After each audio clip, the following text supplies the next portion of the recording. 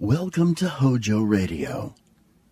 Budweiser commercial featuring the crew cut. Where there's life, there's fun. At a concert or a show, in your own backyard, wherever you go. Budweiser beer is for folks to know. Where there's life, there's Bud. Budweiser.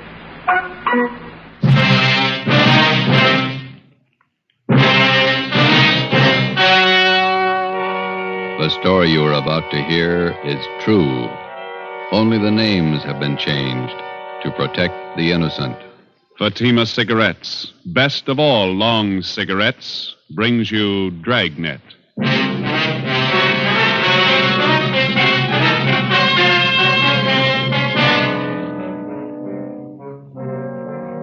You're a detective sergeant. You're assigned to homicide detail. A police officer is shot down on the front steps of his home. There's no apparent motive for the shooting. The assailant escapes in a blue sedan. Your job, get him.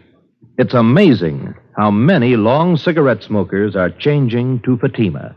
Here is the actual report. From coast to coast, king-size Fatima has more than doubled its smokers. Yes, more and more smokers every day are discovering that Fatima is the best of all long cigarettes. Long cigarette smokers find Fatima has a much different, much better flavor and aroma. Long cigarette smokers find that Fatima is extra mild because it's the long cigarette which contains the finest Turkish and domestic tobaccos superbly blended to make it extra mild. So enjoy extra mild Fatima, best of all long cigarettes. It's wise to smoke extra mild Fatima.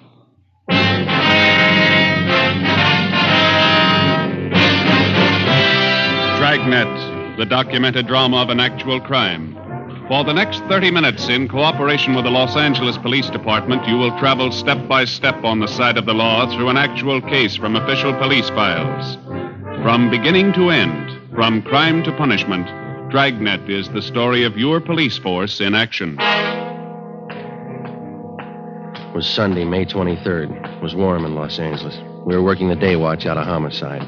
My partner's Ben Romero. The boss is Thad Brown, chief of detectives. My name's Friday. I was off duty reporting back in on an emergency call. It was 5 minutes past 3 a.m. when I got to room 42. Homicide. Hi, Joe. Hi. How is he? He's dead. Oh? Went kind of fast, huh? I just got the call a couple of minutes ago. He died in the Wet Hospital. Friday, Ben, let's go. Thad Brown's office. All right. How did it happen, Skipper? Haven't got all the details. Guy used a shotgun, point blank. Fillmore didn't have a chance. Chief of the detective's office, he got crime lab? Yeah, out there now. Right. Chief Ron Egan? Down the hall with Captain White, intelligence office. Said to have you wait. Okay, we'll be inside. Right. You want to fill us in, Skipper? Not much to tell. Fillmore was working the day watch out of robbery. He left work at 6 o'clock last night, drove home. Yeah. He had dinner, then he and his wife went to a show. He got home about 11:30, went to bed. Yeah. About 1:30 this morning, the front doorbell rang and Fillmore answered it. His wife said she heard him open the door, and there was a gunshot. She ran to the front door in time to see a guy jump in a car and drive away.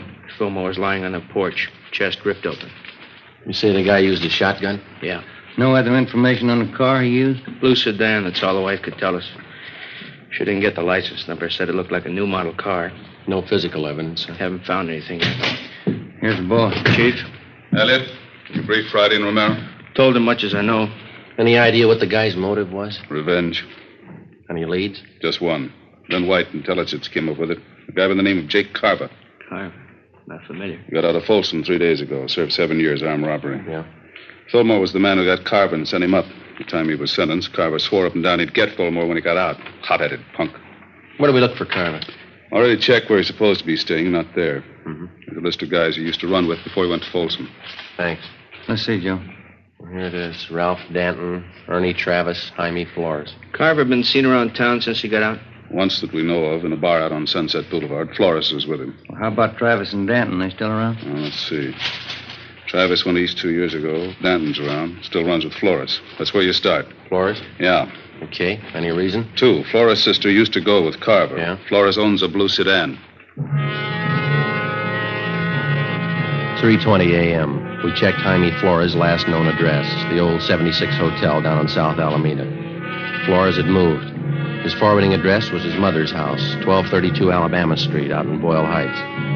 His mother told us Jaime was living on County View Avenue in Highland Park. 4:30 a.m. We located the address. No garage here. Wonder where Jaime keeps his car. Not parked on the street. Yeah? What do you want? Police officers. Oh. Like to talk to Jaime Flores? Jaime? It's late. We're in bed. It's important. We'd like to talk to him. All right. Wait. I'll go get him up. Jaime.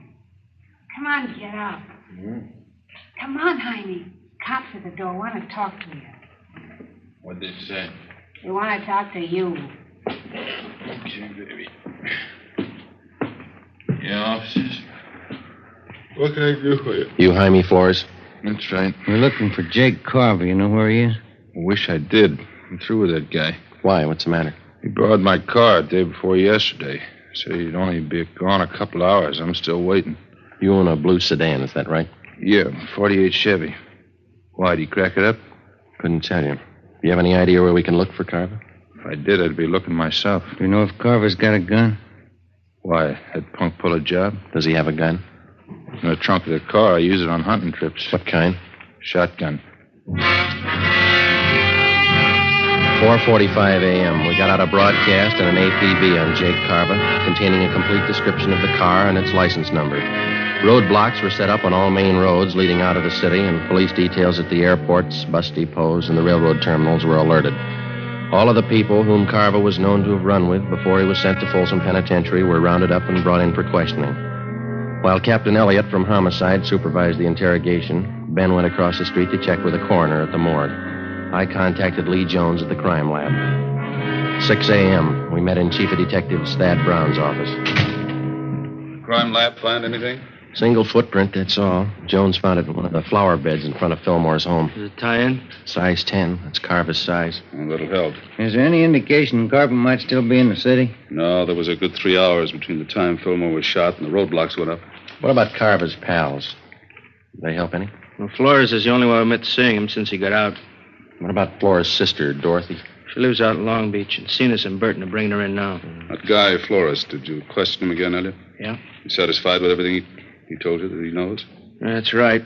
He doesn't seem to be too close to Carver. No record of any correspondence with him while he was in Folsom. How about the coroner's report now? Shotgun, close range, hit him hard. Well, his mugshots of Carver, they are?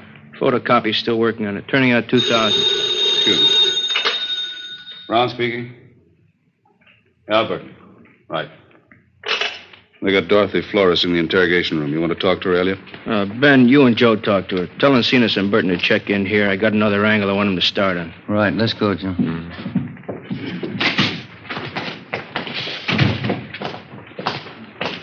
He must be as mad as a hatter. 3 days out of Folsom and he kills a cop. Yeah, if it was him.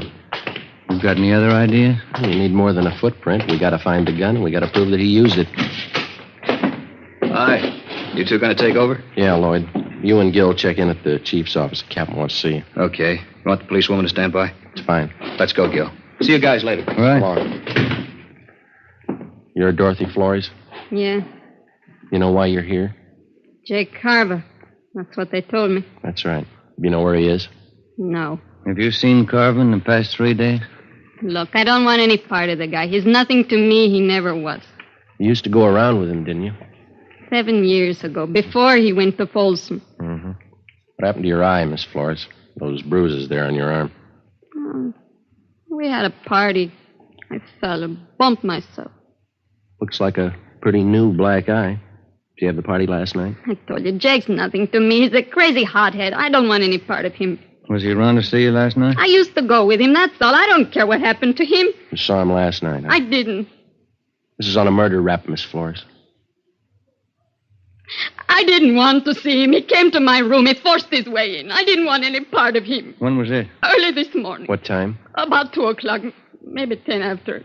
He wanted money, acted like a crazy man. I told him I didn't have any money. He slugged me. That's how I got this mouse. What do you want the money for? He said he got the cop who set him up. He had to get out of town. He took my purse, $48 in it. Was he driving your brother's car? Yeah. I didn't want any part of him. I got nothing in this. Did he tell you where he was headed? Mexico. He's got friends across the border. Tijuana. All right. Stay with her, Ben. And get a stenographer, too, will you? Yeah.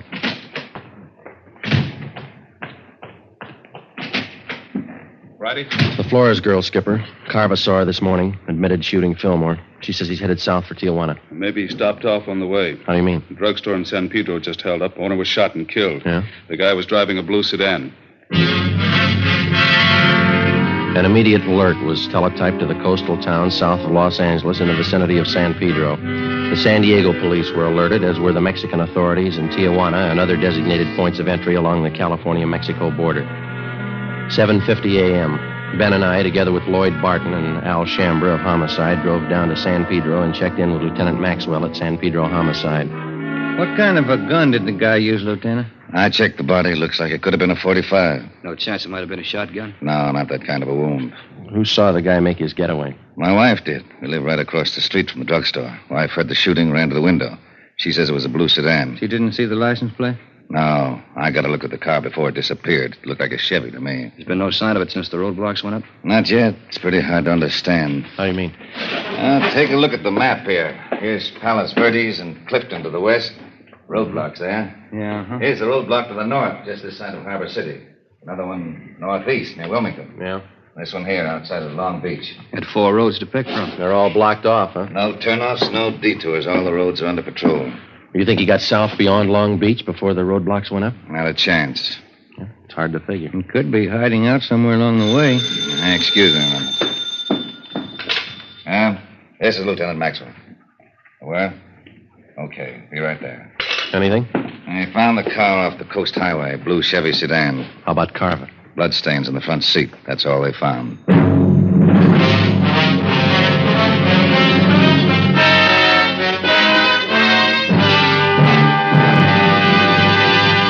You are listening to Dragnet for the step-by-step solution to an actual police case. Here, step by step, are the reasons why Fatima has more than doubled its smokers from coast to coast. Step 1. The name Fatima has always stood for the best in cigarette quality. Step 2. Long cigarette smokers discover Fatima has a much different, much better flavor and aroma. Step 3. Long cigarette smokers find Fatima extra mild.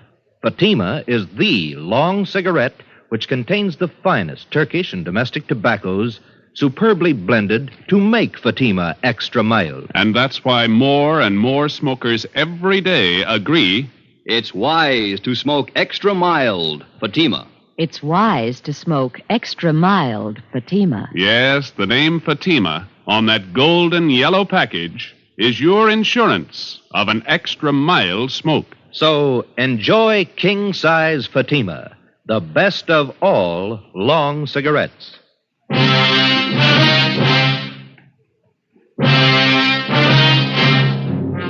8:45 a.m. We found the blue Chevrolet sedan. It was lying overturned in a ditch just off a dead-end road on the edge of a grove of eucalyptus trees. Oil was still dripping from the crankcase. There were bloodstains on the upholstery in the front seat. In the glove compartment, we found 2 empty shotgun shells. Ben marked them with his initials for evidence and wrapped them in a handkerchief. The fingerprint men were called. We fanned out and started a search of the general area.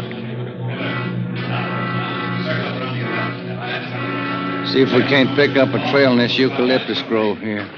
Sure has got me beat. What's that? The car all smashed up back there, blood all over. The guy must have been hurt. How'd he get this far away from the car? What makes you think he did get far? Either that or he's hiding right under our nose. Yeah. No sign of a trail through here? No, there's nothing. There's a clearing up ahead. Come on, let's cut through this brush here. Ben, come here. Yeah. Take a look. The trunk of this tree. Brown smears on it. The blood? Maybe. Look, higher up on the trunk there's the same thing. Wait a minute. Up in the tree. Can you see anything up there? No, the branches are pretty thick. Trees go pretty high up. Good 60 feet up there. Come here, Joe. Yeah? Follow my hand. Oh, no, just over to the left where I'm pointing. Oh, yeah. Oh, cover, Ben. You all right, Joe? Yeah. Can you see him? Yeah, up near the top. Right. Stay off, Burton. Don't come in the clearing. He's up in one of the trees. Throw that gun down, then come down yourself. All right, Ben. Hit him, Joe. Hold it.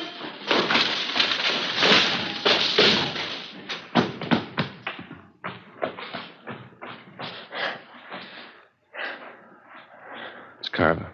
Shotgun's over there. You alive? Yeah. It's a hard tree to climb. Wonder how he got up there. I don't know. But this was the only way to get him down. We called an ambulance and had Jake Carver taken back to Los Angeles to the county hospital, the prison ward. We took the shotgun and the empty shells and booked them as evidence with the property clerk.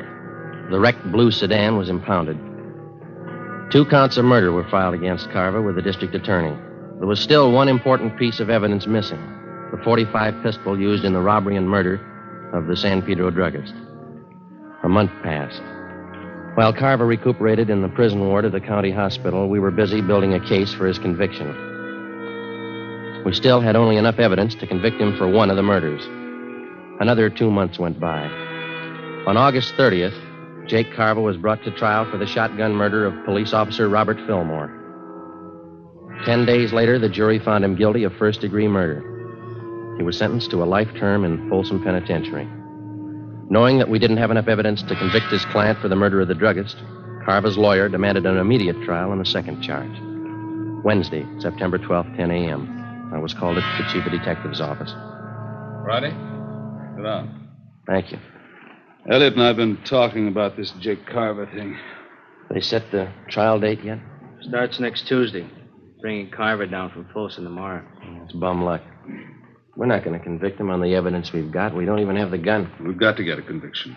He beat the death rap for killing Fillmore. If he gets over this one, that means he's still eligible for parole. Yeah. So he serves 10 years, maybe. Good behavior. He gets out and he's ready to start in all over again. Yeah, if we could just sew him up for killing that druggist, we could put him away for good. I don't know how, Skipper. It's a pretty good bet that no jury will convict him unless we find that gun. We got another out. Just one. What's that? If we can get Carver to admit he killed that druggist. It's a neat trick. When you and Ben got him last May, did he see you at all? You think he could recognize you again? Well, couldn't have gotten a very good look from where he was up in that tree. Ben did all the testifying at the trial. I wasn't even there. No, he wouldn't know me. Why? When they bring Carver down from Folsom tomorrow, they'll put him in county jail while he's waiting trial. Yeah. Chief figures if we could plant you in the same cell with him, there's a chance he might talk, if you play it right. No, I don't know. He's no beginner. Neither are you. Give Carver enough of the right bait at the right time, there's a chance he'll put his foot in it. Maybe. All right, will you set it up with the county jail? Yeah, and remember, he's a killer. Don't take any chances. Suppose he gets wise. Well, then we'll know you tried. The following day at 2 p.m., I was booked at Central Jail as Joe Ramos, a robbery suspect. Ramos was the actual name of an eastern thief whom we knew was not acquainted with Jake Carver. After being mugged and fingerprinted, transportation officers took me to the 12th floor of the Hall of Justice, where I was booked into the county jail. After that, I was taken down to a cell block on the 10th floor known as the High Power Tank, where prisoners charged with major crimes are held. During the day, the individual cells are left open, and the prisoners are allowed to visit with one another. I was taken back and shown the cell I was assigned to. Jake Carver was already there. He was playing two-handed poker with another inmate on the lower bunk. Here you are, Ramos. This cell here. You can take the top bunk. All right. How many cards you want? Make it 2, Jake. Hey, move, will you? I want to get in my bunk. Come on, make your bet. Says 2 cigarettes. You're 2, bunk you 6. I said I'd like to get in my bunk. Go on, Sam, play the game. Okay, we'll see you. Maybe you didn't hear me, Sam. I said I want to get in my bunk. I heard you, Mac. I don't like shoving around like this. All right, now sit down. What's your complaint? Didn't they tell you when you came through the door? They bury you in the hole for beefing in here. Then as long as I'm in here with you, let's get it straight right now. Don't bother me. And while you're at it, keep your rum-dum pals out of here, you understand? I don't think I do. You'll be around quite a while, smart guy. I won't forget this. Oh, yeah. About time. Come on, here it is. What are you doing down there, Dobbin? Nothing. I always sit on the floor. Get back to your cell. Ciao. Yeah. See you, Jake.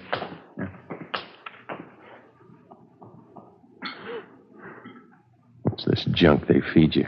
Boiled beef, boiled potatoes. It's a habit with them here. Junk. Can you buy from the outside? Candy. Sometimes pie. Guy comes around in the morning. Who are you? Joe Ramos.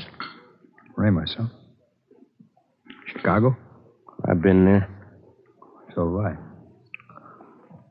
I'm Jake Carver. Hiya. All right.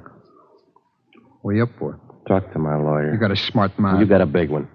You take care of your own worries, huh? I'll take care of mine. I ain't got any worries. I got it made. Hey, you want that piece of bread? I don't want any of it. Take it. Tell the truth, I never had it so good. No witnesses, no evidence. You can't touch me. Sure. That's why you're in here. 3 days passed.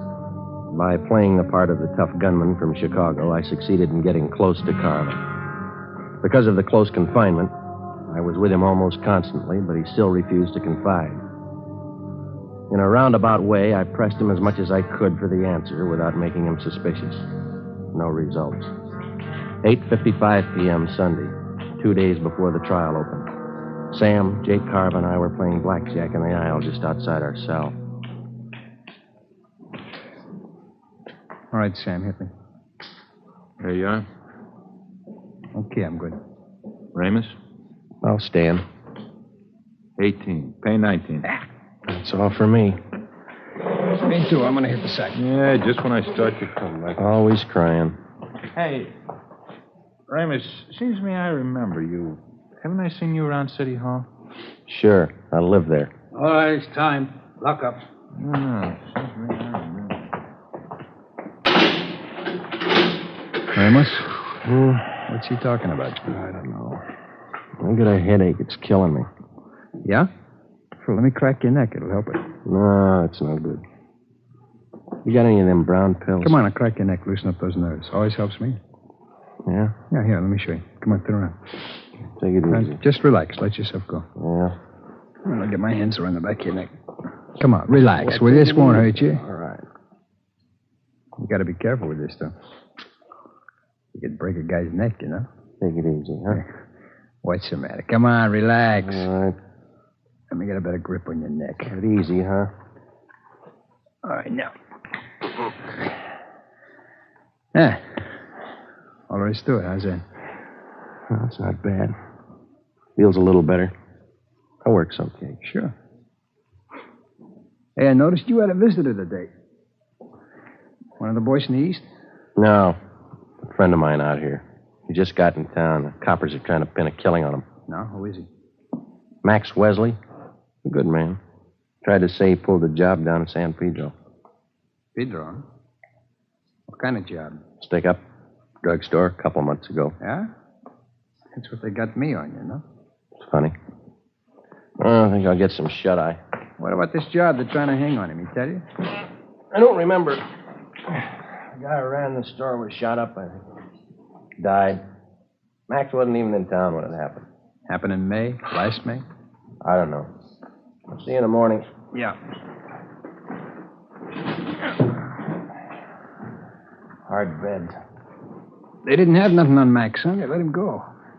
Oh, not yet. He's out on bail. I mean, no evidence on him. No gun, huh? Yeah, they got a gun. I think that's what Max said. Where'd they find it, he say? I don't know where they found it. Go to sleep, will you? He mentioned anything else about Pedro, like San Pedro Hills? Yeah. Maybe that's where they found it. I think Max said that. No. That couldn't be. All right. That isn't either. Hey, Ramos, it wasn't the Harbor drugstore, was it? What's eating you anyway? Will you go to sleep? Look, Ramos. Ramos, I gotta know. It's important. What are you talking about? I gotta get some sleep. Will you listen a minute? I ditched the gun down there in the San Pedro Hills. All right, what are you worrying about? They don't send you up for hiding guns? Listen, I'm hot on that job. They got me on one murder rap. If they tag me in another one, it's for keeps. What do you want me to do? Talk to the governor? Are you sure this guy Max said that they found a gun? Now, look, Carver. Max said they found a gun in the San Pedro Hills. Now, you get on down in your bunk and let's talk about it in the morning, huh? What kind? Did he say what kind? I don't know. I don't remember. Was it a 45? Something like that, yeah, 45. I guess that was it. Now, get... Listen. Got that jailer barking down here. Quiet down in there. All right. You go to sleep now? Can't be. It's not the same one. They couldn't have found it. They haven't talked to me. Ramos. When did they find the gun? Did Max tell you that? When did they find the gun? When? I don't know. He didn't say where? San Pedro Hills. Ramos, I gotta know. Wasn't by a covert, was it? On the hill road? I don't know. I'll ask Max the next time I see him. Is that where you ditched yours? They couldn't have found it. Nobody could have. This covert, see, back on the road. Yeah. There was a piece of cement broken off the bottom edge of the covert, kind of a hollowed out space inside. I pushed the dirt all around it. You gotta ask Max. Ask him where they found that gun. Yeah, I'll see him Wednesday. I'll ask him. You gotta find out. They could put me away for good. What are you worrying about? They haven't paired you up yet with the gun they found? Yeah. Yeah, that's right. Maybe they didn't figure it. Maybe they forgot. Maybe. Yeah. Cops are dumb. They forget. That's what everybody says, isn't it? Yeah, that's what everybody says.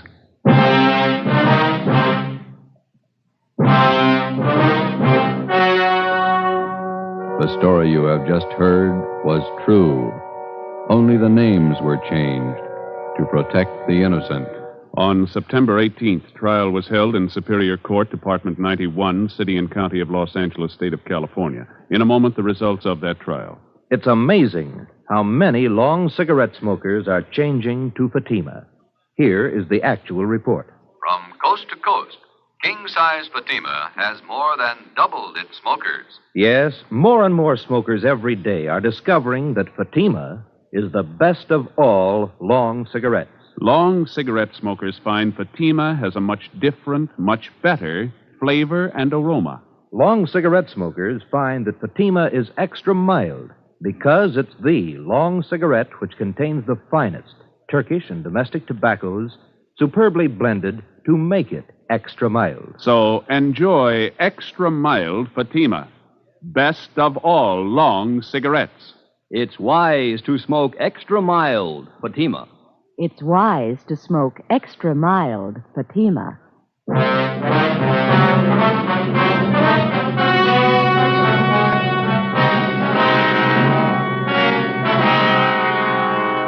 The murder gun, a .45 caliber automatic pistol, was recovered from the San Pedro Hills, and Jacob John Carva was brought to trial. He was tried and convicted of murder in the first degree. The jury again refused to recommend the death penalty. Carva is now serving a life term in the state penitentiary without possibility of parole.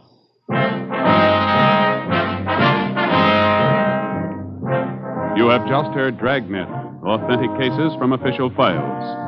Technical advice for Dragnet comes from the Office of Chief of Police, W.A. Wharton, Los Angeles Police Department.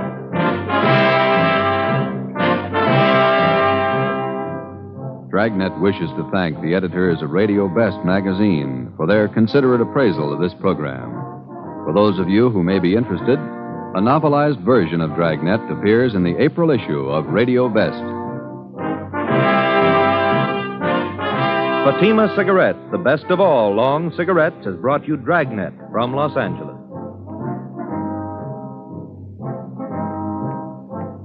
Tomorrow, hear Mr. and Mrs. Ronald Coleman in the Halls of Ivy on NBC.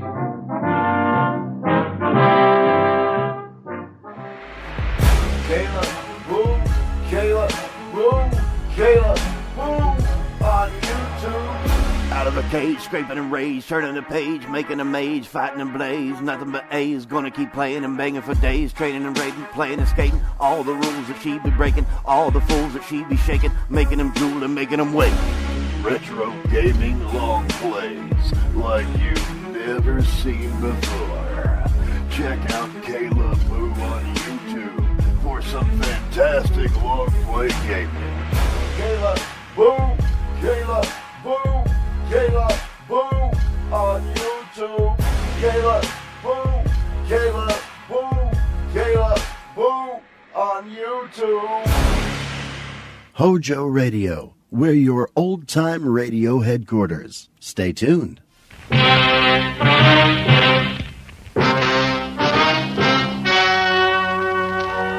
The story you are about to hear is true. Only the names have been changed to protect the innocent. Fatima Cigarettes, best of all long cigarettes, brings you Dragnet.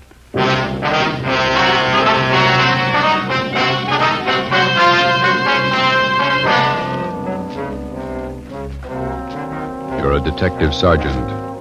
You're assigned to homicide detail. A confessed murderess is paroled from the state prison for women. After 7 months, the parole office loses contact with her. Your job, find her. If you want a long cigarette, smoke the best of all long cigarettes. Smoke king-size Fatima. Fatima is the long cigarette which contains the finest Turkish and domestic tobaccos superbly blended to make Fatima extra mild. And that's why Fatima has a much different, much better flavor and aroma than any other long cigarette. That's why Fatima has more than doubled its smokers coast to coast. So, enjoy Fatima, the best of all long cigarettes. It's wise to smoke extra mild. Fatima. It's wise to smoke extra mild Fatima.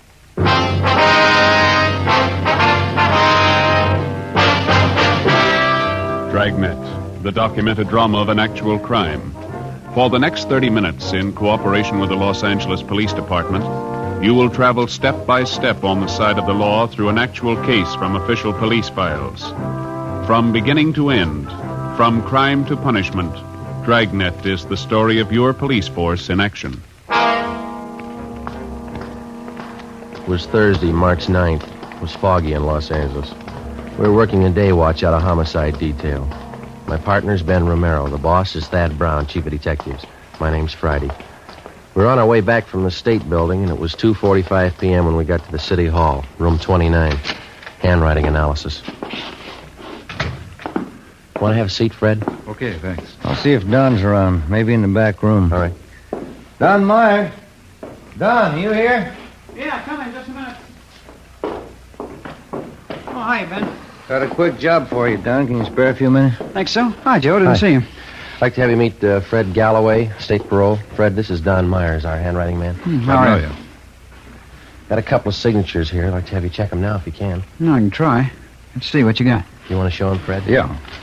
These 3 sheets here, Don, marked November, December, January. I'd like to know if the signatures on them compare with the signatures on these 2 here. They're marked February and March. Let me see. Thanks. Mm-hmm. Yeah, well, this shouldn't take long. Why don't you fellas have a seat? Yeah, okay. How's this thing shape up, Fred? You figure that the Johnson woman's jumped her parole? Got me. I don't know what to think. How long's it been since you got out of prison? Well, let me check you out on the details. I got the dope right here. All right, fine. Annie Marie Johnson. She was sent up for a life term, 1933, murdered her husband, John, shot him to death. Started appealing for parole 1940, finally won it May 14th last year, paroled into the custody of Mrs. Laura Jean Muller. Mm-hmm. Where does this Mrs. Muller live? Down Wilmington. Old friend of the Johnson woman. She fought for 10 years to get her released from Tehachapi. Have you been in touch with Mrs. Muller lately, Fred? Only by mail. We've been sending her monthly report forms all along. She's the person that Annie Johnson was paroled to, so the form has to be filled out, then signed by Mrs. Muller and mailed back to me. Yeah, I know. And that's where you figured that something was wrong. Well, we got the February and March reports back from her on time, all the usual questions answered properly, and it was the signature. Writing didn't look like Mrs. Muller's at all. You think the Johnson woman is faking the signature? Maybe. Tried to contact the Muller house half a dozen times the past couple of days. Nobody home. There you go, man. You got it? Yeah. Let me see. These three here, November, December, January, they were signed by the same person. Yeah. Signatures on the February and March reports. They're pretty bad imitations. One person signed these two. Another person signed these. No match at all. Well, then the signatures on the last two reports were forged. I'd say so. She went up for murder. That's your department. You want to run it down? Sure. What's it add up to? Could be a lot of things. Could be nothing. Annie Johnson ought to know. Ben and I checked out of the office and drove down to Wilmington. We located the home of Mr. and Mrs. Joseph Muller on Seaboard Drive, just off Anaheim Street. It was an old-fashioned two-story house set back on a big corner lot along with plenty of shrubbery. It was a faded gray with lots of Victorian gingerbread hung all over it. Fancy carved gables, carriage driveway with hitching posts, and pieces of thick colored glass set in some kind of a design in the window of the front door. Out in the harbor beyond Terminal Island, you could hear the foghorns.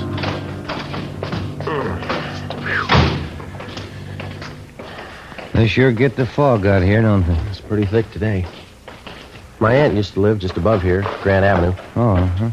Couldn't take the fog, so she moved out the valley. Garden could stand some taking care of. Yeah, the weeds are doing fine. Want to try it again?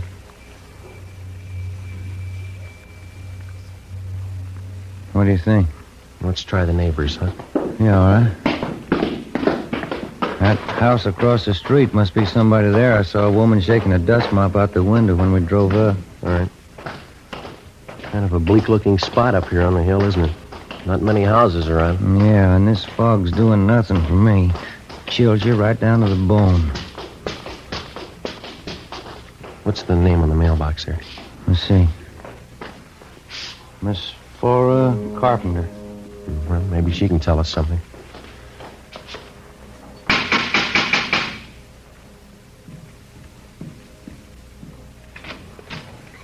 Are you the sewing machine man? No, ma'am. We're police officers. Like to ask you a few questions. Oh, I'm sorry. I thought you came about my singer. No, now. I can't do any more work on my peasant skirt until the machine's fixed. And it has to be done by Saturday. Our folk dancing group's having a big jamboree Saturday night. Will you step inside? Thank you. This is Sergeant Romero. My name's Friday. Oh, how do you do? Oh, fog's so refreshing, isn't it? Very vitalizing. Yes, ma'am. Are you acquainted with Mr. and Mrs. Muller across the street, Miss Carpenter? The Muellers? Yes, I've known them for years. And they have an Annie Johnson living with them? Yes, one of my very good friends. She's employed as a housemaid for the Mullers, is that right? Well, I guess you could call it that. Actually, she's more of a companion to Mrs. Mueller since poor Mr. Mueller got sick. What's his trouble? His mind. Poor man just lost his senses. He's at the state hospital at Norwalk. Mm-hmm. When did they send him there? Let me see. This is March. It must have been last November. Yes, became violent. Do you know where Mrs. Muller is now? In the sanitarium out near Pasadena. Not well at all. And Annie Johnson, is she still living at the Muller's house across the street? Oh, yes. She went downtown to do some shopping today. Did she say when she'd be back? Well, no, she didn't, but we have a meeting of our book appreciation club at 8:30 tonight here at my house, and I certainly don't think she'd miss the meeting. I see. Miss Carpenter, do you happen to know the name of the sanitarium where Miss Muller's staying? Garraway's. That's what Annie told me. Garraway's rest home out by Pasadena. Mm-hmm. Have any of the neighbors been out to visit her? Well, no, we haven't. Annie said the doctors there thought it'd be better if Mrs. Mueller didn't have visitors. I see. I wonder if you'd tell us where we could find a public telephone in the neighborhood. Oh, you can use my phone, Sergeant. It's right back there in the hall. Fine, thank you. I'll call him, Joe. All right. I'll have the operator charge it to our office. You sure you can find your way back there, Sergeant? It's right under General Pershing's picture. Yes, ma'am. No trouble. I was just thinking, Sergeant Friday. Yes, ma'am. Would you know anything about repairing sewing machines? No, I'm afraid not. Oh. Well, Fluffy, there you are. This is Anna Johnson's cat, Sergeant. Isn't he simply gorgeous? Look at that fur. Yes, ma'am. It's a nice cat. Genuine Persian. Annie brought him with her when she came to live with the Muellers. Did Mrs. Johnson and Mrs. Muller always seem to get along fairly well together to you? I mean, no arguments? Oh, my, no. Annie's the easiest person in the world to get along with. All us girls in the neighborhood just adore her. Joe. Did you talk to sanitarium? Yeah, I double-checked the name. Yeah? Mrs. Muller's not there. They never heard of her. Ben and I left and interviewed some of the other people in the neighborhood. They all had the same high opinion of Annie Johnson as Miss Carpenter did. They all had the impression that Mrs. Muller was under doctor's care at the Garraway Rest Home in Pasadena. Annie Johnson told them so. We found out that Mrs. Muller had one other living relative besides her husband, a niece, Lorraine Muller. She lived out on Norwich Drive in Beverly Hills. 5:30 p.m., Ben and I drove back to the office and made a spot check of every private rest home and sanitarium listed in the Los Angeles area. Mrs. Muller wasn't at any of them. We called the state hospital at Norwalk, and they informed us that Joseph Muller was there, having been committed the 2nd of November the previous year. He was critically ill. We put in another call to the Muller home. Still no answer. 6:15 p.m., we drove out to Beverly Hills to the home of Mrs. Muller's niece, Lorraine. She was a tall, good-looking girl with blonde hair and a bad cough. I don't think I can help you, Sergeant. I moved out of my aunt's house 3 months ago. I haven't seen her since. Were you staying at the house when Annie Johnson came to live there? I was raised in that house. Mother and Dad died when I was a baby, and Uncle Joe and Aunt Laura took care of me. They're wonderful people. Would you mind telling us why you moved? I don't mind. Everything was fine until Annie Johnson came. I didn't get along with her. We fought all the time. Oh, is that so? I don't know why. I just didn't like her. When Annie moved in, she took over the whole house. What's the connection between your aunt and Mrs. Johnson? Any blood relationship there? No. Annie was a school chum of Aunt Laura's. When they sent her to prison for killing her husband, she wrote for help. And your aunt helped her? She worked for 11 years at it. I don't know how much money she spent. Lawyers, you know. Yeah. She finally got Annie parole. And then she took Mrs. Johnson on as a housekeeper, is that right? Yeah. She never did any work. She acted like she owned the house. Like my aunt and uncle owed her everything they'd done for her. When's the last time you heard from your aunt? It was a few months ago, around Christmas time. I called her up to wish her a Merry Christmas. You have no idea where Mrs. Muller might be now? Some friends that she could be staying with, maybe? No. Aunt Laura only has a few friends. They all live in the neighborhood. She's not in the habit of going off without telling anyone, is she? No, never anything like that. I don't understand it. Something must be wrong. Annie, do you think she's done something? Do you? No, she couldn't have. She owes everything to Aunt Laura. Her freedom, a good home, nice clothes, money. Everything my aunt could give her. Some people are like that. If it's free, they never get too much.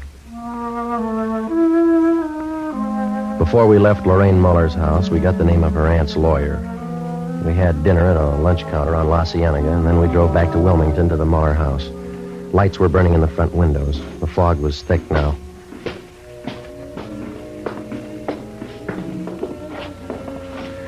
Guess that's her singing. Yeah. You want to ring the bell? Mm-hmm. Can you see in through the curtains, Joe? Yeah, she didn't hear it. Let's ring it again.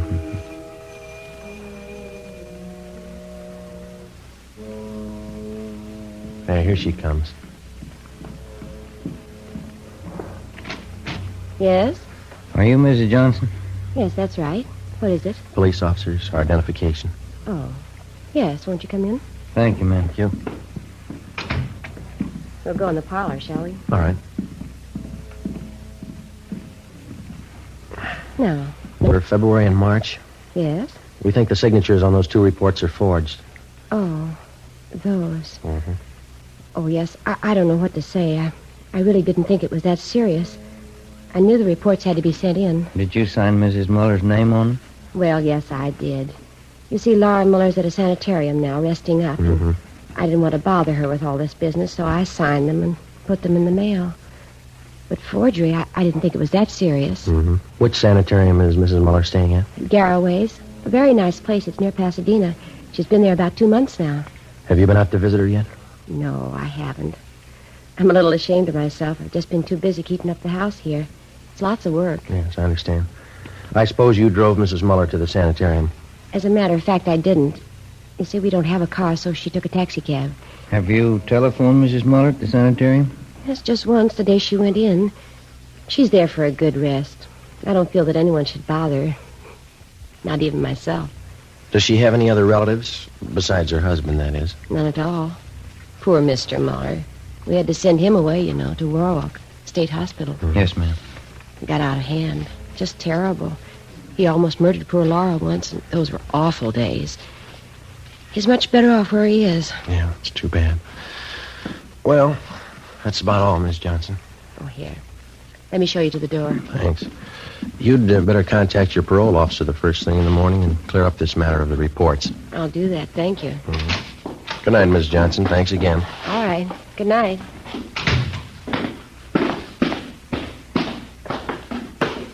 What time you got? 20 minutes after 8. The light just went on in the attic. Yeah. What do you think?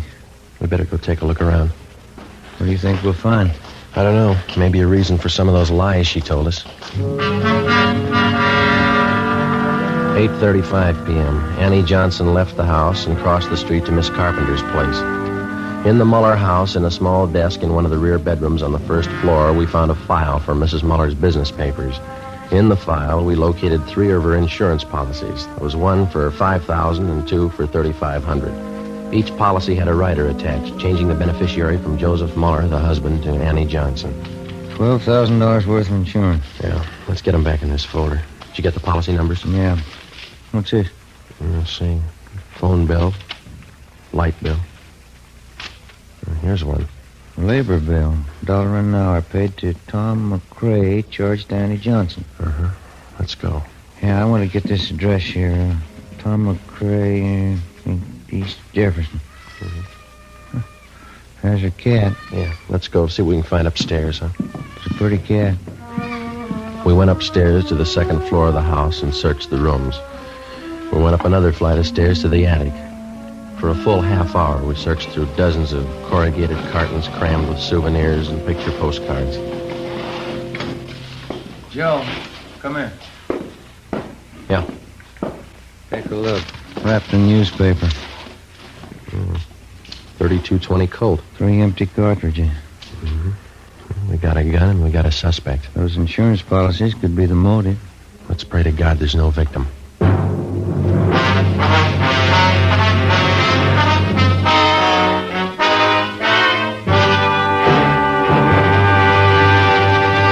You are listening to Dragnet for the step-by-step solution to an actual police case. Here, step by step, are the reasons why Fatima has more than doubled its smokers from coast to coast. Step 1. The name Fatima has always stood for the best in cigarette quality. Step 2. Long cigarette smokers discover Fatima has a much different, much better flavor and aroma. Step 3. Long cigarette smokers find Fatima extra mild. Fatima is the long cigarette which contains the finest Turkish and domestic tobaccos superbly blended to make Fatima extra mild. And that's why more and more smokers every day agree it's wise to smoke extra mild Fatima. It's wise to smoke extra mild Fatima. Yes, the name Fatima on that golden yellow package is your insurance of an extra mild smoke. So enjoy king-size Fatima, the best of all long cigarettes.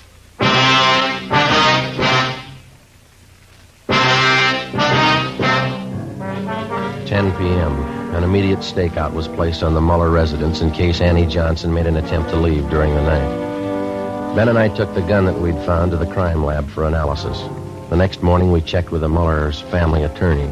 He had no idea as to the whereabouts of Mrs. Muller, but he told us that about 3 months ago, she'd ordered him to draw up a new will for her. Under the new provisions, Annie Johnson was to be the sole heir of the Muller house and property, plus an additional $1,500 in bonds. Friday, March 10th, 11 a.m. While Ben checked with the insurance company, I met with Captain Elliott of Homicide. You got everything but a victim, huh? Where are you looking? We'd like to shake down the Muller house again before we look anyplace else. Didn't have a chance to give it a thorough going over last night. You're sold on the idea it's a Johnson woman? Looks like it. Sure it couldn't be a freak disappearance? No, sir, not in my book. Annie Johnson's got some big reasons for lying to us. I'd like to find them. How do you figure on doing that? Well, if we could pull her in and question her, just to get her away from the Muller place, I'd like to take a detail of men out there and shake the house from top to bottom. Mm-hmm. Just checked with the insurance companies that issued Miss Muller's policies. Yeah. And we got it right. Annie Johnson gets the dough if Mrs. Muller dies. Oh. Something else. The changes in the policies were made during the last 2 months at her home. It doesn't jive. Why not? Well, Annie Johnson told us that Mrs. Muller's been in the sanitarium for more than 2 months. Here's a capper, Joe. What's that? Gil and Cenas went out to State Hospital at Norwalk to talk to Mr. Muller. Yeah? Joseph Muller died at 8 o'clock last night. Death from natural causes. What's that prove? Wait a minute. When Joseph Muller was committed to the institution, Annie Johnson figured prominently in that commitment. She had a lot to do with sending him away. Didn't take any chances, did she? Annie Johnson is left with the house, the bonds, and the insurance money. She had all the answers. Yeah, all but the right one. While Captain Elliott called in Annie Johnson and questioned her, Ben and I, together with a detail of men from Homicide and Lieutenant Lee Jones from the crime lab, drove out to Wilmington and started a thorough search of the Muller house. We took it floor by floor, starting with the attic. By 4 o'clock that afternoon, we had searched the attic and the second floor completely without finding any additional physical evidence. 5:30 p.m., still nothing. The fog was coming in thick now. Captain Elliott called and said the Johnson woman was on her way home. The search went on. Anyone checked the cellar yet? Let's give it a look, huh?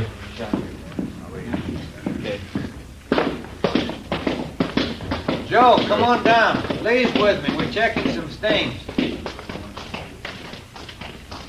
What do you got, Lee? Picked up this line of stains here, Joe. They run down from the top of the stairs. Pretty faint. Let me see. Mm-hmm. Try a few drops of benzodine, see what happens. Okay. Let's have a look around, Gil, see what we can find. There's no lights down here. You'll have to use your flash. I got one. Well, not much of anything, is it?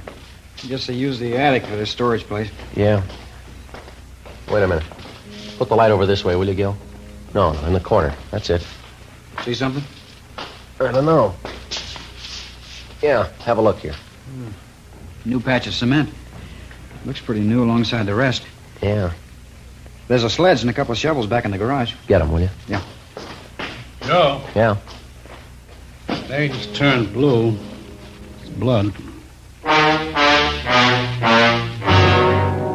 Lee Jones took some sample scrapings and went back to the crime lab to give them a precipitant test to determine if the stains were made by human or animal blood. We broke away the patch of new cement work in the cellar and we began digging. 6:30 p.m. Annie Johnson came home. We met her in the living room. Sergeant, I wonder if you'd mind explaining this intrusion. No, not at all. Will you sit down? I believe I'm the one to offer hospitality here. It's my house. Is it, Miss Johnson? Well, it's in my charge. It's my responsibility. Yes, ma'am, it is. We'd just like to clear up a few things, that's all. I think the police department's taken up enough of my time. I spent half the day at the city hall answering silly questions. Now, if you'll excuse me, I have an appointment at the beauty shop at 7 o'clock. Maybe you better cancel it. I don't see any reason why I should. What is that noise? Coming from the cellar. Someone's down there. They're police officers, Miss Johnson. We're searching the house. Searching this house? With whose permission? Maybe they didn't make it clear to you downtown. We've got a good reason to believe that a crime's been committed. Why? Mrs. Muller. She's missing. I told your Captain Elliott this afternoon. Laura could have left the sanitarium. She might have gone east to visit some friends in Cincinnati, I think. She has some friends in Cincinnati. How could Mrs. Muller leave the sanitarium? She was never there. Maybe she didn't stay at Garraway's. Could have been another rest home. But you said you phoned her at Garraway's. You said you talked to her there. Those men downstairs, they're going to dig up the whole house? That's right. This bill, Mrs. Johnson, would you mind telling us what it was for? Well, there was a section of the cellar floor. It had never been cemented. I decided to have it done while Laura was away. The men are digging it up, Miss Johnson. Well, why are they digging it up? What right have they? Investigation. We'll see that the cement work is redone when we're finished. Well, this is impossible. I forbid it. This house is my responsibility. No need to worry. Everything will be left exactly the way it was. We'll leave the house just as soon as the men are finished. Oh. Well, then perhaps I can keep my appointment with the hairdresser. I won't be long. She'll be back around 9. I'm sorry. I think you better stay. But I've told you everything I know. Did you kill Laura Muller? Did I kill... I can't take any more of this. Why would I want to kill Laura? She's done everything for me. She's given me a new life. Did you kill her? Why, no, of course I didn't kill her. Well, then there's no need to be upset. Oh, my nerves. I got to have something. Glass of sherry. Yes. Diggy, how long is it going to take them? That all depends, ma'am. There's no reason for this. You don't know that anything's happened to Laura. That's right. Laura's the best friend I have in the world. 11 years. That's how long she fought to make them let me out of prison. She's the only one who believed in me. Yes, ma'am. She is. She's given me everything. She wants me to have everything. Everything I want.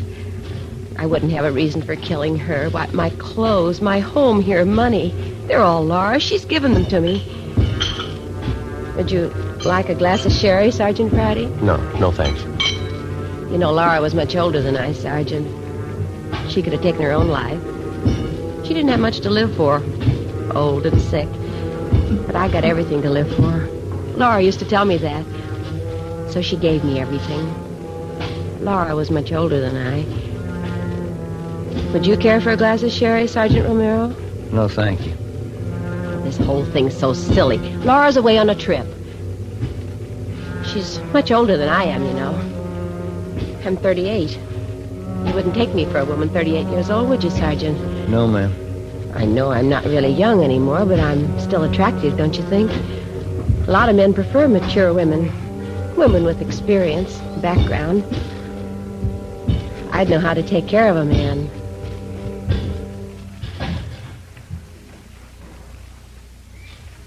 Joe.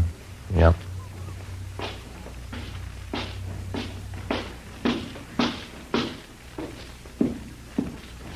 Joe, come here, my will you?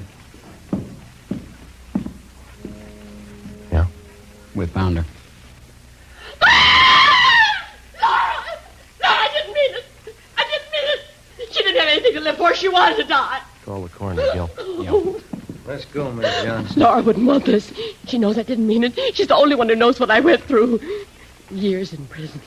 Laura understood me. She gave me everything, everything. Yes, she did. Ask anybody. They all know how Laura felt about me. Ask anybody. We can't ask her.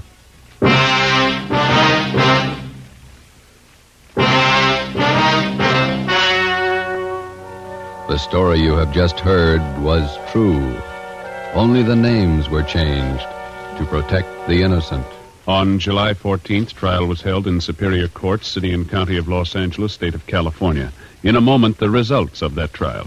It's amazing how many long cigarette smokers are changing to Fatima.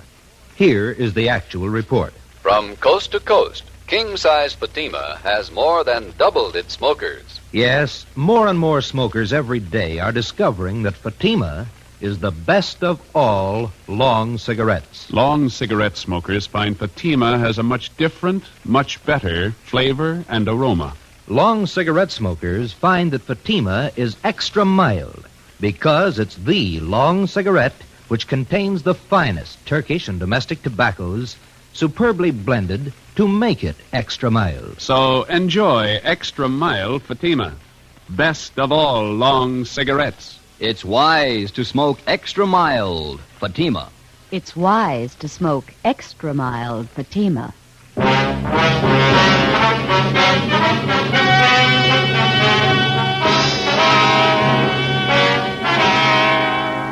Annie Marie Johnson was tried and convicted of murder in the first degree.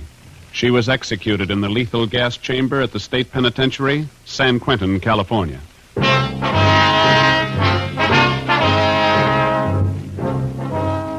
You have just heard Dragnet, authentic cases from official files. Technical advice for Dragnet comes from the Office of Chief of Police W.A. Wharton, Los Angeles Police Department. Dragnet wishes to thank the editors of Radio Television Life magazine. They have judged Dragnet the outstanding new program of the past radio season. Fatima Cigarettes, the best of all long cigarettes, has brought you Dragnet from Los Angeles. Tomorrow, hear the Ronald Colman's charming series, The Halls of Ivy, on NBC.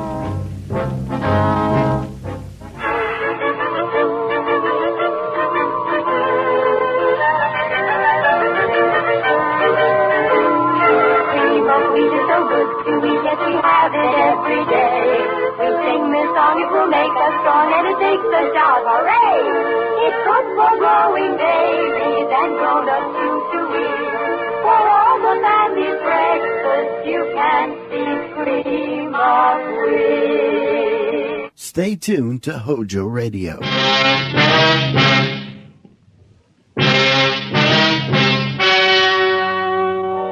The story you are about to hear is true. Only the names have been changed to protect the innocent. Fatima Cigarettes, best of all long cigarettes, brings you Dragnet.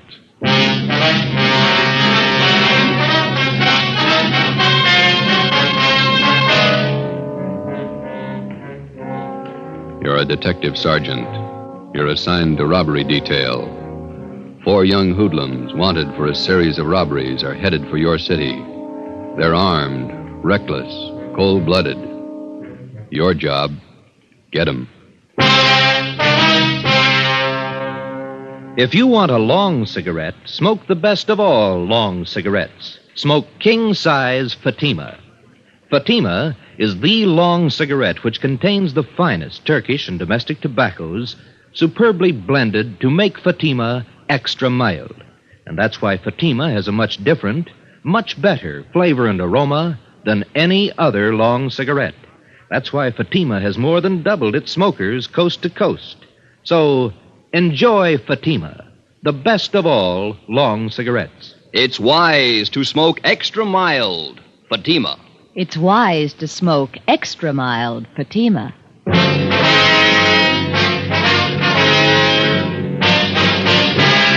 Dragnet, the documented drama of an actual crime. For the next 30 minutes, in cooperation with the Los Angeles Police Department, you will travel step by step on the side of the law through an actual case from official police files. From beginning to end, from crime to punishment, Dragnet is the story of your police force in action. It was Friday, December 10th. It was cold in Los Angeles. We were working the day watch out of robbery detail. My partner's Ben Romero. The boss is Thad Brown, chief of detectives. My name's Friday. It was 7:55 a.m. when I got to room 27A, robbery detail. Morning. Hi, Joe. Morning. Hi, Joe. Cold out, isn't it? Frank, what are you doing here this early? Can't you sleep? I'm waiting for something. Special delivery letter from my brother. One up in Frisco with the police department? Yeah. Only up there they don't like it when you call it Frisco. Yeah. He's in robbery detail. Called him last night. All 3 kids had their tonsils out the same day. Thought it'd be nice to call, see how they were. All 3 at once. Yeah. Tonsils are nothing these days. How'd they make out? Good. They're home already. What's the letter got to do with it? Oh, well, my brother told me he was sending down some dope on 4 pretty rough characters. Thinks they're headed our way, sending mugshots, too. You and your brother running a detective agency on the side? It's a little irregular. The official correspondence will come a little later. What do you know about the guys? Almost killed a man. I didn't get any details. It's all in the letter. Ought to be here any minute. Mailed it at noon yesterday. How come you moved down here with your family, Frank? Don't you like it up north? Well, like L.A. better. More elbow room. Here you live in a house and lot, not just an apartment. I get it. Robbery, Friday. This is Wilson. Tony Shop is there, Joe? Yeah, I think so. Hold it, will you? Tony here? Huh? Oh, I didn't see you behind that paper. For me?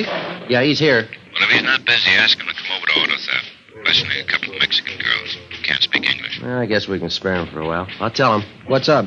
Well, that's Wilson in auto detail. He'd like you to go over and act as interpreter for a couple of Mexican girls. Are they pretty? You're not going down there to marry him. I'll bet you wow I'm at parties. Yes. Nothing much doing. Slow day. They don't come often enough for me. If they did, we'd be out of a job. It was one of those rare, slow days. I killed a couple of hours going over the daily reports, cleaned out the top drawer of my desk, sharpened a few pencils. At 10:15 a.m., the special delivery letter came for Frank. He slit the top open with his pocket knife and shook out 4 mugshots. Here it is. Following 4 men wanted for robberies, auto thefts, and safe burglaries in San Francisco Bay Area. Cliff Small, 19. George Shum, 20. Both escaped from Preston. Julius Carver, 18. Fred Malik, 20. Both Army deserters. Well, that checks out with that APB from SF last week. What do the records look like? Small shot an Army captain during an argument at a bar. On 2 capers, these men shot it out with us and escaped. Information shows all 4 left for Los Angeles several days ago. Driving stolen car, blue Chevrolet, probably using cold plates. Mm-hmm. Let me see those mug shots. Here. Well, now we know who we're looking for. Brother, tell us where? Just a couple of nice girls that got mixed up with the wrong guys. Hey, take a look at these pictures, will you, Tony? Oh, the mugs from San Francisco. Yeah. Says they're in a stolen car, cold plates. That's how these girls were picked up, in a hot car. Huh? They went for a ride with a couple of guys they met at a movie. When the car ran out of gas, the boys dug, the girls got picked up. Do they have a lead on the guy? No, not a thing. The young guys? Around 20. You think these might be the ones from Frisco? Well, let's talk to the girls. Come on. Frank, you want to cover the office? Oh, yeah, sure.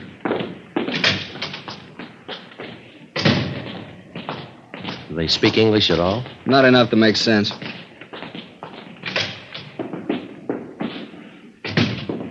That's Dolores, and this one is Marie. Wednesday. Señoritas, estos señores son empleados del robbery detail. Desean hacer a ustedes algunas preguntas. Nosotras no hicimos nada. Nada. She says they didn't do anything. I suppose they told you all they know already, huh? They're not much help. They say they don't know anything about the fellows they were with. Show them these. Ask them if they've ever seen them before. Yeah. ¿Conocen ustedes a estos individuos?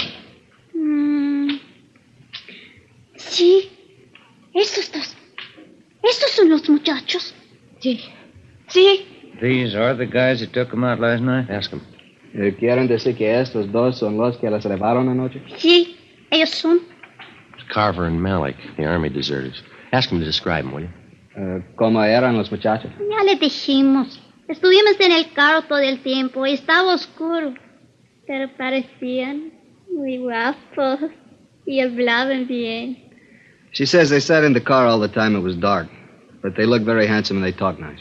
Where did the fellas pick them up? They told me in front of the Jubilee Theater, 2nd and Broadway. Yeah. And then what? The girls couldn't understand English, but they understood when the boys motioned them to hop in. ¿Han aceptado ustedes paseos con extraños antes? Por supuesto que no.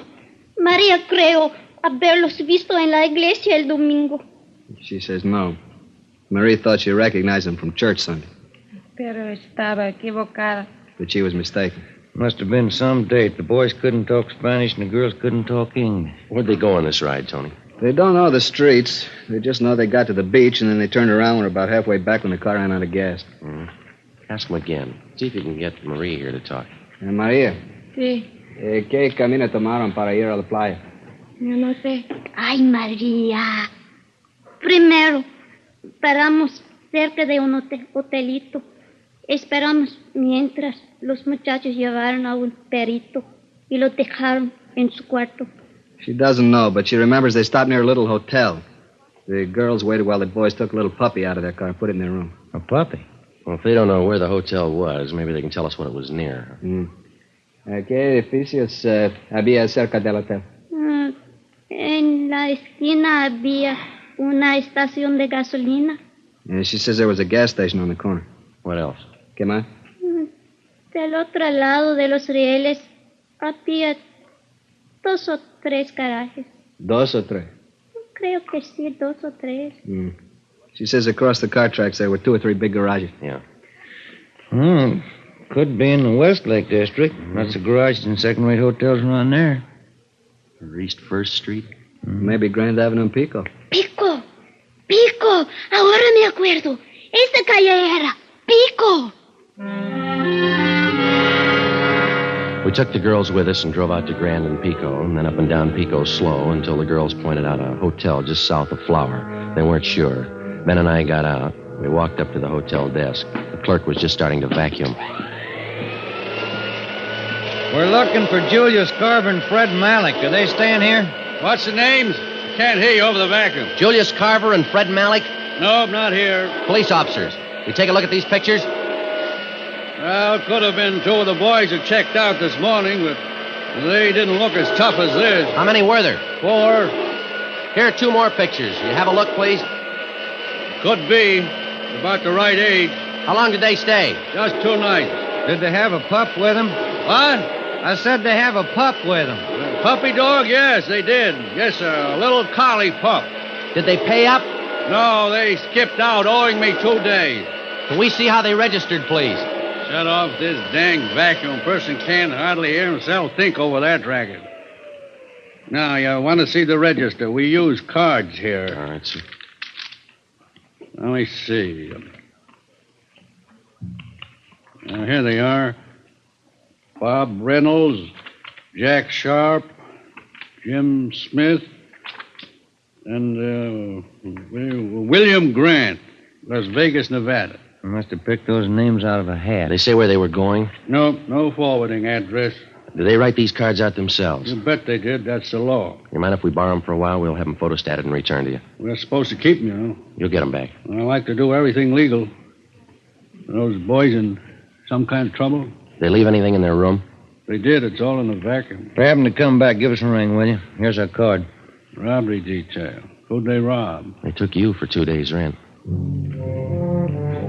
It was 2 p.m. when Tony Chavez picked us up.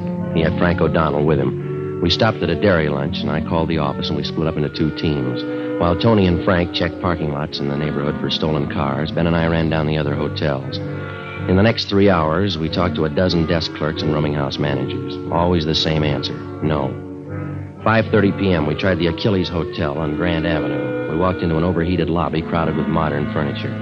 There were a couple of canary cages in front of the faded wall tapestries. The desk clerk was a woman in her early 40s. Good afternoon, ma'am. Police officer. Police officers. Walter! Walter, will you see what these policemen want? We'll just take a minute. We'd like to know if you recognize these pictures here. No. This one? No. No, we only take in honest, hard-working men. Sure. Don't like anybody lazing around the rooms all day. It keeps me from cleaning up. If your room's got a collie pup. A dog? I'd die before I'd allow a dog in this house. Well, if these fellows with a dog try to rent a room, would you please phone us? Here's the number. Millie. Now, get on back in there, honey, where it's nice and warm. Go on, Millie. Go on. Millie's on the nest now. Yes, ma'am. We'd appreciate you watching for these men. For your own protection, too. No, I'll let you know. Thank you, ma'am. Let's go Oh, back. say, before you go, would you gentlemen do me a favor, seeing as how you're policemen? Yes, ma'am. Mr. Marinelli up in room 14's a week behind in his rent. Would you do me a favor and go up and talk to him? I'm sorry, lady. We can't handle that. That's a civil matter. I'd advise you to go to room 260 down at the city hall. See the city attorney. They'll help you. Walter, what'd I tell you? They won't do it. That's the way it went. It was dark out now and getting cold again. We walked back to Pico and Flower to pick up Frank and Tony. Tony was there waiting for us. Hi. Come on up to the next corner. Frank's up there. We got a hot car staked out. Yeah? Just half a block from the hotel where the guys checked out. You had any luck? No. Did you find anything in the car? The key's still in it, nothing else. Well, they could have stolen it last night after they left the girls, huh? I called in and checked. It was taken in front of 1192 Doheny Drive between 2 and 4 this morning. We got out of code 4. Mm-hmm. That's about 6 blocks from where they ditched the car with the girls in it. Yeah, we're out of gas. It's all downhill. Would have been the natural way for them to go. Could be the right car. Better keep the stake out. Yeah. Oh, hi, Frank. Hi. You do any good? No. Frank, you and Tony want to go eat, and Ben and I'll cover the car. When you get back, we'll go for chop. Good deal. Swell. So long. Well, let's sit in the car, huh? Yeah, all right. Go ahead. Mm-hmm. Get the radio on. Want a cigarette? No.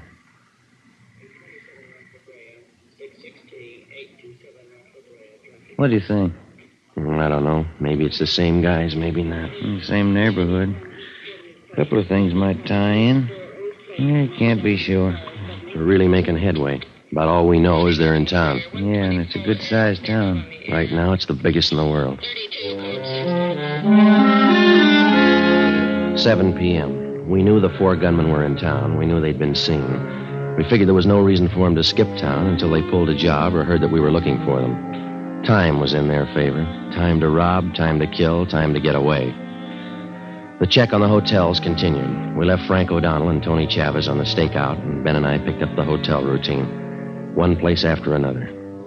8:30 p.m. We walked down a long, narrow lobby to a little bald-headed man at the desk. He was wearing glasses and reading a magazine called Astrology.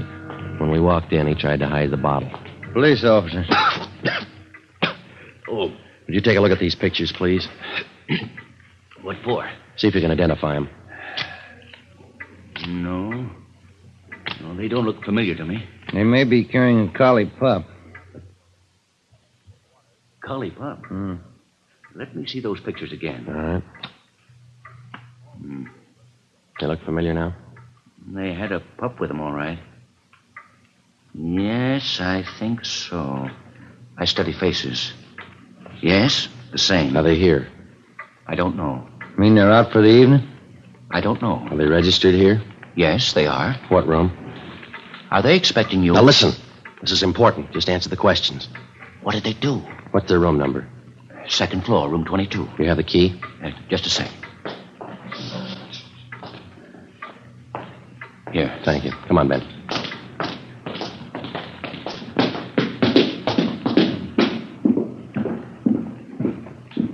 Cover me, huh? Yeah. 22.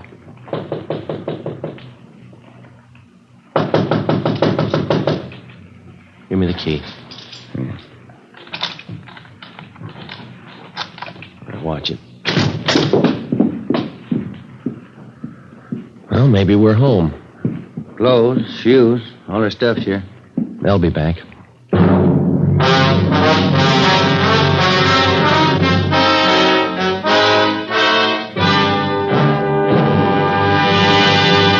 You are listening to Dragnet for the step-by-step solution to an actual police case.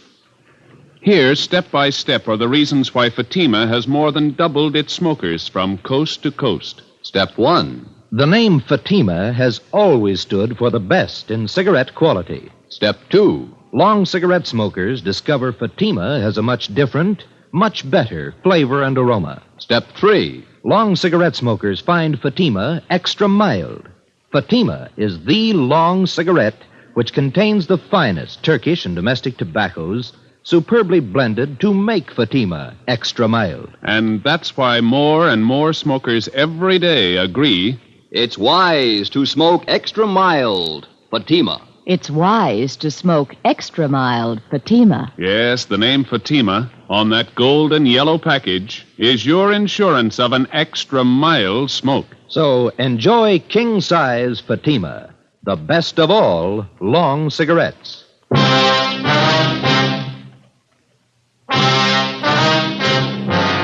In the files of the Los Angeles Police Department, there are countless case histories that never got space in the daily newspapers. The case of Cliff Small, George Shum, Julius Carver, and Fred Malik was one of these. 4 young hoodlums wanted for a series of robberies and petty burglaries. These men were armed, and they'd shown that they wouldn't hesitate to shoot.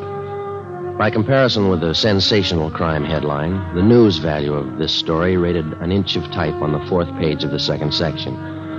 Yet the line separating these 4 young thieves from banner headlines and back page space is much thinner than the average citizen realizes. The danger in a criminal case isn't always determined by the space allotted to it in the newspapers. Many a peace officer's name has appeared in the obituary column of the same newspaper that allotted 1 inch of back page space to the crime story that was considered unimportant. I phoned the office and asked for 2 men to cover the stolen car. As soon as the replacements arrived, Frank O'Donnell and Tony Chavez left the stakeout on the stolen car and joined us at the hotel. It was 8:55 p.m. When do they due back? Any idea? No, sir. I told these other officers. I did tell you, didn't I? Yeah, you said they were out for the evening. That's it. I knew I told you something. Was it you two? Or was it you two? It was this fella and I. Oh, yeah. I don't remember things I say so good, but I know faces, things. Are you the manager here? Oh, no. This place belongs to Claude. Claude who? Tinney. Then you're in charge now. Only when Claude's not around. This is one of his places. Where are we going to stake out, Joe? Not enough room to turn around in this lobby. That's what I've been telling Claude. Claude Tinney. This is one of his places. Yeah, maybe you better leave that bottle alone till we get this straightened out, huh? Oh, no. I don't hit it heavy anymore. Just a little nip now and again. Drafty in here. Any idea where we can wait for these fellas and keep an eye on the lobby? No, not enough room in this lobby to turn around in. I've said that to Claude. Yeah, we know. Hey, clerk, where does this door lead to? No, don't go in there. Is there a light in here? I save old bottles. Ragman gives me a penny each for them. Is that a storage room? What's that? That room over there. Oh, that's the linen room. We keep all the linen there. It's about the only place there is, Joe. If we want to wait out in the car. All right, we'll wait in there. There's a couple of chairs in there. I'll send the boys back when they come in. Be better if you tell them nothing. How are they going to know you're here? We'll tell them. You just don't say anything. All right, sir. Now then, if I can just have your names, I'll see that the boys get the message. Now, look, mister. You just sit there and read your magazine. Don't say anything. You got that? Okay. That's the way you want it. Come on, let's go.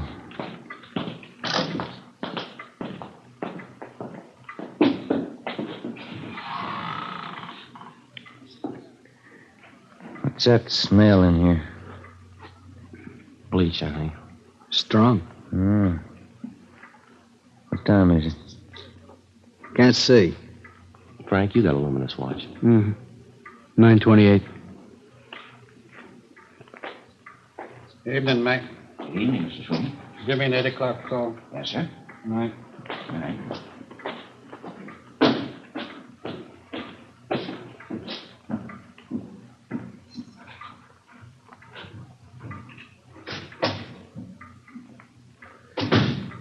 That smell's giving me a headache.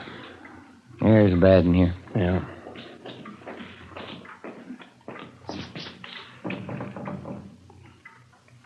Is there anything I can get you, gentlemen? No, you just stay at the desk, will you, please? Say, Claude Tinney's his name. He's the manager. Remember you asked me about that? Yeah, we know. What do you want him for? Look, you're going to have to stay away from this door. We don't want him to know we're here. Okay. That's the way you want it. I could use a cigarette. Yeah. All we need in here now. Smoke. What time is it, Frank? Oh, Never mind.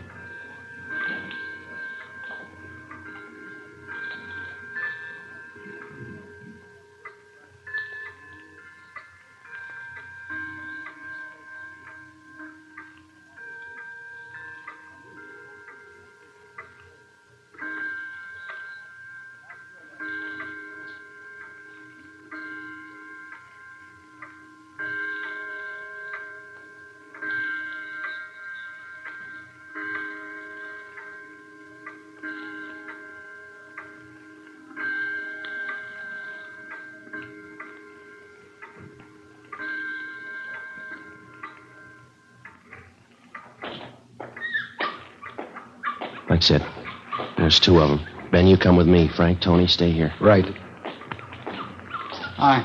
We're checking out tomorrow. It's Carver and Malik. Let's go, Ben. Yeah, come on. All right, get your hands up. Hey, what's going on? Stand still. Okay. What's the beef? Frisk 'em. Mm-hmm. There's a .380 automatic on Carver. 38 caliber revolver in this hip pocket. Another 38 on Malik. I'll hold it. That's it. Put out your hand. Let me have your cuffs, Joe. There you go. Where are your pals? What pals? Cliff Small and George Shum. We know you're running with them. You know that? You know where they are? How old are you? 18. What's your name? Fred Malik. I'm 20. Tony. Yeah. You and Frank want to take them downtown? Right. We'll see you down there. Let's go, Frank. Say, you got him, huh? Got two of them. We're going to wait for the other two now. You just play it straight and stay away from that linen room. How long are you going to be in there? Chambermaid starts making up the beds around 7 a.m. You'll have to be getting out that linen in there. It's only 10:30. Lots of time. We change the sheets 3 times a week in this hotel.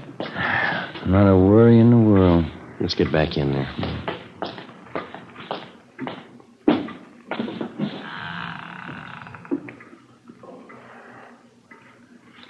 I know what that smell is in here. Lysol. Yeah. Oh, I forgot about that pup. That'll be the tip-off. I'll go get him. All right, come on, little fella. Here we go. Come on, boy.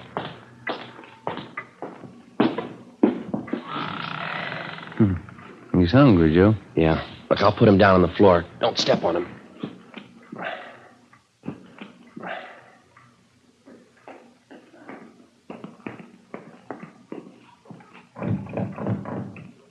Yeah, what do you want? Are you going to wait for the other 2 boys? Yeah, will you get away from the door? Say, I want to help you all I can. Yeah. That fuzzy little pup of theirs. He's running all around the lobby. Yeah, we've got him in here. Yeah, you better go out there and get him. He's barking.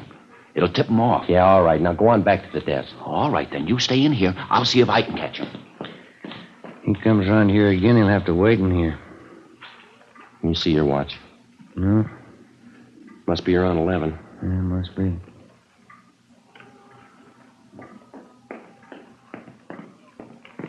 Oh, it's that clerk again. Yeah. Say, listen. I've been all over the lobby. You fellas are in the clear. What do you mean? That dog of theirs. He's gone. You're in the clear. Look, he's in here with us. Now, will you stay away from here, please? Yeah, it's okay. The dog's gone.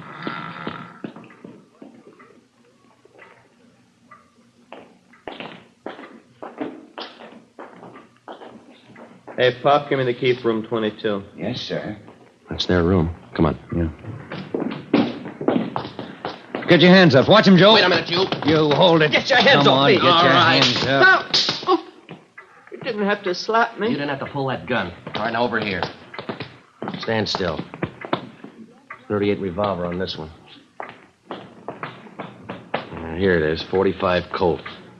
What's your names? I'm Cliff Small. He's George Shum. How old are you? 19. Cops? We weren't. You'd be in a lot more trouble than you are. That's all of them. Yeah. Now let's feed that pup.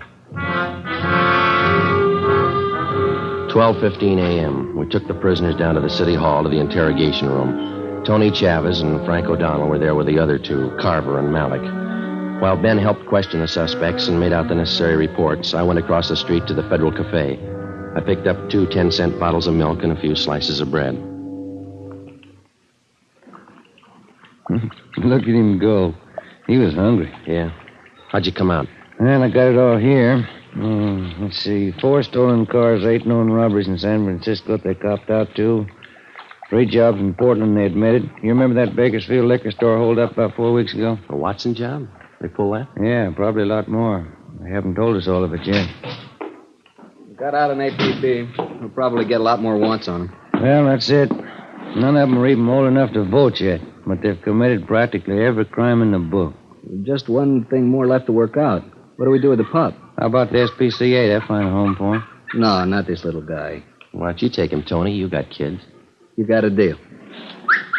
Aquí, perito. Tu madre era cole, pero de hoy en adelante eres perro policía. Translation. Your mother was a collie, but from now on you're a police dog.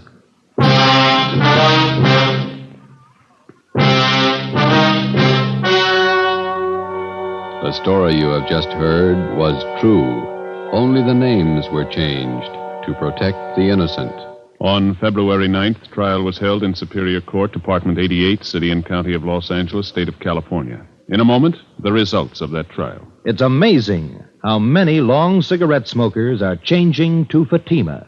Here is the actual report. From coast to coast, king-size Fatima has more than doubled its smokers. Yes, more and more smokers every day are discovering that Fatima is the best of all long cigarettes. Long cigarette smokers find Fatima has a much different, much better flavor and aroma. Long cigarette smokers find that Fatima is extra mild because it's the long cigarette which contains the finest Turkish and domestic tobaccos superbly blended to make it extra mild. So enjoy extra mild Fatima. Best of all long cigarettes. It's wise to smoke extra mild Fatima. It's wise to smoke extra mild Fatima.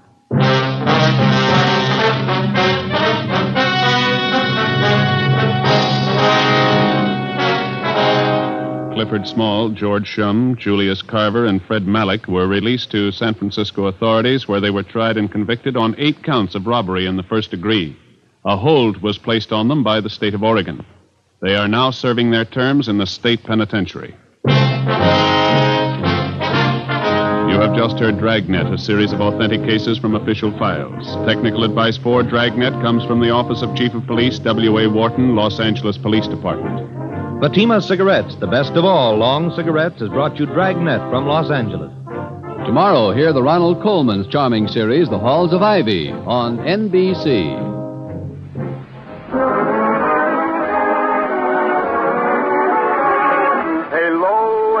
everybody. Halo. Halo is the shampoo that glorifies your hair. So halo, everybody. Halo. For softer, lively curls and brighter, sparkling hair. So hello, everybody. Halo. Halo shampoo. Halo. Stay tuned to HOJO Radio.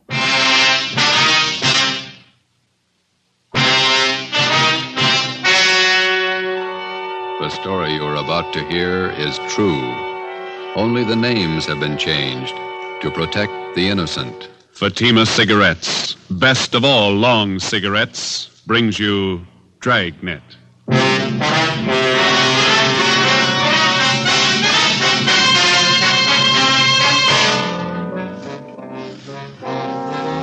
You're a detective sergeant.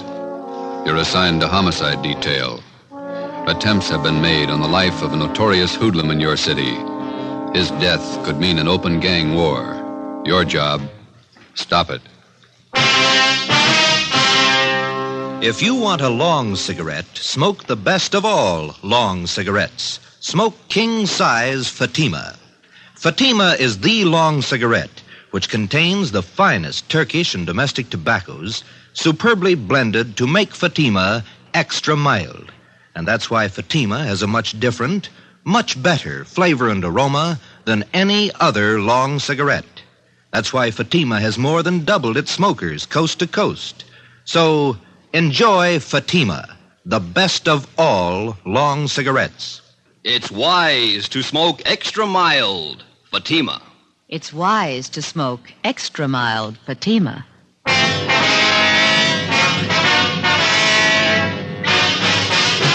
Dragnet, the documented drama of an actual crime. For the next 30 minutes, in cooperation with the Los Angeles Police Department, you will travel step by step on the side of the law through an actual case from official police files.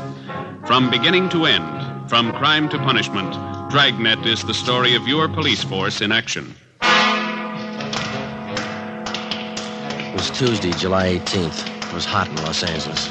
We were working the night watch out of homicide detail. My partner's Ben Romero. The boss is Thad Brown, chief of detectives. My name's Friday. It was 5:35 p.m. when we got out of the car at Sunset Boulevard and Paris Avenue and walked down the street to the scene of the machine gunning, Lupo's Cafe.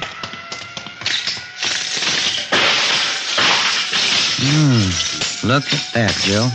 Yeah. Lipped out the whole front of the place. Yeah. Hi. Yes, sir. Romero and Friday, homicide. Oh, I'm Sheldon from Hollywood Division. Taylor and I picked up the call in our car. Nobody hurt. What's the story? Just a second. It's Captain Elliott. Hold it a minute, will you, Sheldon? Hi. Hi, Captain. Not much of it left. Sheldon here was in the cruiser car. He'll fill us in. All right. The intended victim was Gus Valentine. He's over there with Taylor, my partner. Yeah. Mm-hmm. According to Valentine, he stopped in the restaurant here for a drink. He was in there about 15 minutes, came out to hail a cab, and this car came around the corner. Down there, Sunset and Clayton. They whipped by close to the curb and opened up. Mm-hmm. I've got the laundry there on one side of the place and a dry cleaning joint on the other side. Yes, sir, miracle, but nobody was hit. You get anything on the car? Nothing so far. Happened so fast, nobody got a good look at it. How about Valentine? Does he have any ideas? I don't know. Taylor's getting the information. Nobody saw anything? Any witnesses? Yes, sir. A couple.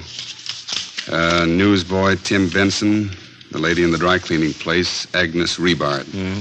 Neither of them got a license number. Okay. I'd like to talk to Valentine. Sheldon, keep the area clear, will you? Lab men are on their way out. Yes, sir. Come on.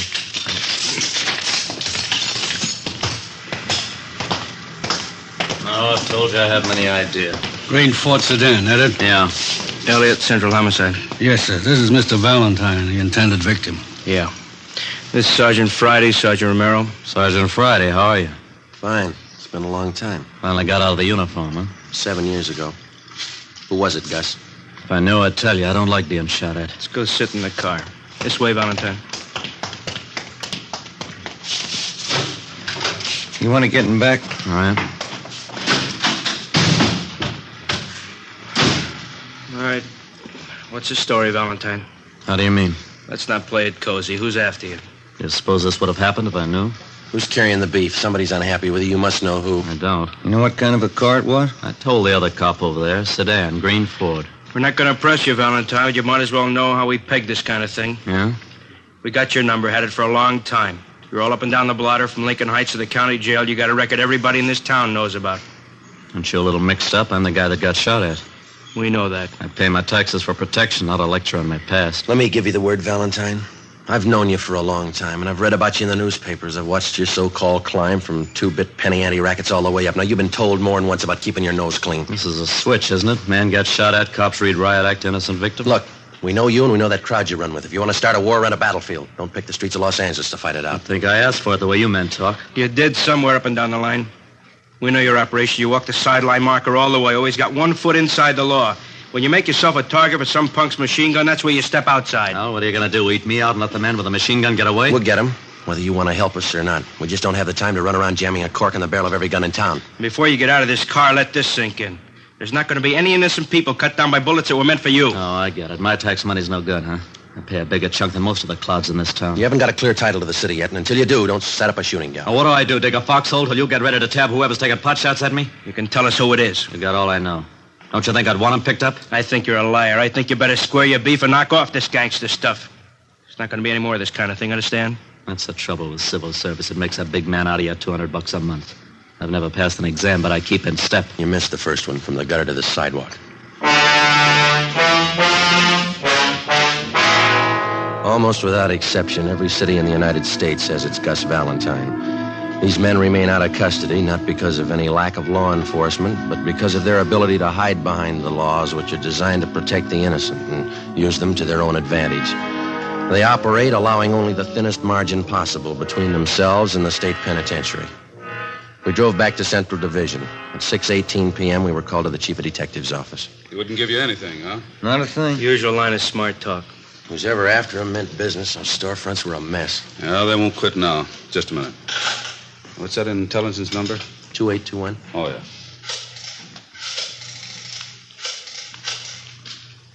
This is Brown. Captain White gone home? No, ask him to come up to the office, will you, please? Thanks. If they do manage to tag Valentine, it could cause a pretty sour mess. He's got enough flunkies around to parlay it into a fair-sized shooting war. Seen him started on less. Was there any chance of pulling Valentine in until things simmer down? No chance. We got nothing on him. Nothing we can prove. He's got a few boys close to him. Maybe one of them could tell us. Same 2 lawyers work for all of them. We'd pull them in, they'd be out in an hour in a writ. You want to see me? Yeah, White. Sit down. That Valentine shooting this afternoon. Yeah. What's your guess? There's been some talk. We heard he was hot. You knew that. Yeah. The way we figured, he's getting too big for his pants. He's coming up fast. Stepped on a lot of toes on the way. Shouldn't be too tough to find out why. That's half of it. If we get that much, maybe we can find out who. You got a big field to pick from. I can find you a dozen possibles. Well, we don't need a dozen. All we want are the ones in that car this afternoon. Who do you figure, Captain White? Well, I kind of go along with Joe. Like I said, I think maybe we'll be able to peg why a little faster. And we can go from there. All right. Well, let's take what we know about the guy. Let's just take this past year. We know he's got more than a good share of the Mexican narcotics traffic. That means he's taking business from the Eastern Syndicate. That makes one of those boys a candidate. That's right. And there's the pinball machines. He's given Big Ernie Jacobs and Monk Watson a big push on those. That puts them in the running. That's a long list. The horses, fancy poker games, prostitution, the works. He's squeezing them all. A lot of guys could be shooting at him with a machine gun. Where do we start? Legwork, lots of it, fast. We'll start nosing around, see what we can pick up. Friday, you and Romero can give us a hand there. Yes, sir.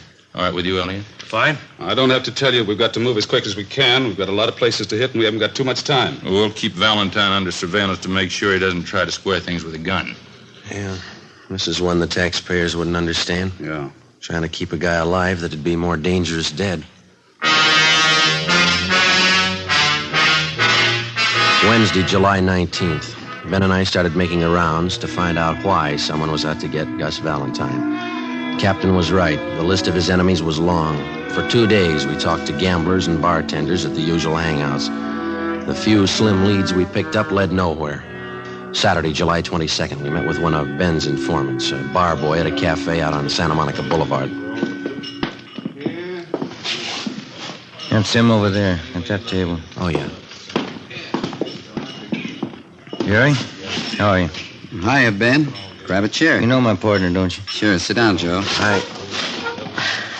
Want a beer? No, thanks. We're working. Coke? Okay. Well, one's enough. We'll Here you split go. it. Okay. It's good and cold.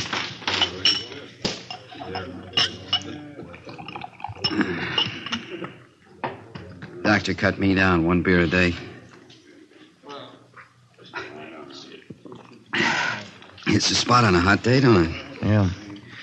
What about Valentine? What about him? You hear anything since I phoned you? A couple of things. Word's getting around he's a welcher. Horses? I don't know. Big money. Hasn't paid off yet. Who does he owe? I can give you the name of one of them. Sal Tapper. I don't know him. Meatpacking business, wholesaler. Got a big plant down at 54th and Commercial. Owns a little neighborhood bar. That's where he spends most of his time. Where's that? Gardena. Calls it the Mile High. And what about this Sal Tapper? What do you mean? How close is he to Valentine? You mean one of his boys? Yeah. Nah. Valentine's his book, that's all. Well, supposing Valentine owed him a wad of dough, would he push his point? How do you mean? Would he use pressure to collect? Maybe a meat cleaver, not a machine gun. I don't figure him in on that Tuesday caper. Sure you don't want this other Coke? No, thank you. What time you go to work? Plenty of time. 1 bottle of beer ain't hardly enough. Any rumbles about the shooting? How do you mean? Anything worth repeating? Oh, everybody says the same thing. He's got it coming. Who is everybody? The homeowners, neighborhood Joes. They got it all pegged. What's the popular guess? A dame. Well, that's about it, huh, Jerry? That's about it. What's your guess? Fresh out, I don't know. How come you guys are so worried about Gus Valentine? I didn't think you cared whether he lived or died. Either way, we're in trouble. We left the cafe on Santa Monica Boulevard and drove out to Gardena to the Mile High Bar. It was a typical neighborhood tavern with the windows painted in black except for 2 small ovals in the center of each window. They were filled with beer signs and red neon. A cloth sign advertised shuffleboard and life-size television. Inside, the walls were covered with alpine mountain climbers trying to fight their way up a mountain that looked twice as steep as the Matterhorn. Give me 10 nickels, will you, Leonard? Can you tell us where we can find Sal Tapper? Yeah, I'm him. Thanks, Lynn.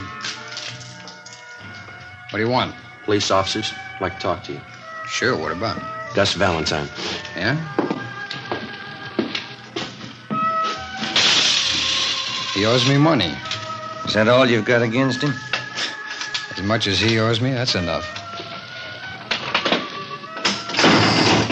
It's a real tough machine to beat. How much money does he owe you? Enough. How long's he been booking for you? I didn't say he was booking for me. No, we did. About 2 years.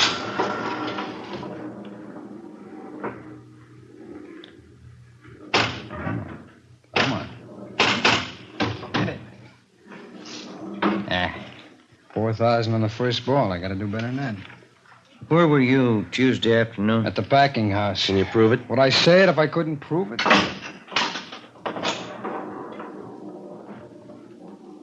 When that little gate up there turns green and you go through it, you get an extra ball. If it's red, it doubles your score, but it's real tough to get in there. How long has Valentine owed you money?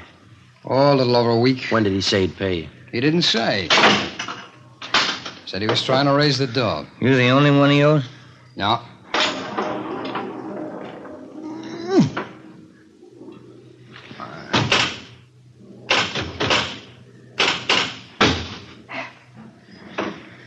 There's a couple of more guys in town. You know who they are? No.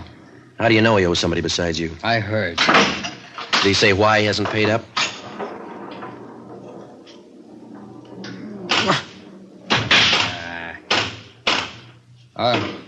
What'd you say? Did he say why he hasn't paid I up? told you. He said he was trying to raise the money. You sure you haven't tried to put the bite on him? Sure I have. I want the dog.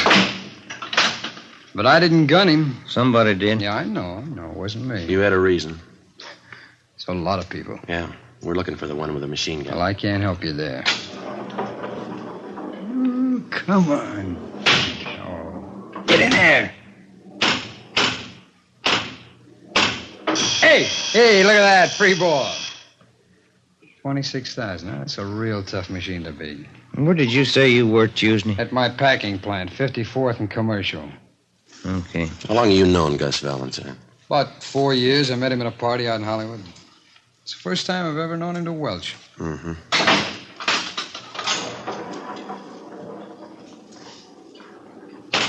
In there. Now. 27,000. I'm not doing so good, am I? I don't know. It depends on where you were Tuesday. 12:30 p.m. We talked with the superintendent of Tapper's meatpacking house. He told us that Sol Tapper had been there all day when Gus Valentine was shot at. We talked to several employees of the plant. They corroborated his story. We checked Tapper out and found him to be a fairly respectable businessman who gambled a great deal on the side, but we felt reasonably sure that he had no part in the shooting. We knew that if we could run down the others to whom Valentine owed money, we'd be closer to finding out why he was being shot at and eventually get to the right man. 1:45 p.m. Ben and I went upstairs to the 8th floor of the city hall, the lunchroom. We had a sandwich and coffee. Too close to dinner to have a piece of that pie, isn't it? Yeah, I'd say so. Hand me another napkin, will you? Yeah. Here. Thank you. Think you'd do any good to talk to Valentine again? Maybe. I doubt it. He's not going to tell us anything. I figure we're on the right track. A lot of reasons why he might be a target, but this welching business, that's new to him. Could be. You Sergeant Friday? That's right. Telephone. Wait a minute, I'll go with you. I'm finished. No, you got the check. I'll get the tip. Oh, all right.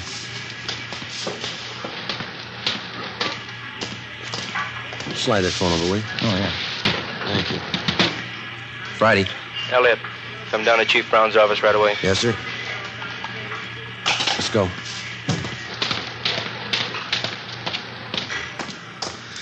Pie sure did look good. Come on, let's get that elevator. Yeah. Hey, who called? The skipper. He wants us to go to Chief Brown's office. Temple Street floor, please.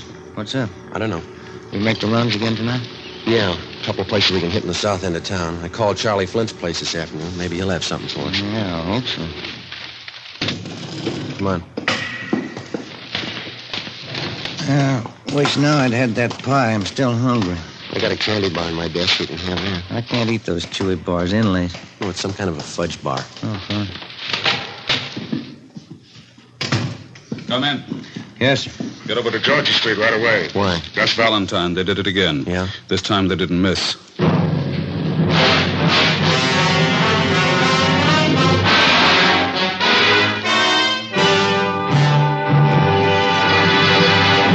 Here's step by step are the reasons why Fatima has more than doubled its smokers from coast to coast. Step 1. The name Fatima has always stood for the best in cigarette quality. Step 2. Long cigarette smokers discover Fatima has a much different, much better flavor and aroma. Step 3. Long cigarette smokers find Fatima extra mild. Fatima is the long cigarette which contains the finest Turkish and domestic tobaccos superbly blended to make Fatima extra mild. And that's why more and more smokers every day agree It's wise to smoke extra mild Fatima. It's wise to smoke extra mild Fatima. Yes, the name Fatima on that golden yellow package is your insurance of an extra mild smoke. So enjoy king-size Fatima, the best of all long cigarettes.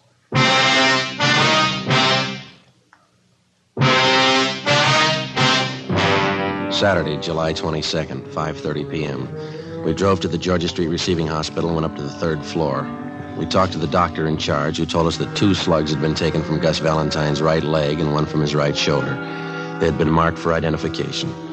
He was in fair condition. We talked with the patrolman who made the ambulance follow-up. They told us Valentine had been shot as he entered his apartment house garage. There were no eyewitnesses.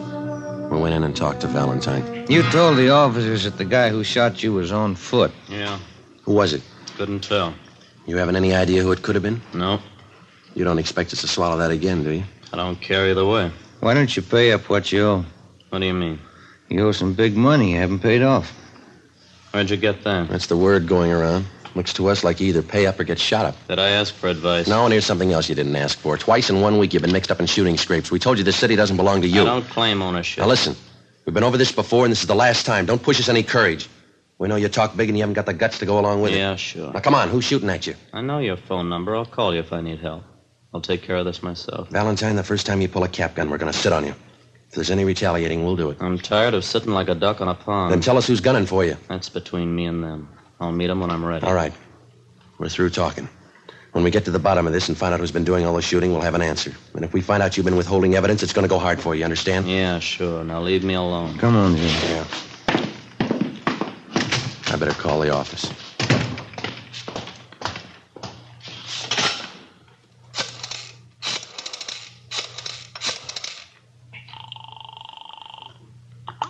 Homicide, Graham. Captain Elliott there? I'll see. Captain, will you take two?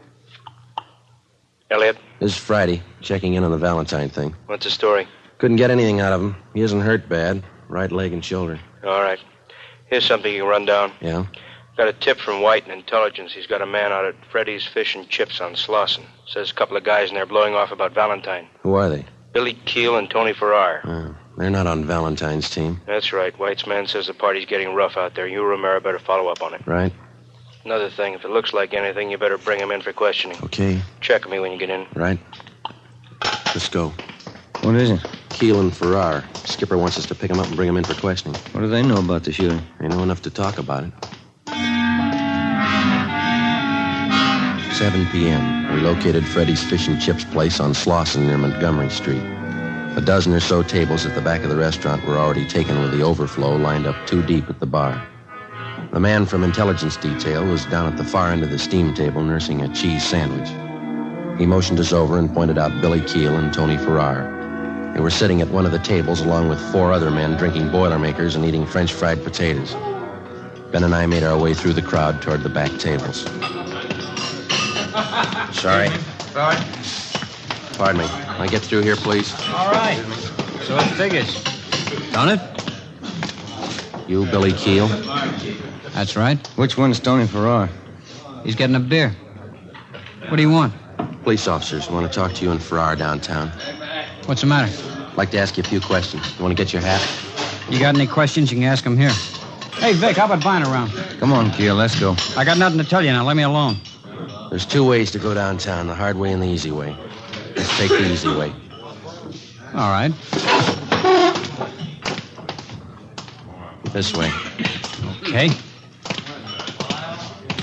Doc Joe!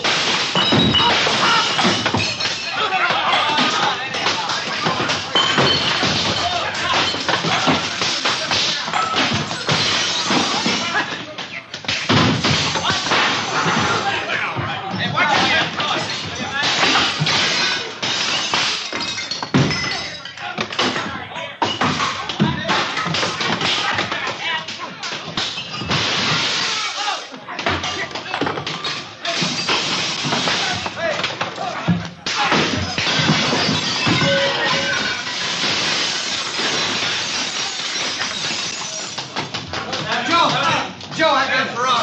Keel's going out the back way. I'll get him. Wait a minute, you. Let go of me. All right.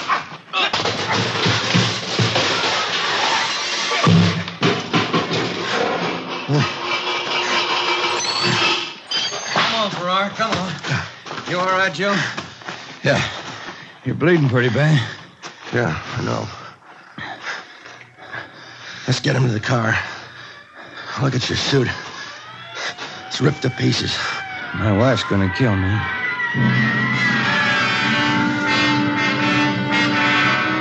One of the officers in the ambulance follow-up drove our car back to the city hall. Tony Farrar and Billy Keel were taken to Georgia Street Receiving Hospital for emergency treatment. We went in the same ambulance. Ben had a broken index finger, a 2-inch cut in his scalp, and a deep gash in his right thigh. I had 5 stitches taken in my upper right arm and 3 above my left eye. My right eye was swollen shut. The man from Intelligence Detail was taken to the P&F ward to be treated for a minor concussion. It was 9:15 p.m. when we got back to the city hall, the interrogation room. How about it, Keel? What? What do you know about the Valentine shooting? I don't know anything about it. You're worried. About what? You tell us. You started that fight out there. I didn't see any reason to go downtown. Does Valentine owe you any money? No. You've been talking a lot. Any law against that? Why'd you shoot Gus Valentine? I didn't shoot him. Can you account for your time Tuesday afternoon? I don't have to answer that. Where were you this afternoon? My lawyer's coming in. Ask him. How much money does Valentine owe you? Keel, ever see this before? I don't even know what it is. We found that machine gun in your apartment. Doesn't belong to me. We got your car downstairs. Green Ford sedan. Doesn't belong to me. White slip's got your name on it. Here's something else with your name on it. 2 chits for $750 signed by Gus Valentine. Money he owes you on the horses. You shot him, didn't you? I don't see how you can prove it. I'll tell you how. We ran this Tommy gun through the crime lab. We dug the same slugs out of the front of those stores where you tried to kill Valentine. Your prints are all over the gun. How much more do you want? It's not my gun. All we gotta do is find the 45 you used this afternoon and match it up with the slugs we dug out of Valentine's leg, and mister, you'll be away for a long time. All right. We used the Tommy gun. We didn't hit him. Didn't try. Only wanted to scare him. I got tired of waiting for my dough. I got no use for a welcher. What about this afternoon? No, sir. Me and Farrar didn't have nothing to do with that. I'll take the machine gun rap, but it wasn't us this afternoon. Elliot, Friday, step outside a minute. Yeah. Valentine. Yeah? Somebody just blew his hospital room full of holes. It took us 17 minutes with red light and siren to get to the Ferndale Sanitarium where Gus Valentine was recovering from his gunshot wounds. 3 cruiser cars were out front when we pulled up. We went to room 12 in the West Wing. There's the doctor, Joe. Yeah. How is he, Doctor? He was dead when we got in here. He had a private nurse. Shot her, too. Dead. Anyone else hurt? It was visiting hours. Some woman was in there talking to him. She got hit. We're treating her down in the emergency room. Appreciate it, Doctor, if you keep your staff out of the room here until we finish our investigation. Yes, sir. Thank you. Let's have a look inside. Mm-hmm. Look at that. He didn't fool this time. Too bad he wouldn't give us more help. Yeah. We're no worse off than we were. We still have to find out who it was without him. I hope we can get to him before Valentine's crowd starts shooting back. We got to. Anyway, this cancels out his debts. You know his record. Yeah. He owed a lot more than he could ever pay.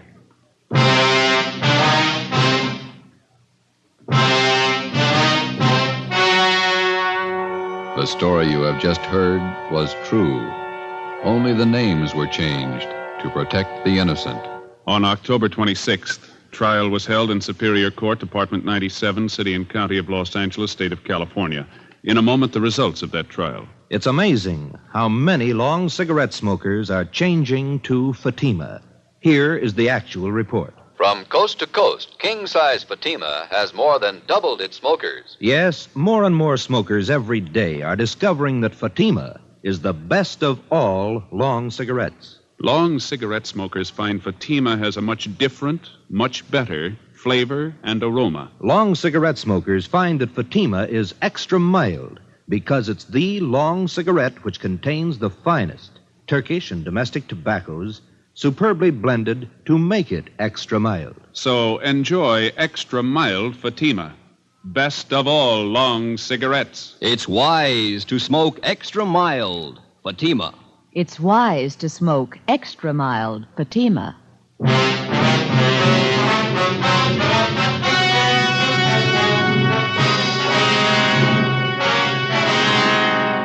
Billy Keel and Tony Farrar were tried and convicted of assault with intent to commit murder. They were filed on by the federal authorities, Bureau of Alcohol and Tax Unit, for the illegal possession of a machine gun and were found guilty in federal court. Because they were both in custody at the time of Gus Valentine's murder, they were cleared of any complicity of the crime. Valentine's killer was still at large. Next week, The Big Gangster, Part 2.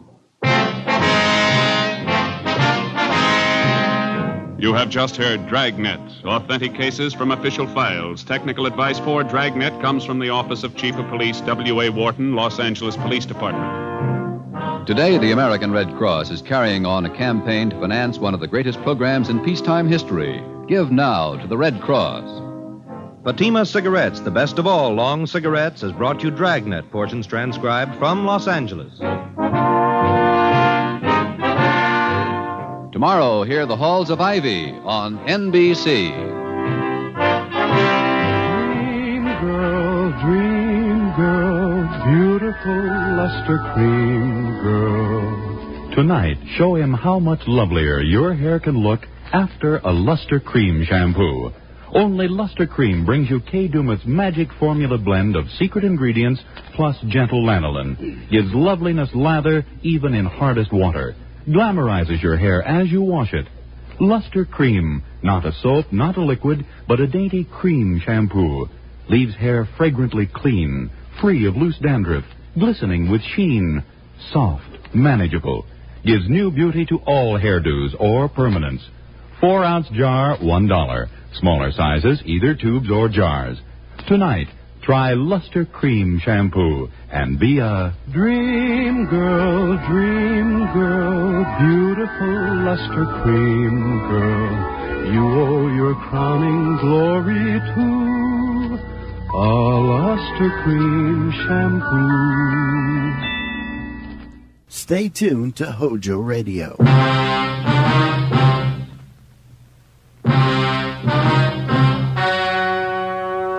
The story you're about to hear is true.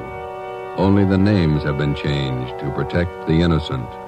Fatima Cigarettes, best of all long cigarettes, brings you Dragnet.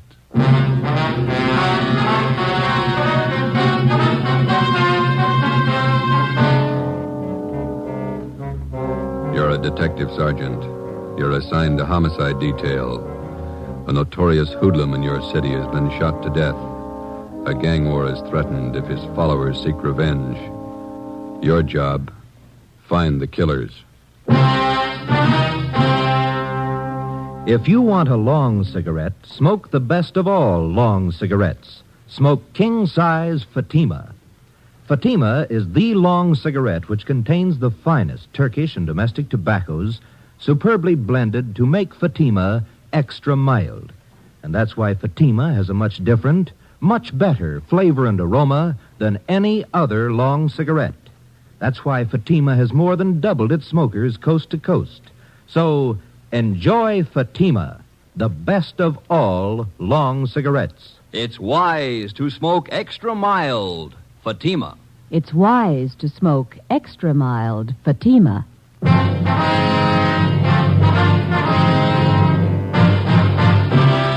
Dragnet, the documented drama of an actual crime. For the next 30 minutes, in cooperation with the Los Angeles Police Department, you will travel step by step on the side of the law through an actual case from official police files. From beginning to end, from crime to punishment, Dragnet is the story of your police force in action. It was Saturday, July 22nd. It was hot in Los Angeles. We were working the night watch out of homicide detail. My partner's Ben Romero. The boss is Thad Brown, chief of detectives. My name's Friday. It was 10 p.m. when we walked out of the murder room at the Ferndale Sanitarium and went down to the end of the hall, the emergency room. I'm sorry. I know this hurts. We have to irrigate the wound. Where are the bullets that were removed from Miss Stalling? Right on the table, Doctor. There they are, Captain Elliott. Thank you. Romero, you want to mark them for evidence? All right. Doctor? Yes, Sergeant. Wonder if it'd be all right if we asked Miss Stallings a few questions? I think so. She's still in a bad state of shock, if you'll be as brief as possible. Yes, sir. Miss Stallings, these men are police officers. This is Captain Elliott. This is Sergeant Friday, all right? That's right. It's my partner, Sergeant Romero. Yes. You were in the room when Gus Valentine was shot? Yes. Do you feel up to telling us what happened? No. Excuse me, please. Surely. I have to paint this. Get a compress on it. You were visiting Valentine? So you better wait until the nurse finishes up there. All right, sorry. She got hit twice, just flesh wounds, but they're very painful. Yeah. Excuse me. Surely. You're all right. I can reach it.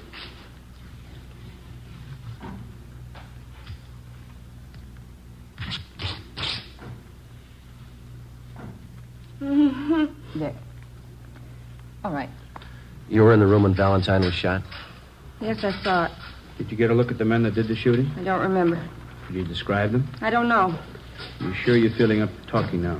I don't know. You any idea who the men were? No. Maybe we can talk to you later. I don't care what you do. I don't care what you do. You hear me? You hear me? Nervous shock. I'm sorry. We didn't mean to upset her. You didn't. Thought maybe she might be able to help you a little, but I guess not. Better make it sometime tomorrow morning. She'll be all right then. Okay, thanks. I don't know if I saw him. I don't know if I saw him. How should I know if I saw him? How should I know? Let's go. That's too bad. Better have an ambulance move her up to county hospital. I don't think you should try to move her tonight. She needs a rest. All right, we'll have a detail of men stand watch here till she's moved. What time tomorrow could we see her? If you can make it close to noon, it'd be better. Good rest, she'll be all right. Better let me give you a ring. Right. Could you give us her full name and address? Yes, I have it right here. It's Ida Mae Stallings, 837 Downhill Street, Linwood. All right, thank you. Anybody else here in the sanitarium see the shooting? Well, I saw the man. I couldn't describe them, just their backs as they ran down the hall after the shooting. How were they built, do you remember? About average, I'd say. Hard to tell. How are they dressed? Well, one of them was wearing a hat, looked like some kind of summer hat. Straw? No, it was one of those, what am I trying to say? You know the kind. Was it an open weave hat? Oh, very common in the summer. You mean a Panama? Panama, sure, that was it. White.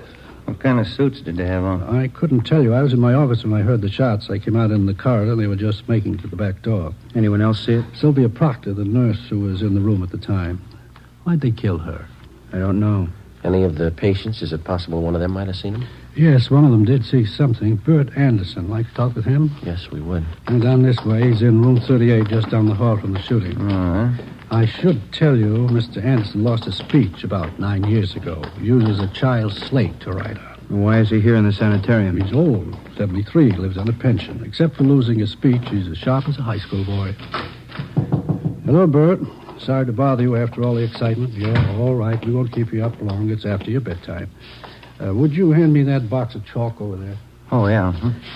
Bert, these men are police officers. I want you to tell them what you know about the shooting tonight. I thought you might have seen it. This is Captain Elliott from the Homicide Department. How do you do, Mr. Anderson? And this is Sergeant Friday, that right? Yes, sir. How are you, sir? And this is Sergeant Romero. How do you do, sir? Well, where were you at the time of the shooting, Mr. Anderson? Sitting in here with the door open, huh? Did you get a good look at the men? What'd they look like?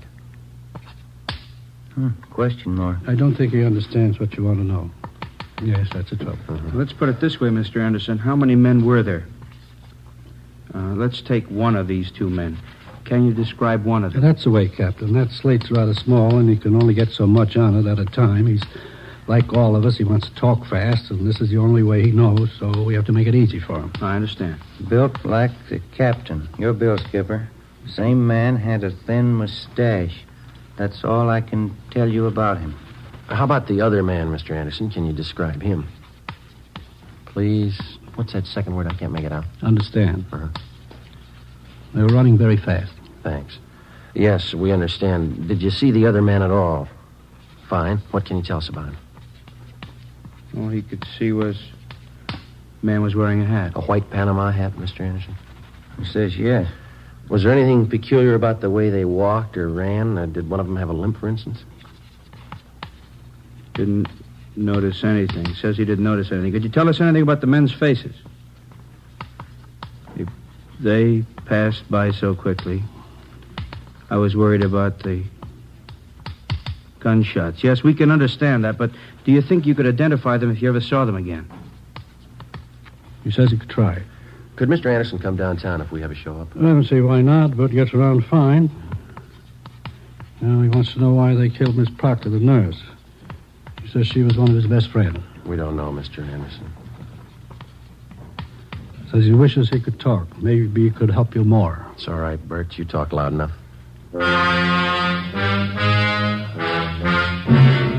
Monday, July 24th, a roundup of all known racketeers and their gang members was ordered by the chief of detectives. 3 show-ups were scheduled, one at 10 a.m., one at 2, and another one at 3 p.m. The witnesses that we had were unable to identify any of the men. The incomplete descriptions we had of the suspects was not enough to help the artist in the crime lab to build a composite picture of the killers. No matter what approach we took, it seemed that we were getting nowhere. The immediate apprehension of the killers was not only important because of their danger to the private citizen, but because of the ever-present threat of an open shooting war between Gus Valentine's followers and members of the murder gang, whoever they were. 3:15 p.m. I got it. Homicide, Romero. Oh, Yelly. All right, thank you.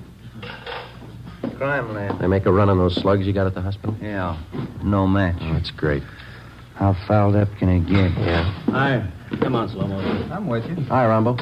Cromwell's message here to call you why. Well, yeah, I better do it right away. Just so the skipper told Starmy and me to work with you guys on the Valentine thing. We can use all the help we can get. Joe, you slide the phone over? Oh, yeah, here you go.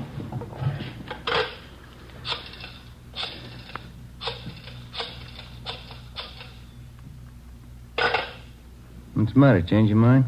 You let her ring once. She knows the signal. She's over at the mother-in-law's. Yeah? Mother-in-law's got lots of money and a limited phone. Let her call me. You got any ideas, Earl? Well, I don't know anybody who liked Valentine.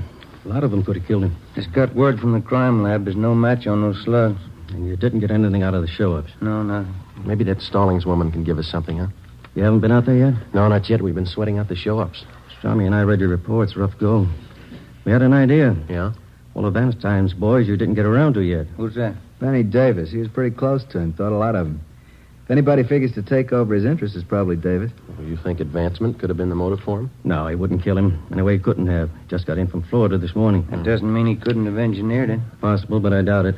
Strami and I know his operation pretty well. Pulled him in on that Patterson killing 6 months ago. Checked back to his record. Never picked up carrying a gun. Well, it doesn't mean he couldn't get one in a hurry. I'm not going to guarantee, Davis, but I don't think he's your man, Joe. You got a line on him? Lives at the Churchill Arms out in Wilshire, near UCLA. All right, we'll talk to him. What was the name of that girl who was wounded, the one at the sanitarium? Ida Mae Stallings. We'll go out and talk to her if you like. Fine. Who's going to see the Stallings woman at the sanitarium? We are. The doctor just called in from out there. Oh, yeah? Says she got something important to tell us. What do you think? She ran with Valentine. She knew his friends. Yeah? Maybe she knows his enemies. As we planned, Detectives Rombo and Stromwall went out to the Ferndale Sanitarium to talk to Ida Mae Stallings. Ben and I drove out to the Churchill Arms apartments to see Benny Davis, one of Gus Valentine's close friends. He left a message with the desk clerk that he would be at his tailor's most of the day. The clerk gave us the address. It was an exclusive custom shop on Crescent Drive in the heart of Beverly Hills. Franklin Smith Limited was one of those places that featured imported Scotch tweeds and fine English woolens.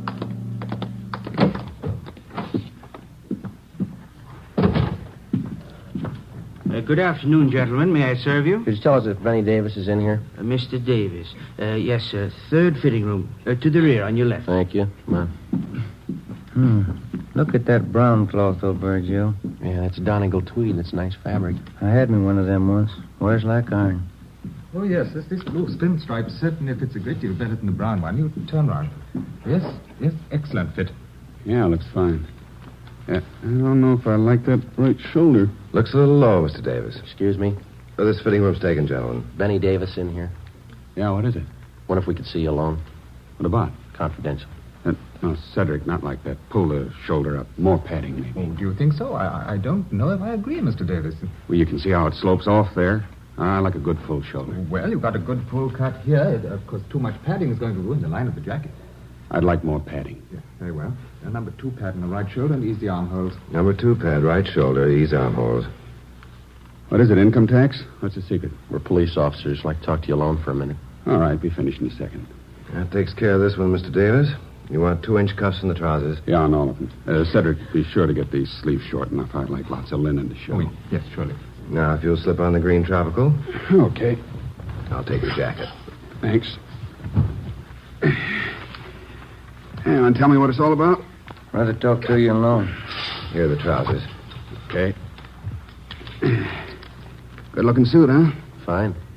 Yeah, get all my stuff made here. I'll let Smith here make you a suit sometime. Got a fine suit of clothes. Yeah. Thank you, Mr. Davis. Is your jacket, Mr. Davis? Right. That looks fine. Yes, the trousers are just right. A little fullness in the back of the jacket here. Uh-huh. And take in the center seam. Take in center seam. How much? And pinned. Here's the back. Raise the back. Shorten collar. Shorten collar. Looks just fine. That's a nice soft roll of the lapels, isn't it? Yeah, good. All right, Mr. Davis. Now, how about the white Palm Beach? Nice Panama hat would go good with that one. I never wear them. I like a coconut palm with a wide puggree band. Wonder if you could hold off the next fitting for a minute. We won't keep you long. All right. Any place around here where it's private? We can use Smith's office. Okay, Frank? Certainly. Go right ahead, gentlemen. Thank you. Which way? Back here.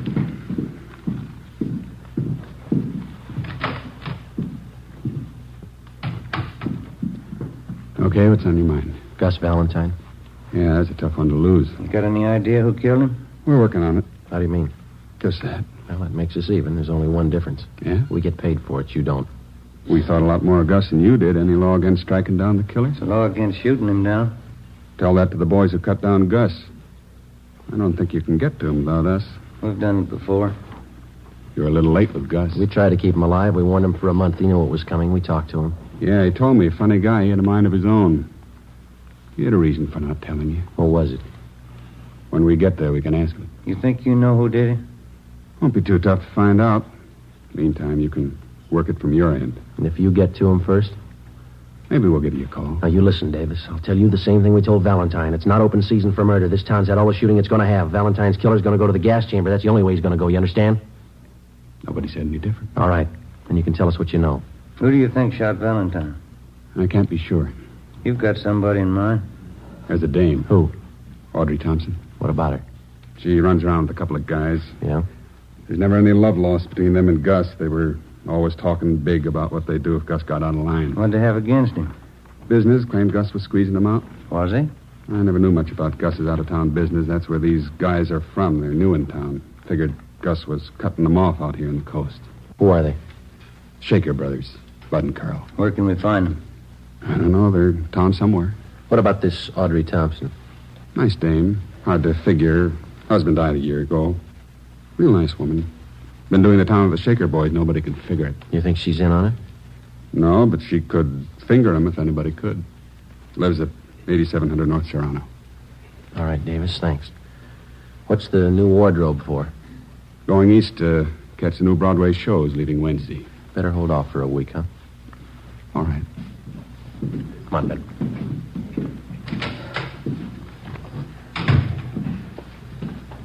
Think he's got anything? Could be. We'll run it down. Now, wait a minute. Yeah? Sure do like that brown cloth. It's nice. Gentlemen, can I help you? How long does it take you to make up a suit? Anywhere from 3 days to a week. Uh-huh. You interested in having us make one up for you? Yeah. Yeah, how do they run? Prices start from $175 and up. This Donegal tweed here makes up for $250. Oh. Well, I guess not, thank you. Wears like iron.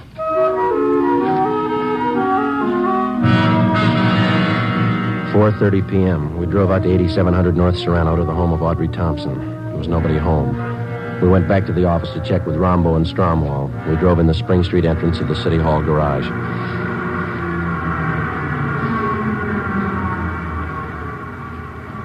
There's Rombo and Strom. They must have just got in. Hey, Rombo. Hi. How'd you make out? Stallings woman tell you anything? Well, we talked to her. Think maybe we got a lead. What's that? Girl around town by the name of Thompson. Audrey Thompson? Yeah, that's right. What'd she say about her? Said if anyone could put the finger on Valentine's killer, the Thompson girl could. Benny Davis told us the same thing. What do you think, Earl? 2 and 2 makes 4. Let's find her.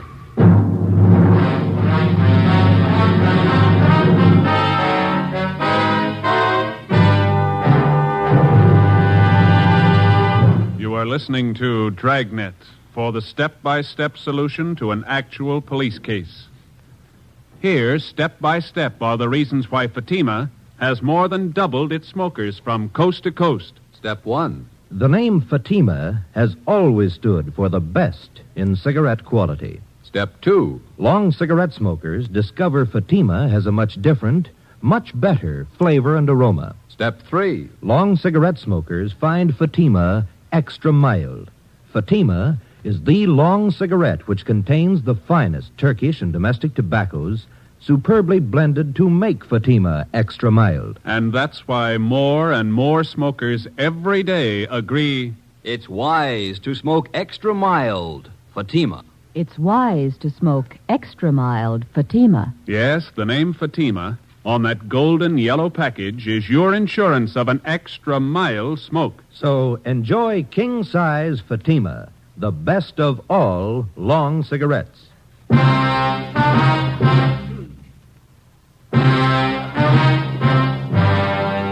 5 o'clock Monday afternoon. We tried for 3 hours to get in touch with Audrey Thompson. A few minutes after 8 p.m., we contacted her landlady. She told us that the Thompson girl was out of town and would be gone for 2 days. She didn't know where she'd gone, but she told us that she would be back. We checked her apartment and found all of her clothing and personal effects.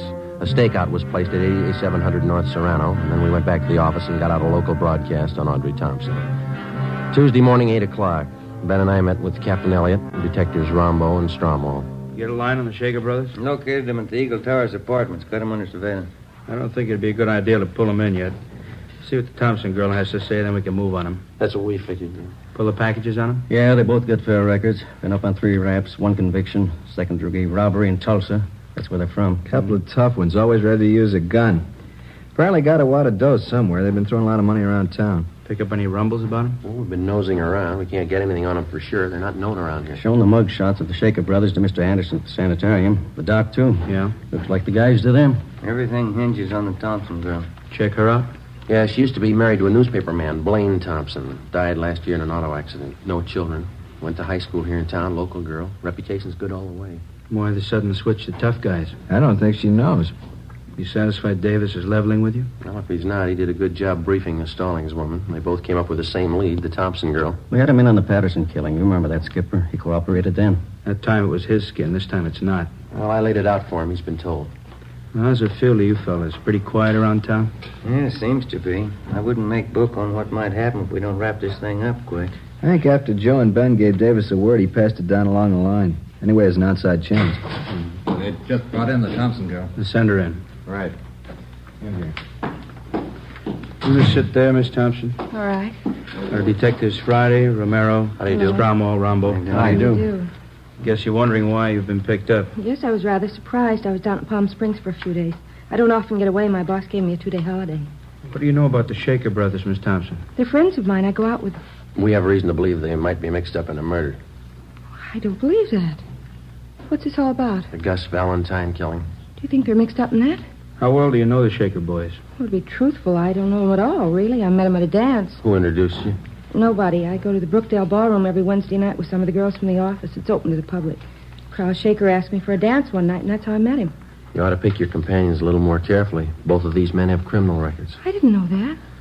You've been out with them quite a lot, have you? I've known them a little over a month, yes. They ever said anything that might lead you to believe that they were mixed up in any rackets? No, I never heard anything like that. You're sure you never heard them discuss any business dealings of any kind? Yes, I'm sure. You've been seen in quite a few night spots around Los Angeles with them, is that right? Yes, they always take me to some nice place. You always go alone with them? How do you mean? Which one of them do you go with, Bud or Carl? Well, I never really thought about it. Both of them, I guess. When you go out, they never take another girl along to the party? No, just Bud, Carl, and myself. You go to most of the expensive clubs around town, is that right? Yes, like I said, we always go to some nice place. Do you ever wonder where they got the money? Well, they told me they worked for one of the aircraft plants. I thought you told us they didn't discuss their business with you. Well, I didn't consider telling me where they worked was discussing business. Did you consider that an aircraft worker's salary wouldn't even handle the cover charge at most of the places they've been taking you? Well, no, I guess I was having too good a time to question it. You see, Miss Thompson, you could spend a great amount of time with people and not remember things about them. Now, you're sure you've told us everything you know about the Shaker brothers? Yes. All right, that's all. If you find out something you think we should know, we'd appreciate it if you'd give us a call. Well, I won't be knowing anything about them because I'm going to stop seeing them. I didn't know they had criminal records. That's entirely up to you. I think it's only fair to warn you that if you do have any information you're withholding, it liable you to persecution. I understand. And I'm not going out with them anymore. I wouldn't let them know you've talked with us. If they are the men we're looking for, it might put you in danger. I'm not afraid of it. Neither was Gus Valentine. For the next 10 days, Audrey Thompson, along with the Shaker brothers, was kept under close surveillance. It was obvious that she'd either lied to us or changed her mind. She continued going out with them. She was seen in all the important night spots around town. Thursday, August 9th, we met with Captain Elliott. Skipper, maybe we better pull the Thompson girl in again for questioning. Let's hold off for a few more days. I'm afraid if we bring her down here again, the Shaker brothers could get wise. Since she decided to ignore what we told her, they might get rough with her. Why can't we move on them? Shake down their apartment. If we're lucky enough to come up with a murder gun, we can work from there. I don't think so, Joe. The record and only one conviction. I think we'd be playing a long shot. That's the way it looks to me, Earl. Maybe something will break if we can hold out just a few days more. Yeah, being watched awful close. If they try to move in any direction, our men will be with them. Friday. Yeah? Can you step out here for a minute? Right. Excuse me, please. Sure. Come back when you're through. Yes, sir. Yeah? The lady out here to see you. Thanks. Mr. Friday. Hello, Miss Thompson. I didn't stop seeing the Shaker boys. Yes, we know. What you men told me a couple of weeks ago just made me sick. To think I'd been going out with these men, been seeing with them. I've never done anything like that in my life. Yes, ma'am. I decided to try and find out what you wanted to know. You didn't ask him any leading questions. Oh, no, I knew better than that. Last night we were out and they had a little too much to drink and they got to talking. Yeah? I didn't say anything. I let them talk and acted interested. Yeah? I confess now, I'm terribly frightened. I spent the night with my sister-in-law. Could I stay here till you get this thing straightened out? Certainly. We'll give you protection, Miss Thompson. Now, what'd they tell you? First, they got to talking about some girl called Ida May. I didn't catch the last name. Said they wondered if she saw them at the sanitarium. Yeah? Said they wished they'd finished the job that night, whatever that meant. Then Bud said, I don't think she saw us or we'd have heard. Anything else? Yes, Carl said, did you see the look on Gus's face when we opened up? Then what? They laughed.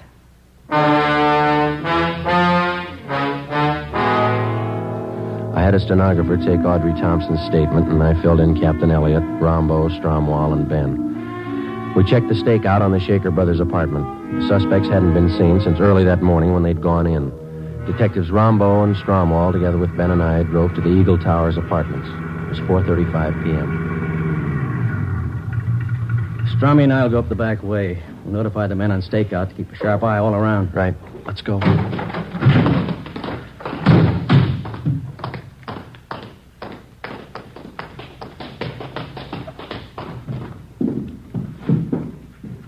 Apartment 410 is the top floor. Yeah, let's take the elevator. Yeah.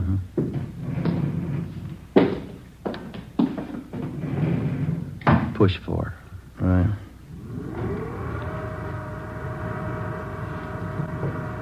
Just thinking. Yeah? That Thompson girl, long on nerve. It's this way.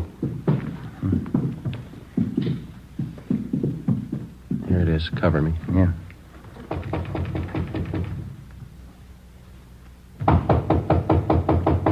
Yeah. Police officers. You all right? Yeah. Hit the door. Come on. Window's open so far, escape. Come on.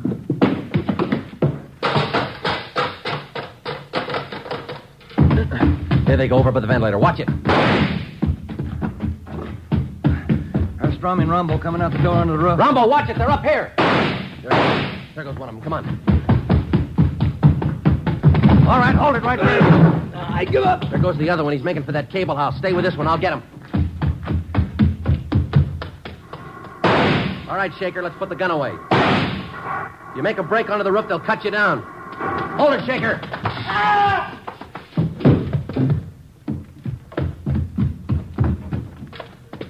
You all right, Joe? Yeah. Did you shoot him? No. He was trying to make it to the roof. He grabbed that hot terminal over there and knocked him cold. Oh, yeah. Move your foot, will you? Yeah. What's that? White Panama hat.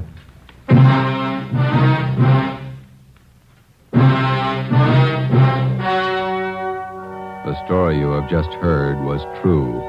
Only the names were changed to protect the innocent. On November 19th, trial was held in Superior Court, Department 89, City and County of Los Angeles, State of California. In a moment, the results of that trial. It's amazing how many long cigarette smokers are changing to Fatima. Here is the actual report. From coast to coast, king-size Fatima has more than doubled its smokers. Yes, more and more smokers every day are discovering that Fatima is the best of all long cigarettes. Long cigarette smokers find Fatima has a much different, much better flavor and aroma. Long cigarette smokers find that Fatima is extra mild because it's the long cigarette which contains the finest Turkish and domestic tobaccos superbly blended to make it extra mild. So enjoy extra mild Fatima. Best of all long cigarettes. It's wise to smoke extra mild Fatima. It's wise to smoke extra mild Fatima.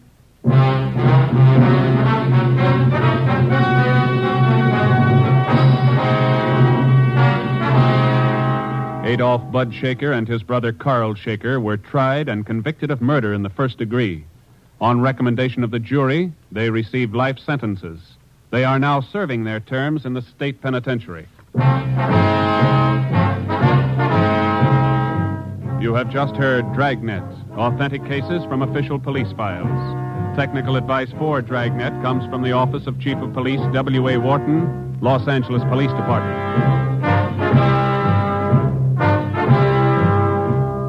Fatima Cigarettes, best of all long cigarettes, has brought you Dragnet from Los Angeles. Tomorrow, hear the Ronald Colemans in the Halls of Ivy on NBC.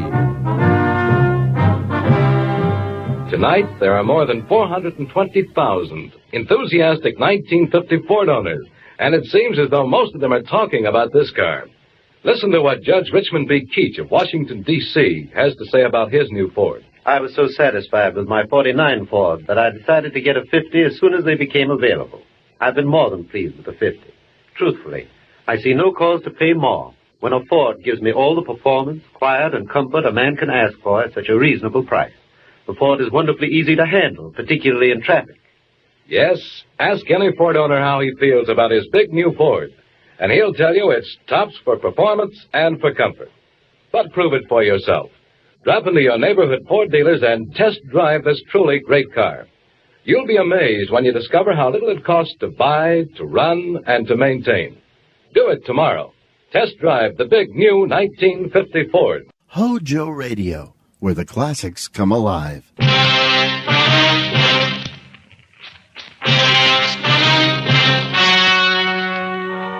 The story you are about to hear is true. Only the names have been changed to protect the innocent. Fatima Cigarettes, best of all long cigarettes, brings you Dragnet.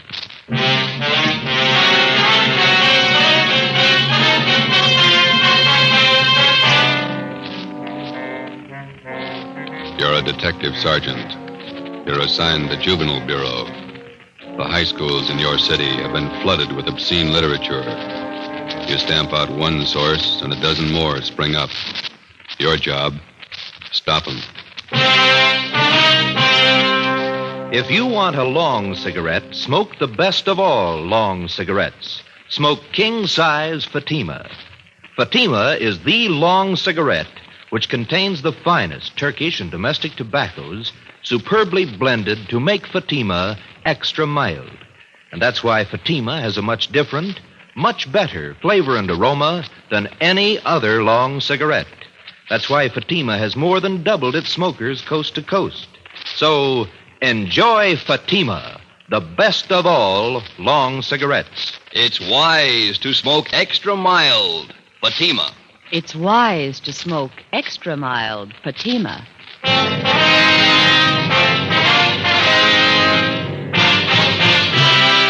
Dragnet, the documented drama of an actual crime. For the next 30 minutes, in cooperation with the Los Angeles Police Department, you will travel step by step on the side of the law through an actual case from official police files.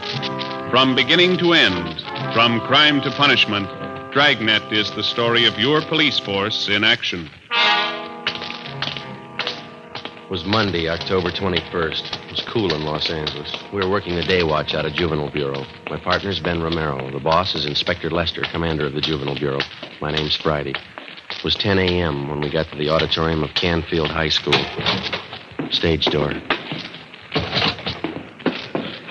Guess we go right out onto the stage. Yeah, we better wait till we're called, though, huh? You're the men from the police department? Yes, sir. This is Sergeant Romero. My name's Friday. How do you do? How do you do? I'm Paul Fisher, the principal here. Come right out onto the stage and we'll get the meeting started. Yeah, all right. Yes, sir. Just have a chair there. Thank you. Is the microphone on? Ladies and gentlemen of the Coordinating Council, members of the Parent-Teachers Association. As you know, this meeting has been called for the purpose of discussing ways and means to bring about an end to the distribution of the filthy and obscene books and pamphlets that have been littering every high school campus in the city of Los Angeles. We've tried every means at our disposal to clean this matter up, and they all seem to fail. On the advice of the Coordinating Council and Mrs. Randall to the PTA, we've called in the authorities. Here to discuss the matter with us this morning are two officers connected with the Juvenile Bureau of our police department. Sergeant Romero and Sergeant Friday. And now, may I turn the meeting over to Sergeant Friday of the Los Angeles Police Department. Thank you.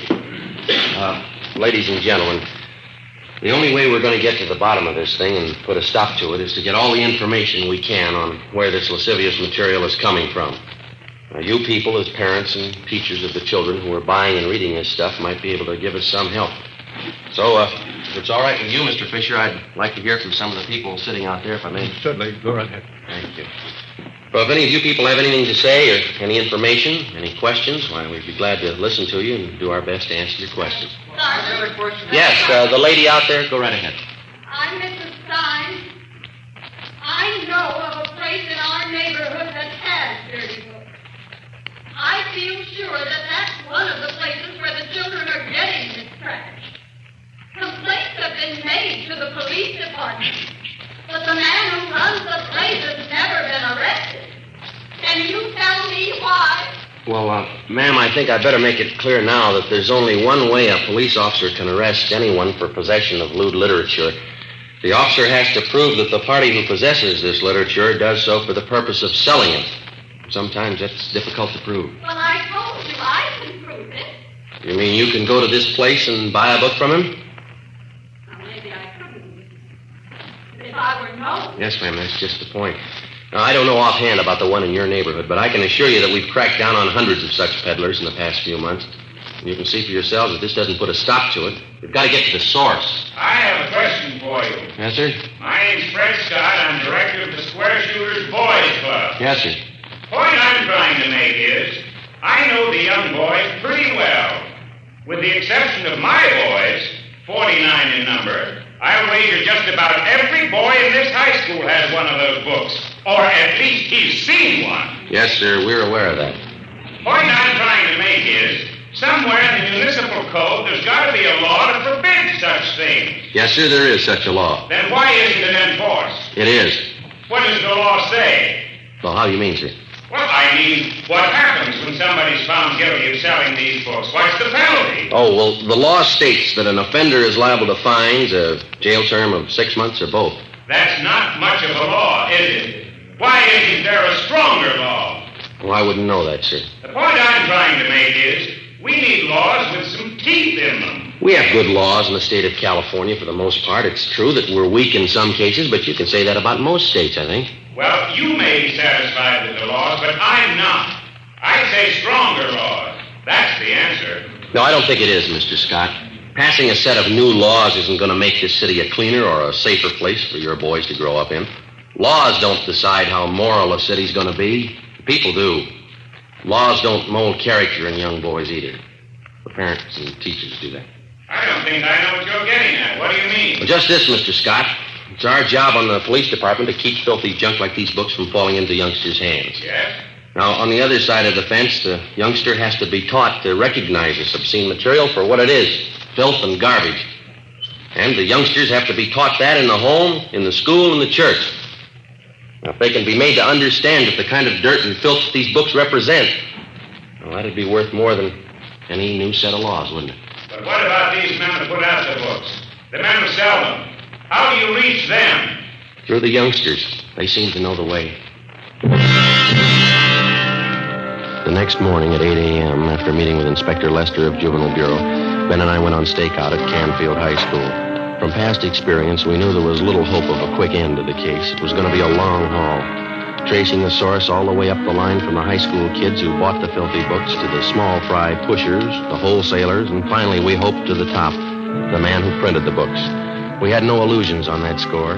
Generally, with the arrest of his pushers and other small-timers who worked for him, the top man gets the alarm and clears out before the police officer can apprehend him with evidence that will stand up in court. During the first 2 days at Canfield High, Ben and I found out nothing. The obscene literature was being bartered and exchanged between students, but the main source of supply was still a mystery. We had one slim lead to go on. Mr. Fisher, the high school principal, helped run it down.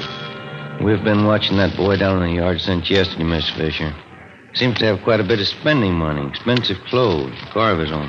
I don't know that boy's family. They could be wealthy. We saw him with a stack of those dirty books in his notebook. He must have had a dozen of them. He was showing them around to his crowd. Travis, are you sure? Joe, take a look down there. Yeah.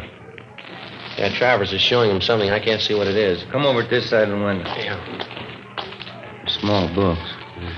He's giving them to one of the other fellows. They've got their wallets out. They're giving Travers money. Come on, Ben. You better come too, Mr. Fisher.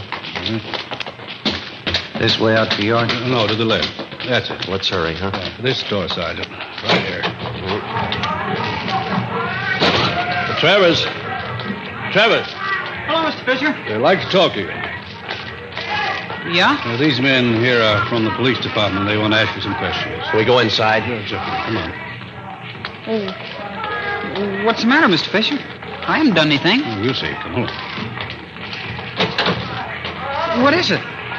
What's it all about? Sergeant? It'll be a lot easier if we have the truth now, son. Did you just sell those boys out there some dirty books? No, I mean, it's only a gag. They're funny books. Have you got any more of them on you? Yes, sir. Can we see them, please? I didn't steal them. Only books. Funny books. Here. Thanks. Almost a dozen. Mm-hmm. You think these are funny books, do you, Travis? Well, some of them. I guess not. It's only a gag, Sergeant. Where'd you get them? I didn't steal them. I bought them off a guy. Who? Why, I can't tell you. Do you have any more of these books? No, sir. Will you show us your locker? I can't remember the combination. It's a new locker. Could you open the locker for us, Mr. Fisher? Yes, but I'll have to get the maintenance man. All right, I'll show you. Come on. Down here, sir. This one. 412. I've only got a couple. All right, we'll see. Come on, open it. I haven't done anything. Here's a sample, Joe. Locker's loaded down with them. Rotten filth. You can't arrest me. I don't sell the books. I only rent them. Somebody's been briefing you. Who?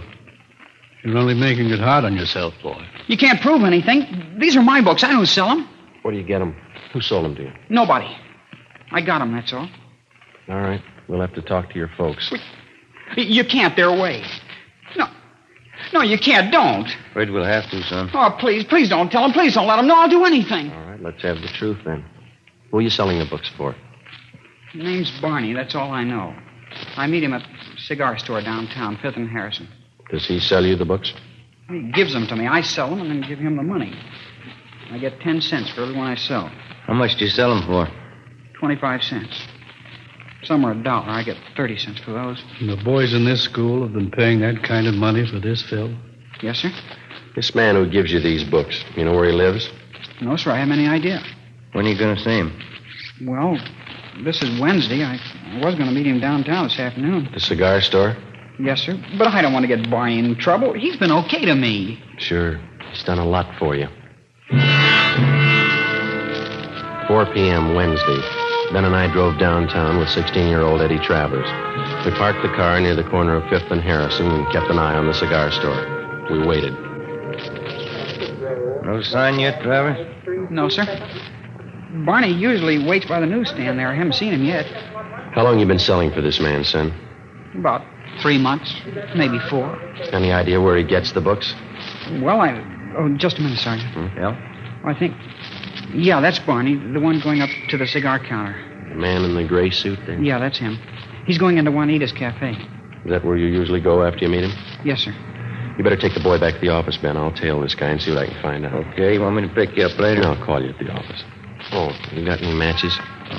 No, I'm out. I'll pick some up at the cigar stand. Right. See you later. Yeah.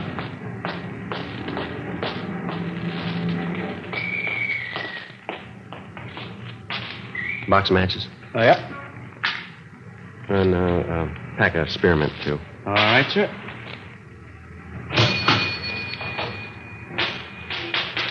Much obliged. Got a special on Old Typical New Bourbon today. $2.69 a fifth. No, thanks.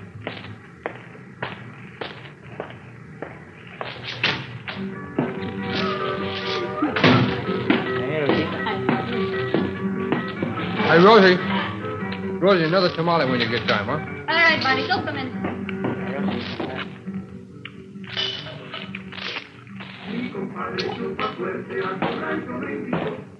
Yes, sir.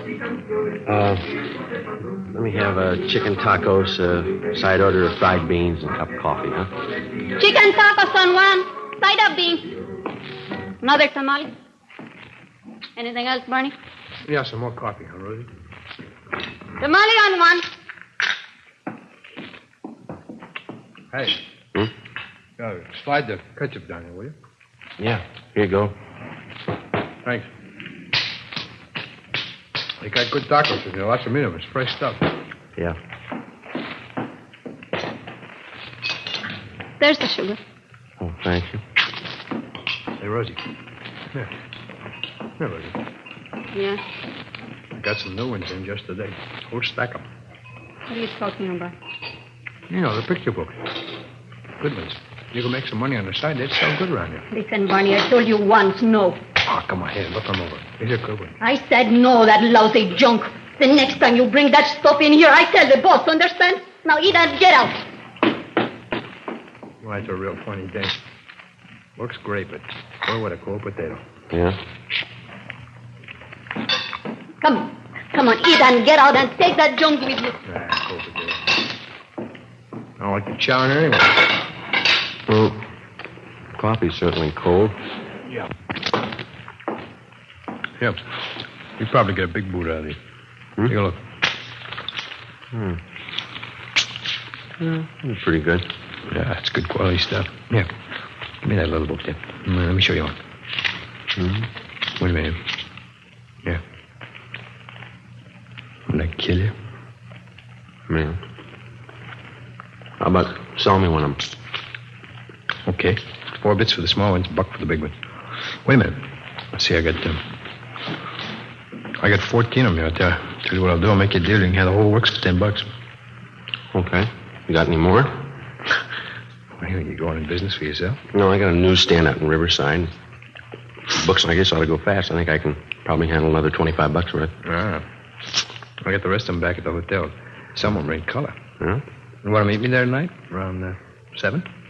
Where's the hotel? Well, you go straight up 6th Street from here. It's just 1 block on your left. Call the Denver House. I'm in room 337. You going up there now? Well, I was supposed to meet some guy, but... Yeah, we can go now. How about a check, Rosie, huh? Yeah. Hey, you'll probably be wanting more of these. I can put you on my mailing list. Okay. The prices are right. I don't want to pay retail. Nah, we can work out a deal. Come on, let's go. Okay.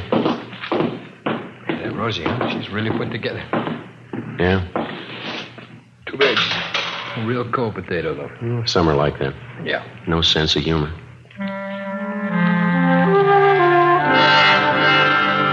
We left Juanita's Cafe and walked up Harrison Street to 6th. We turned left and went down 1 block. It was 5 minutes to 5 when we got to Barney's room in the Denver house, number 337. He dragged out a steamer trunk from under the bed and counted out a stack of books and pamphlets covering the general topic of degenerate filth in stories and photographs. Okay, Mac, there you are. That's $25 worth. For the money, the bucks are all yours. Okay. Here you go. That's 10, 15, 18. I'll have to give you a check for the rest. How do I know it's any good? You could take off. I'd never see you again. You'll see me. You're under arrest. Huh? Hey, you're kidding. Hey, let go. All right, let's hold it right here. Hey, wait a minute. Oh, now, look, Lieutenant, we can work this thing out. We'll work it out downtown. Now, wait a minute. I can set this thing right for you. Where are you getting this junk? Who's supplying you? Oh, look, why not use your head? You never get the top, man. Not in 10 years you won't. We got lots of time. Come on.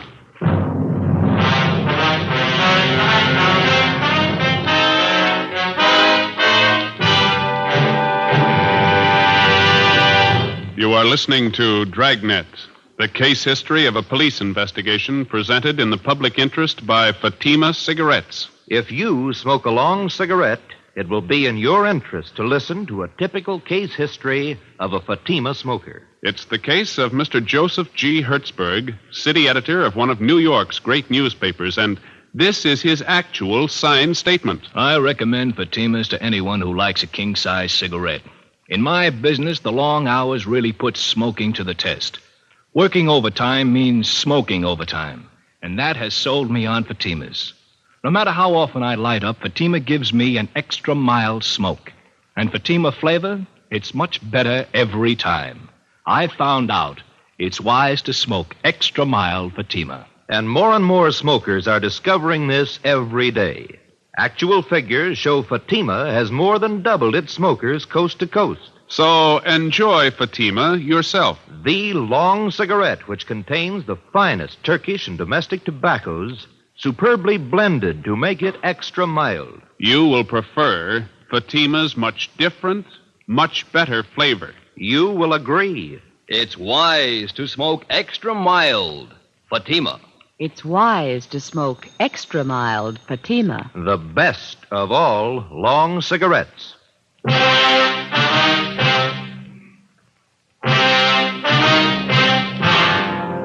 filthy literature racket feeds on the curiosity of youngsters and the stupidity and ignorance of adults. It's an all-season business, and in its own quiet way, it has reached a market which the other heavy rackets never hoped to reach. Your home and your children. 6 p.m., Wednesday, October 23rd. We checked the records, and the make sheet showed the book peddler's true name to be Barney W. Timpson, 38 years old. He had a past record of one previous conviction for peddling lewd literature in Dodge City, Iowa in March 1948. We had him brought to the interrogation room. Sit down, Timpson. Let's make it easy, Barney. Where are you getting the books? I told you, Sergeant, they deliver them to me. Who does? Different guys. I don't remember them all. They send different guys every time. How often do they make the deliveries to you? Once a month. When? Around the first, usually. Sometimes maybe the second and the third. They bring the books to your hotel? Yeah, they leave a pack up in the lobby addressed to me. They ever use the mails? They never do. They're not that dumb. So you've never seen the men that you do business with, huh? Not so I'd know them, no. You have no idea where they're operating from? I don't know. You expect us to swallow that? I'm telling you, I don't know. Oh, don't push us that kind of a story, Barney. I'm giving it to you straight. Now, what else do you want? Who's the supply man? Hey, look, we found this notebook in your hotel room, Barney. There's a list of names in it. This your customer book? Friend.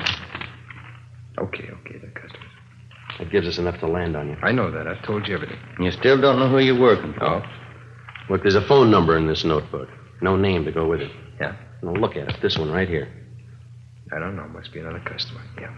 Does it belong to the boss? I don't know the boss. You don't know me. Then who do you buy the books from? Who says I buy them? You must owe somebody a lot of money. Don't worry. I don't owe him nothing. He don't owe me nothing. He does now. What? You're going to jail for him. Barney Timpson was booked into Central Jail for violation of the Penal Code, Section 311.3. We contacted the telephone company, and they traced the extra phone number in Timpson's notebook to a private residence on Wonderview Drive in Laurel Canyon. A detail of men was assigned to stake out on the place. During the next week, mainly from information obtained from Barney Timpson's customers, 7 other peddlers of obscene books and pamphlets were taken into custody and questioned. 5 of the 7 told us they picked up their supply of books from the Laurel Canyon address. We moved in on the place and found thousands of lewd books and pamphlets stored in the garage. 3 men on the premises were taken into custody. They identified themselves as John Alexander, George Kelleher, and Raymond Kester. We brought them downtown and interrogated them for 2 hours. They refused to admit anything. They were booked in, but by noon their lawyers arrived and they were released on writs of habeas corpus. 2 p.m. Ben and I met with Inspector Lester of Juvenile Bureau. Just had a call from the men on stakeout at the Laurel Canyon place. They've just been over the garage where the books are stored. They get anything, Skipper? A couple of things. Might be fair leads. What's that? 3 stacks of books they found were wrapped in proof letterheads from the Havenbrook Hotel. Yeah? We checked with the hotel. They get all their printing done at Rudolph Brothers, place out in West L.A. That name's not familiar to me. It's a big layout. Their specialty is religious books, Bible, things like that. That doesn't add. Not so sure. How do you mean? Be a perfect cover for the racket. Printing the Bible one day and a flock of filthy books the next. Could be the setup.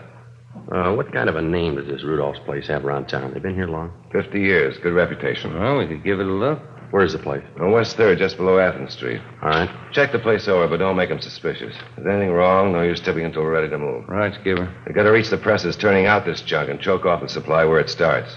Do that and we got it beat. Right. Just a minute. Juvenile Bureau, left it. Yes, Sam. Now where? Okay, they'll be right out. Gross and Pacelli, they spotted one of the delivery cars. Where? Downtown. They followed it out to West L.A. Yeah? Rudolph's printing shop. 4 p.m., Ben and I, together with 2 other men from Juvenile Bureau, drove out Beverly Boulevard to Athens Street and then down 1 block to the corner of West 3rd, where we picked up Gross and Pacelli on stakeout. The Rudolph Brothers Printing Company covered almost half a square block on the corner of West 3rd and Athens. The front of the plant had display windows featuring expensive leather-bound Bibles and other religious literature. While the other men remained on stakeout, Ben and I crossed the street and entered the plant. We introduced ourselves to the clerk in charge as potential wholesale customers, and we asked to be shown around the shop. It was more than obliging. I'd be happy to show you our plant, gentlemen. The most modern religious publication company in the West. That's our claim. Oh, would you step this way, please? Thank you.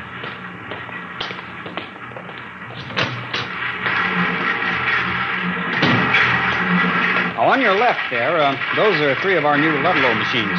Excellent mechanisms, needless to say. Mm-hmm. You must employ quite a few men in here.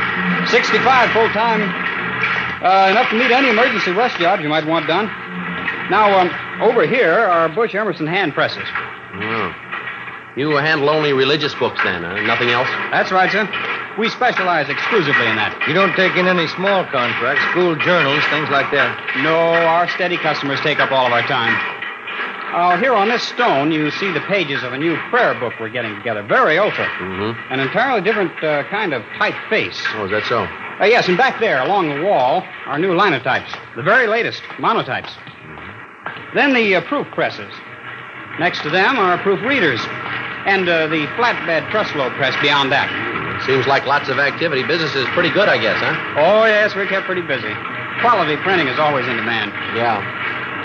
Well, thanks very much for showing us around. Not at all, gentlemen. Anytime. Here, this way out. All right. I'll get you one of my cards here. There you are. Oh, thank you. And when you're ready to do business, why, just give me a call. I'd be glad to take care of you. All right, sir, thanks. We'll do that. Good afternoon, gentlemen. Goodbye. All right. What do you think? You got me. Nothing out of place. Yeah, whatever system they're using, they got it down pat. Bibles, prayer books, church announcement. That's all I saw. Hey, Ben, look. That man getting out of that car going into Rudolph's there? Alexander, the guy we picked up this morning out in Lower Canyon. Yeah. Printing plant continued. 6 p.m. The lights in the display windows went out. The shades were drawn. We watched the employees leave. 6:30 p.m. The lights in the plant were still burning. Gross went down to the corner and picked up some hot dogs and coffee for our dinner. We ate in the car. 7:30 p.m. A black Cadillac convertible pulled up across the street. 2 men got out and let themselves in through the front door. We waited. Between 7:30 and 8 p.m., we counted 21 men entering the plant. That printing press. It's starting up. Okay, let's move. Hey, Gross, you and Pacelli want to go through the back, and Ben and I will take the front. Right, let's go, Mike. Come on. It's a neat setup. I had it all figured. Yeah, you didn't spot any side entrances, did you? No. Here we are. Can you try the door? Yeah, it's no good. All right.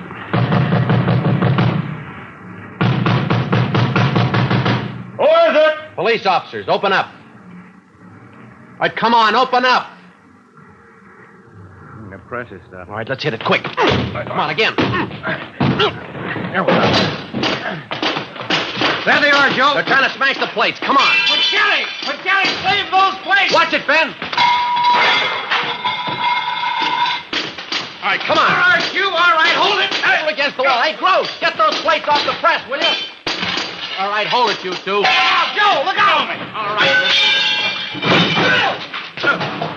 Get the plates, Joe! I round up those men and keep the doors covered. Get away from those tables. Come on over to the wall. That's about most of them, Joe. Those 2 men going out the door. Come on, head them off, will you? Come on, you. Come on, back inside. All Get right. out. Wait, get your hands off her. Hold it up, mister. Come on, over there with the rest. You'll pay for this. I'll sue you down your last nickel. Yeah, come on, simmer down. Hey, Joe, we got Rudolph going out the back. Right. Call the office, will you? We're going to need transportation. Okay. Take those 2 with you, huh? Right. Come on. Well, we got enough evidence against them. Yeah, we're going to need it. 2 full pages of the junk right here. Yeah. Look. Right next to it. Yeah. Page from the Bible.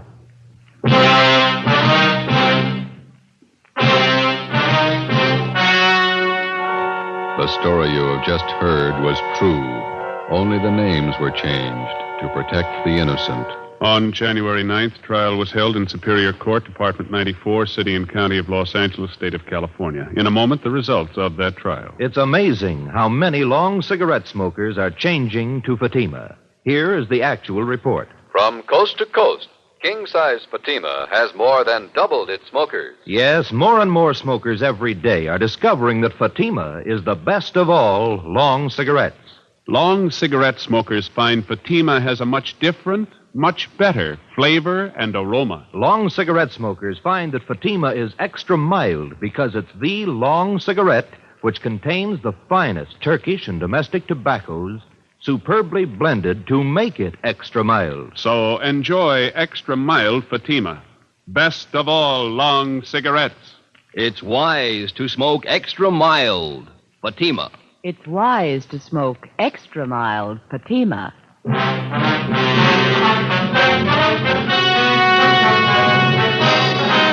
Frank Rudolph and 16 of his accomplices were tried and convicted of possessing lewd and lascivious literature for the purpose of sale. They received sentences as prescribed by law and are now serving their terms in the county jail.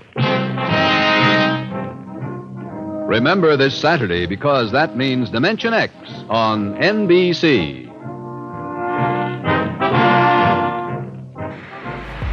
Kayla, boom, Kayla, boom, Kayla, boom, on YouTube. Out of a cage, scraping and rage, turning the page, making a mage, fighting and blaze. Nothing but A's, gonna keep playing and banging for days, training and raiding, playing and skating. All the rules that she be breaking, all the fools that she be shaking, making them drool and making them wait. Retro gaming long plays like you've never seen before. Check out Kayla Boo on YouTube for some fantastic long play gaming. Kayla Boo, Kayla Boo, Kayla Boo on YouTube. Kayla Boo, Kayla Boo, Kayla Boo on YouTube. Keep it tuned right here to HOJO Radio for more classic old-time radio.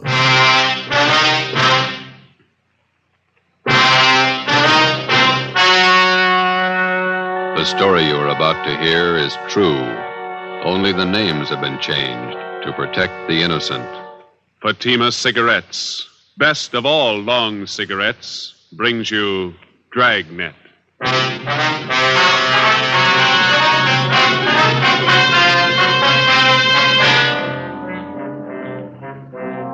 You're a detective sergeant. You're assigned to robbery detail. Vicious gunmen have committed assaults, robberies, attempted murders. Their victims, Army officers stationed in your city. Your job, get 'em. If you want a long cigarette, smoke the best of all long cigarettes. Smoke king-size Fatima. Fatima is the long cigarette which contains the finest Turkish and domestic tobaccos superbly blended to make Fatima extra mild. And that's why Fatima has a much different, much better flavor and aroma than any other long cigarette. That's why Fatima has more than doubled its smokers coast to coast. So enjoy Fatima, the best of all long cigarettes. It's wise to smoke extra mild. Fatima. It's wise to smoke extra mild Fatima.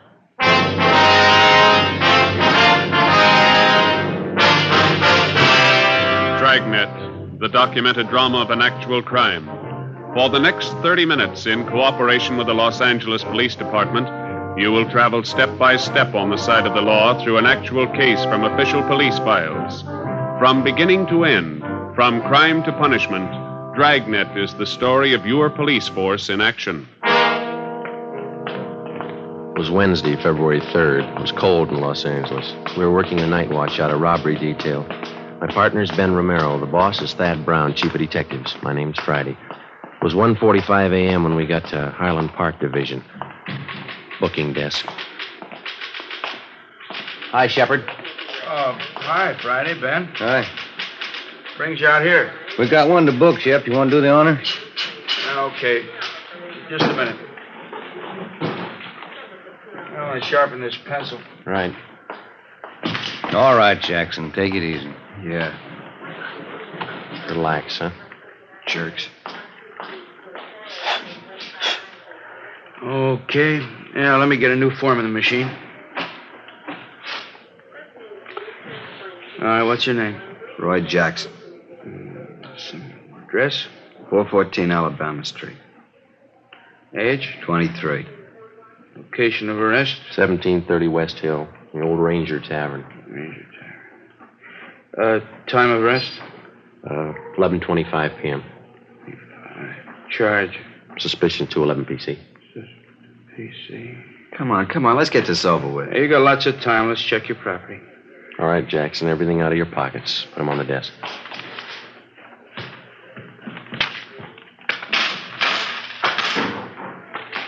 What about my keys? You won't need them for a while. Put them on the desk. There. you forgot your watch. Take it off. All right. Yeah, that ring, too. Yeah. That everything? I'll shake him down. Yeah, that's everything. Okay, let me list it here. 1 brown man's wallet. Contents. I'll call them off to you, huh? Okay. 1 black pocket comb. Pocket comb. Got that. 1 keychain and ring with 5 keys. Good luck charm on it. 5 keys. Good luck, chum, yeah? Let's see, there's 10, $11.63 in cash. 11.63. 1 man's wristwatch, Waltham. 1 man's ring. You got that? Yeah. Yellow metal, the ring. Ring. And a white stone. It's a diamond ring. That's gold. 1 man's fountain pen. Fountain pen. That's it. Yeah, okay. Just put all the stuff in the envelope.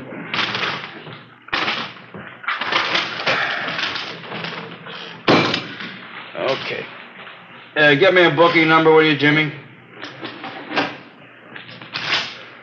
Here's a receipt for your stuff, Jackson. Itemized. Yeah. And here's your copy, fellas. Thank you, Shep. Murdoch. Yes, Sergeant? Got one for you.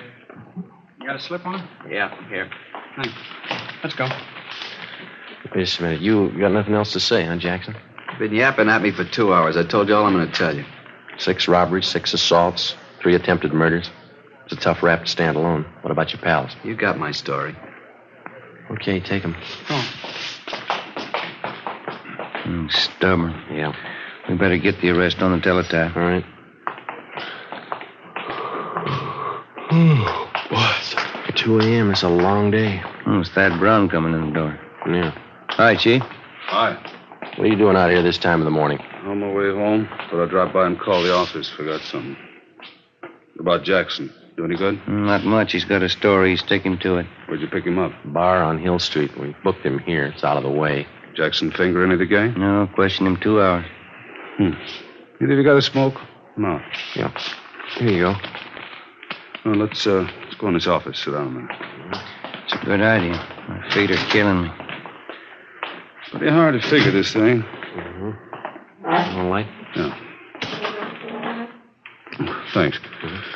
Gang of cheap hoods, armed to the teeth, slugging, shooting their way around town, coming from all directions. We got it fairly well narrowed down, and 9 out of the 10 jobs they pulled, they operated either in San Pedro, the central area, or Hollenbeck. Still haven't any idea why they pick Army officers for their victims. Jackson wouldn't tell us why. The MO still the same? They haven't switched? Not a bit. The hold-up men still dress as Army enlisted men. They steal a car, offer rights to officers, slug them, rob them, and shoot them. Same thing, 10 times over. Has the Army checked their personnel out at the fort? Keeping tabs on as close as possible. I don't think it's the work of any bona fide enlisted men, though. Well, we'll haul out Jackson and talk to him again in the morning. Maybe he'll be ready to tell us something by then. I'll stay after him. If you need any more men from Metropolitan to help out on this thing, let me know. Okay, Skipper. You better make that call and get home. Late. Yeah.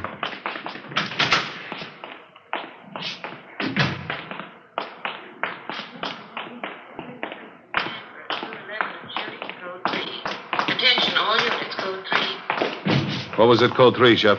31st and Stafford, 211 and shooting. Chief Brown, Ben, and I got to the scene at 2:20 a.m. An ambulance was already there, along with 2 cruiser cars and a half a dozen curious onlookers. Lying face down on the dirt road about 15 feet off Stanford Avenue was a man dressed in an Army officer's uniform. He wore First Lieutenant bars. His blouse had been half ripped off, and the side of his face was bruised and swollen. The back of his head showed the results of a vicious beating. There were 2 bullet wounds in his left shoulder. A few feet away, sprawled out on his back, was a major. He'd been brutally beaten, but he was still conscious. While the ambulance attendants gave first aid, we questioned him briefly. Both bodies were lying 30 feet from the interurban railway tracks. Feel up to telling us how it happened? Hit me on the mouth with a gun. Can't talk too well. No, don't try to get up, Major. How's Lieutenant Kelly? He was with me. He'll be okay. They're getting him in the ambulance. We were hitchhiking downtown, Kelly and me. 2 men in a gray sedan picked us up.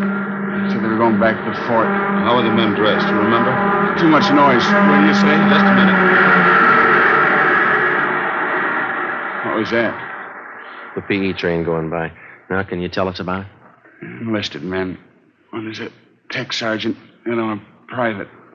He said they'd drive us back to the fort in a gray sedan, Pontiac. Excuse me, Sergeant. Oh, sure. I'll have to take care of those face wounds. You can go ahead. Okay. Did you see the license number on their car? Too dark, no. Gray sedan.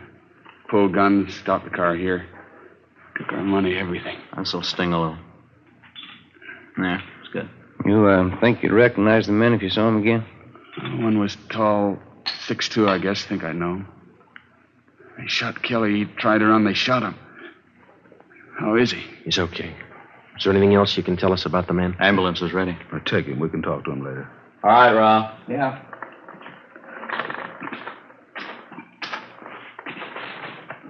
All right, easy. Okay, let's go. It's not getting any better. They sure like to cut him up, don't they? Pretty good set of footprints over there. Tire impressions. Better call the crime lab. Yeah. 2 men in a gray sedan. How does that match up? Same M.O., Army officers. So one of the gunmen was tall. Mean anything to you? Well, most of the other victims gave us that description.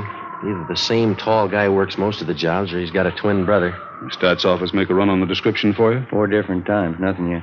I'd better get this new information on the air right away. Yeah. We steal a different car for every job, and the morning after we find the car, usually clean, no prints. This thing doesn't add up in my book. Army officers aren't loaded with... I said Army officers aren't loaded with dough. These punks are after something else besides money. What do you mean? Well, for every dollar they steal, they break a bone. How does that shape up to you?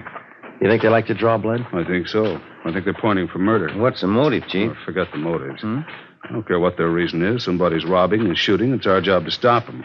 What's the trouble with motives? How you mean? They always show up after the murder. 2:40 a.m. The crime lab crew arrived and went to work searching the area for evidence and taking casts of the footprints and tire impressions.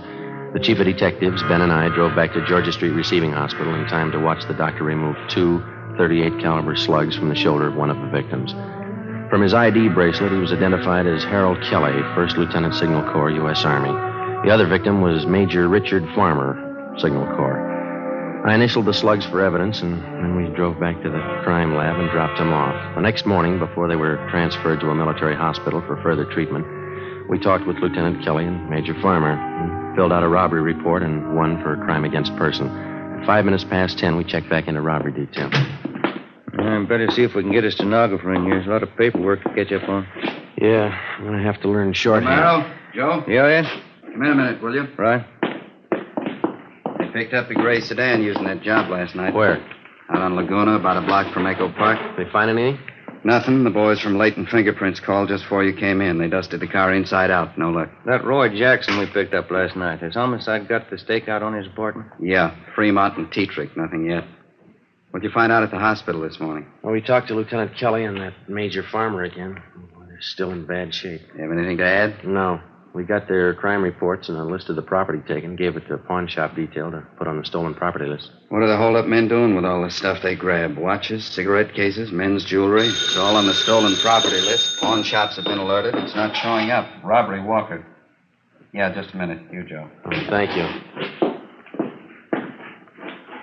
Friday. Yelly. Yeah. We'll meet it. Bye. Lee Jones. He just ran a make on the 2 slugs they took out of the lieutenant's shoulder. Yeah? They came from the same gun that wounded 4 of the other victims. Figures. How about the footprint cast they took out there last night? No, it didn't work out. Lee said he tried matching him up with that set of prints we came across on that job Sunday. There's no match. Oh, hi, Chief. Bad. Sit down. Thanks. Fellow man yet, Walker? Not yet. Just going over last night's case. What do you got? Walker and I were talking it over this morning before you 2 checked in about these hitchhike bandit jobs. Yeah. I tried everything short of a blockade to grab the hold-up men. It's obvious it's not working. How about the Army brass? They're doing all they can already. It's up to us. We're going to need more men and better coverage. What are you figuring on? System decoys planted around the city and every area these hitchhike bandits have been operating in. Gonna take a lot of men, isn't it? Be worth it if it pays off. About 50 or 60 men should do it. They'll be dressed as second lieutenants all the way up to colonels. They'll travel in pairs. They're going to bunk out at the fort? If we can arrange it, yeah. They'll be instructed to hitchhike their way around town. Bulk of them will operate between 8 p.m. and 6 a.m. What kind of support are they going to have? You men in robbery and homicide. I'll have a special detail of cars from Metropolitan Unit to help cover the unprotected spots. When does it start? Tonight. No use waiting. You fellas might as well pass the word down the line. No time off till the gang's locked up. Okay. We got to get those punks and get them fast. We got the men and the machinery, so there's no reason for not stopping them. No excuses. Understood? Yes, sir. Excuse me. Robbery Walker. Oh, hello, dear. Yeah, I know, but I can't make that. Let's go, Joe. A little happy. You just go right ahead and I'll have to explain things I did. Here. What's that? A nickel. Call yours. 8 p.m., Thursday. With the permission of the commanding general, 6th Army, a total of 55 men dressed as Army officers spread out over the city to serve as decoys for the hitchhiked bandits. They were well armed, and they traveled in pairs. For the first night, it was the plan to concentrate in the central area, Hollenbeck and San Pedro. We started cruising the central area at 8 o'clock along with the rest of the detail. The time went slow. Midnight came. Still no sign. We waited out the rest of the night and the early morning. Nothing happened. We figured on some action on the weekend. Friday, Saturday, Sunday, nothing happened. Seemed like the hold-up men somehow had sensed the decoys and were staying under cover. Monday night, February the 8th, same thing all over again. 3 a.m. came and went. No sign. I'm kind of hungry. You want a hot dog? We can eat them in the car. No, you go ahead. Maybe a bag of potato chips. You want to see if I got them? Okay. I'll be right back. Yes, sir. Want hot dog? One. And give me a bag of those potato chips there, too, will you please? Okay. You want everything on that hot dog? Everything but relish. What's the matter? You don't like relish? No. Okay. Joe, come on. Hustle. You can skip that hot dog, Mac. What is it? Just came in. Catch the repeat. Attention all units. Attention all units. The vicinity of Washington, Figueroa. A shooting. Code 3. Ambulance dispatch. Okay, hit the siren. Let's move.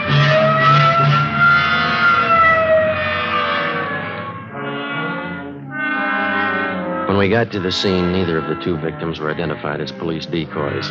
One of them had already been placed in the ambulance. Ben went over to talk to him. The second victim was still lying in the street, his chest riddled with bullet wounds.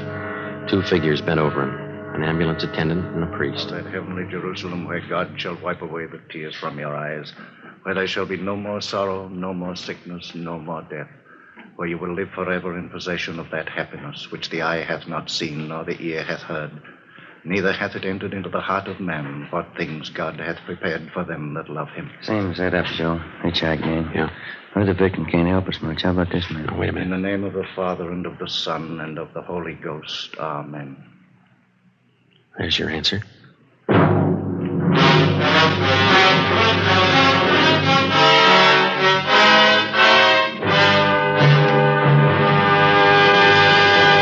You are listening to Dragnet, the case history of a police investigation presented in the public interest by Fatima Cigarettes. If you smoke a long cigarette, it will be in your interest to listen to a typical case history of a Fatima smoker. It's the case of Miss Shirley Gelman, trained nurse in the city of Los Angeles, California, and this is her actual signed statement.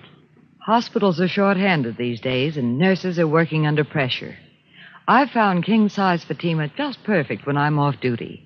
They're extra mild, and even in the wee hours of the morning, Fatima tastes just fine. I urge all my friends to buy them. I agree, it's wise to smoke extra mild Fatima. And more smokers are discovering this every day. Actual figures show Fatima has more than doubled its smokers coast to coast. So enjoy Fatima yourself. The long cigarette, which contains the finest Turkish and domestic tobaccos, superbly blended to make it extra mild. You will prefer Fatima's much different, much better flavor. You will agree. It's wise to smoke extra mild Fatima. It's wise to smoke extra mild Fatima. The best of all long cigarettes.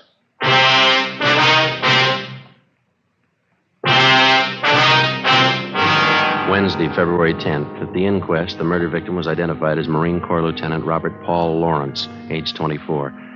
The bullets removed from the body at autopsy were taken to the crime lab where the ballistics men ran them through. They were fired from the same gun used in the previous hold-up shootings by the hitchhike bandits.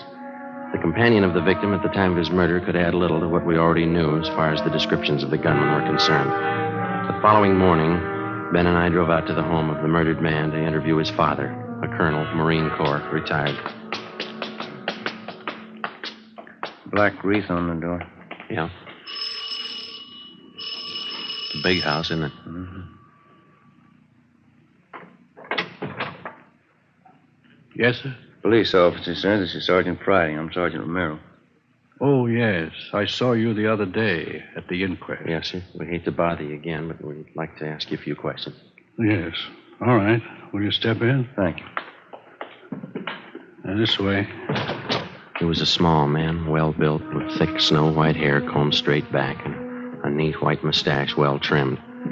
He walked deliberately with his shoulders thrown back as he showed us into a large living room richly furnished. A picture of the Battle of Belleau Woods hung over the large fireplace. The rest of the pictures in the room were of famous Marine Corps officers. Now, gentlemen, how can I help you? It's about your son, Robert. We didn't want to bother you at the inquest. Yes. I guess I don't have to tell you. Bob's death was a blow. Yes, sir. He's been staying here with me from time to time since my wife died last year. House this big needs people. Just myself, the wife gone. Yes, sir. We'll only take a minute. You see, everything had been taken from your son, and we'd like to find out if you know what personal property he was carrying at the time he was... Well, I don't know. I guess he had the usual things, a few dollars, his wallet, St. Christopher medal, silver, his watch. Was the St. Christopher medal valuable? Oh, not too much, no, not monetarily. And that watch? Well, yes, that was worth something, a pocket watch. I gave it to Robert when he was commissioned at Quantico. That's his graduation picture on the mantel. Here. This is Robert. Yes, sir. Mm-hmm. Fine boy, Sergeant. Robert was a good Marine. You think you could describe the watch for us? Gold pocket watch. Cost quite a bit when I bought it for him. There's some engraving on the inside of the cover. What is it? Says, from an old Marine to a young one. Signed, Dad. Mm-hmm. Anything else about it, sir? Very fine jeweler friend of mine made the watch. It has small chimes inside, and when you push the lever on the side, it chimes the hour and nearest quarter hour. Very clever. Yes, sir, I see. And as far as you know, then, those are all the valuables he had with him. Yes. All right, Colonel Lawrence. Thanks very much. Oh, you don't have to rush off. Can I fix you a cup of coffee? Stay a while, won't you? I'm sorry, Colonel. We have to get back to the office. Oh. Well, let me show you to the door.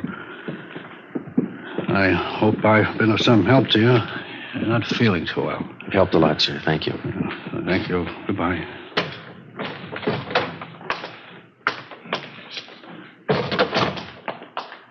Nice home. Yeah. Beautiful furniture. Everything a man could want. Except the sun. For the next 6 days, we got nowhere. Both robbery and homicide details stayed at work on the case. The citywide decoy plan continued along with the extra night patrol of cruiser cars from the Metropolitan Division. Dozens of leads were received and tracked down. None of them paid off.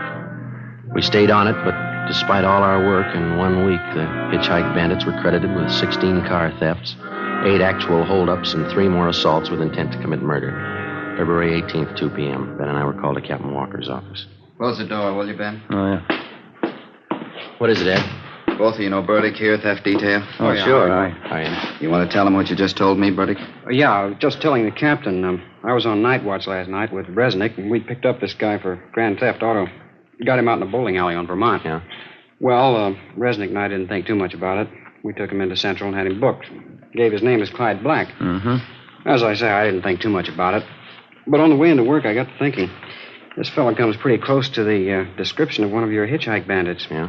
Yeah, he's pretty tall, 6'2", dark hair, dark eyes. Pretty tough. Is he still in jail? Still there. Anybody else talk to him besides you? Resnick and me, that's all. Here's the mug shot we got on him last night. Take a look. Let me see. Mm-hmm. It seems pretty close. You got a home address on him? Yeah, a place out on South Flower. Here's the number. Thanks. Oh, yeah, there was something else. Struck me kind of funny. What's that? When we booked the guy in last night... Yeah? In his back pocket, he had a St. Christopher medal. Ben, Ed, Burdick, and I drove out to the address on South Flower Street, which the prisoner, Clyde Black, had listed as his home address. It was a rooming house, and the landlord remembered Black, but he hadn't lived there for 2 months. He gave us Black's forwarding address, an apartment on MacArthur Drive. There, the manager told us he hadn't lived in the building for at least a month. He had moved and left no forwarding address. We put tracers through on him with DMV, our business office, and with local merchants in the neighborhoods where he had lived. By 6:30 p.m., we had an answer. An apartment on Pico Boulevard, just east of Alvarado. At 7 o'clock, we were on our way up in the elevator to the 3rd floor of the apartment house.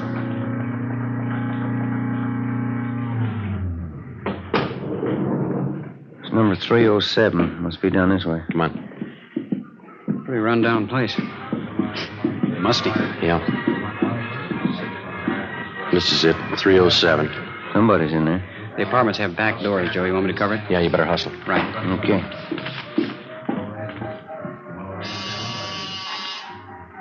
Stop talking. Yeah, what is it? Mailman, registered letter. Okay. Give me. Police officers. Move you guys. Hands up, Joe. Yeah. Hey, they're going out the back, Ben. Watch it. Burdick's got him stopped out back. All right, you now cut it. Let me go, I said. Let me go. That's one of them. One more, Joe. Here, there were 3. All right, let's go inside. Come on. Come on. Yeah, that's all of them. Watch them, will you, Bertie? Yeah. All right, let's look around, huh? Yeah.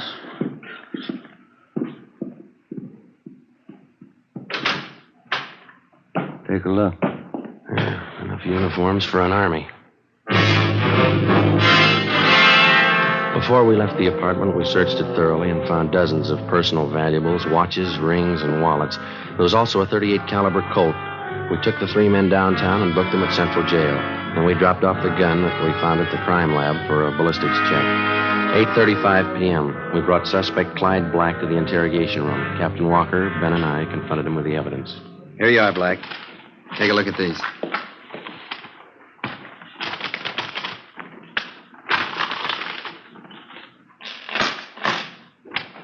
Well? They're not mine. We know that. Never saw them before. Watches, jewelry, wallets, they were found in your apartment, all of them. They weren't. Take a close look. Auto theft, that's all you got me on. Yeah. I won them. I won the stuff in the crap game. You must be lucky. Crap game, I tell you. That's how I got it, in the crap game. Why not do it easy, Black? Let's call a stenographer and get it over with. How much evidence do you want? I didn't do it. I get it. Interrogation room, Friday. Yeah. All of them? Fine. Thank you. The gun, Black. They checked it. I didn't do it. Your gun killed that Marine. Your prints are all over it. It was one of the other guys, Max. Max, it was him. Him and Johnny. You ready to dictate a statement? Put them on the file. Why me? You talk to Max. Talk to Johnny. Ed, hand me that, will you? Yeah. Here. Thanks. We got this watch out of your apartment, too, Black. Where'd you get this? Which? This one right here, the pocket watch. I don't know. Don't tell us you won it in a crap game. It's not mine. I never saw it before. It's a beautiful watch. It's engraving on the inside cover. Yeah, look here. From an old Marine to a young one. It's not mine. Let me show you how it works. Push this lever here, see, on the side?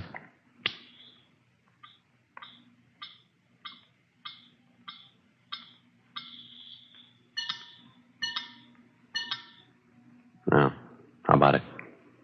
I hated them. I hated all of them. Everything about them. That lieutenant. I had to kill him. He was going to get away. I had to kill him. I had to. Why'd you pick on officers? They had it coming. Pushing guys around. I hated them. I hated every lousy bone in their bodies. I'll get the stenographer. Yeah. Then knock off and go home. You too, Ben. I had to kill him. I hated him. I'll tell them that. I'll tell them like I told you, just like I told you. Yeah, they'll believe you, mister.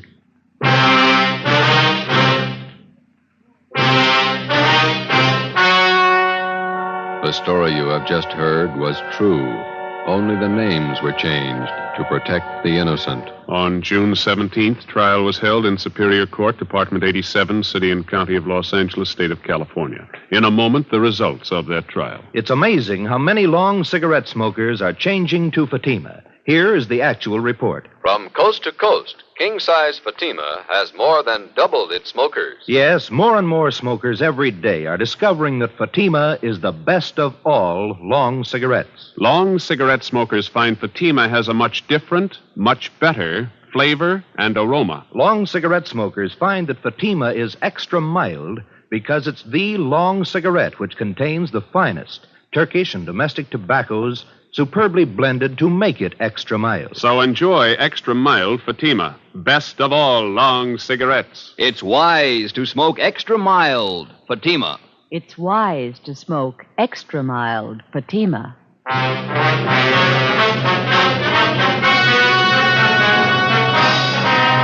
Clyde Black and the other 4 members of the Hitchhike Bandit gang were tried and convicted in Superior Court on 1 count of murder and several counts of robbery and assault with intent to commit murder. All 5 are now serving life terms in the state penitentiary. You have just heard Dragnet, a series of authentic cases from official files. Technical advice for Dragnet comes from the Office of Chief of Police W.A. Wharton, Los Angeles Police Department. Fatima Cigarettes, the best of all long cigarettes, has brought you Dragnet from Los Angeles. You're tuned for the stars on NBC. Dr. Weird's mystery will be continued shortly. Say, by the way, Doctor, is mystery your sole pleasure? Young man, what could be more pleasant than mystery? Well, music, for instance. That's music, why, of course. Have you ever heard my clanking of chains? Doctor, I'm afraid you've got me wrong. I mean the kind of music men hum or whistle when they feel on top of the world. And, gentlemen, one of the many things that give you that tip-top feeling is the pleasure of being well-dressed. Perfect taste is a criterion, and in hats, there's nothing smarter than an Adam. From stem to stern, your Adam hat gives off that look of quality. You see quality in the carefully molded shape, and in the richness of the genuine all-fur felt, and in the subtle color shade. Next time you pass an Adam hat store or authorized dealer, stop in and try on an Adam. Once you see and wear an Adam hat, you'll agree that today, as before, Adam is one of America's outstanding hat values. Now, the good Dr. Weird. HOJO Radio, where the classics come alive. The story you are about to hear is true. Only the names have been changed to protect the innocent. Fatima Cigarettes, best of all long cigarettes, brings you Dragnet.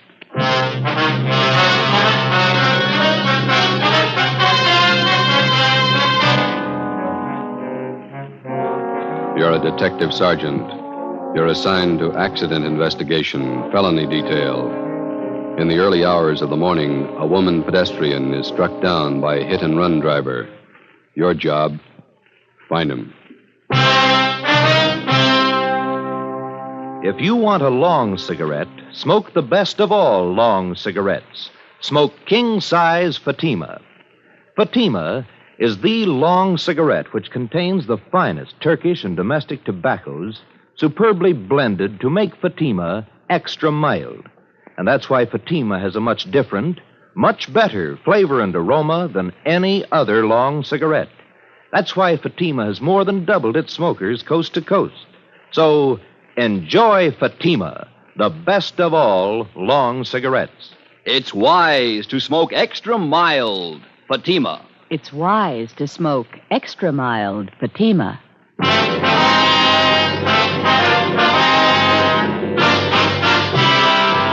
Dragnet, the documented drama of an actual crime. For the next 30 minutes, in cooperation with the Los Angeles, traveled step by step on the side of the law through an actual case from official police files. From beginning to end, from crime to punishment, Dragnet is the story of your police force in action. It was Monday, September 4th. It was hot in Los Angeles.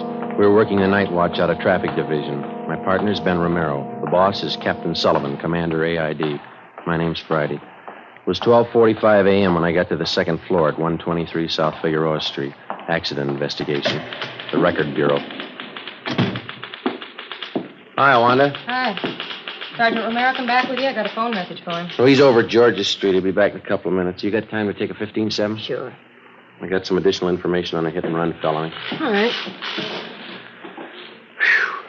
Pretty warm up here, isn't it? Mm-hmm. Coffee over there if you want it. No, thanks.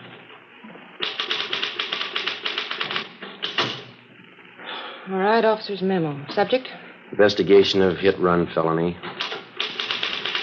DR number 467923. Location 7th and Carondelet Streets. It's Carondelet. September 3rd, 11:15 p.m. Division reporting, AID. Division of occurrence? Central. Hmm? Central. Date and time occurred, September 3rd, 11:15 p.m. Location of occurrence, 7th and Carondelet. Is this going to run long, Sergeant? Oh, page and a half. Go faster in shorthand. I can transcribe it later. All right. Excuse me. This is for Captain H.W. Sullivan, commanding AID. Sir, on the above date at 11:20 p.m., the undersigned officers went to the corner of 7th and Carondelet Streets in response to an ambulance follow-up traffic. On our arrival there... You got any matches, Wanda? Yeah, here you are. Okay, thanks. On our arrival there, we were met by 11T. We witnessed ambulance attendants placing an unconscious woman in an ambulance. She appeared to be critically injured. The victim was removed to Georgia Street Receiving Hospital. All right. We then interviewed a man who identified himself as Chester J. Crawford, 540 Green Oak Drive. He stated that he was acquainted with the injured woman and that her name was Sheila Gordon, Gordon, 7832.5 7th Street. Crawford told us that he was taking her home from a dance. And they arrived at the intersection of 7th and Carondelet Streets at approximately 11:15 p.m. 11:15. Okay? Yeah. Crawford further stated that while he and Sheila Gordon attempted to cross the intersection, an automobile headed west on 7th Street went through the red traffic light. Right. Did you read that last part back? Attempted to cross the intersection. An automobile headed west on 7th Street went through the red traffic light. Okay. Crawford told us that he jumped out of the path of the car and tried to pull Miss Gordon with him. He said that the car struck her down without slowing down, continued out 7th Street, and disappeared. Wait a minute. Oh, I'm sorry. And disappeared. Okay. Crawford stated the hit-and-run car was either a Dodge or a Plymouth, but it could have been either last year's model or this year's. He described the car... Is too fast, boy? That's all right. He described the car as either light blue in color or bluish green. Said that he failed to get the entire license number, but that the last three numbers on the rear plate were either 804 or 304. 804 or 304. That's right. Okay. Fine. Crawford said he made an attempt to follow the hit-run car, but that he was unable to obtain transportation. He stated he then ran to a phone at the Corsev Bar and Grill. Spell that? What? Corsev. Corsev. That's at 7th and Carondelet, and called the police. And the undersigned officers then obtained Crawford's full name, address, phone number, and proceeded to question residents in the neighborhood. And were unable to locate any other witnesses besides Crawford. Okay. Hi. How'd you do? Oh, I saw her. That's about all. Doctor says we won't be able to talk to her for at least a couple of days, maybe not at all. What's your chances? 50-50 if she's heavy on luck. 3 broken ribs, brain concussion, internal injury. What'd Lee Jones have to say? Is that all the report, Sergeant? Oh, yeah, Wanda. We'll have the rest for you a little later. Thank you. Okay. I'll type this much up as soon as I can. Thanks. Sure. What'd Lee Jones have to say? Nothing. He and Finkel went over the area for an hour. No broken glass from headlights at the PI. No tire impressions worth anything. No physical evidence. Where does it leave us? With a half-dead girl and no suspects. What do you think, Joe? I don't know. It's a sour one. Any kickback on the teletype yet? No. That guy she was with, Crawford, not too much help. Looked a little nearsighted to me. He saw well enough to get out of the way of that car. You got the notes. How much to give us? Let me see. I got it here in the book. The car was either a Dodge or a Plymouth, late model. Color, either light blue or blue-green. And the last 3 numbers on the license plate were 804 or 304. It's a big field to pick from. That's the only lead we own. You can call it that, yeah.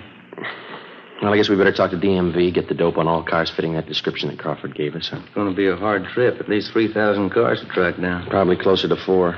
What do we do for help? We can ask the captain in the morning. I'll get him. Okay. Record Bureau, Romero. Yeah, we'll bring him right over. Yeah, bye. It's Lee Jones again. Yeah. Says he wants the clothes Sheila Gordon was wearing at the time of the accident. He figures when she got hit, her clothes must have left fabric marks on the front of the car. It might work. There's only one trouble. What's that? You can paint off fabric marks. Well, it's a long list. Let's take it from the top. Yeah. Find the car.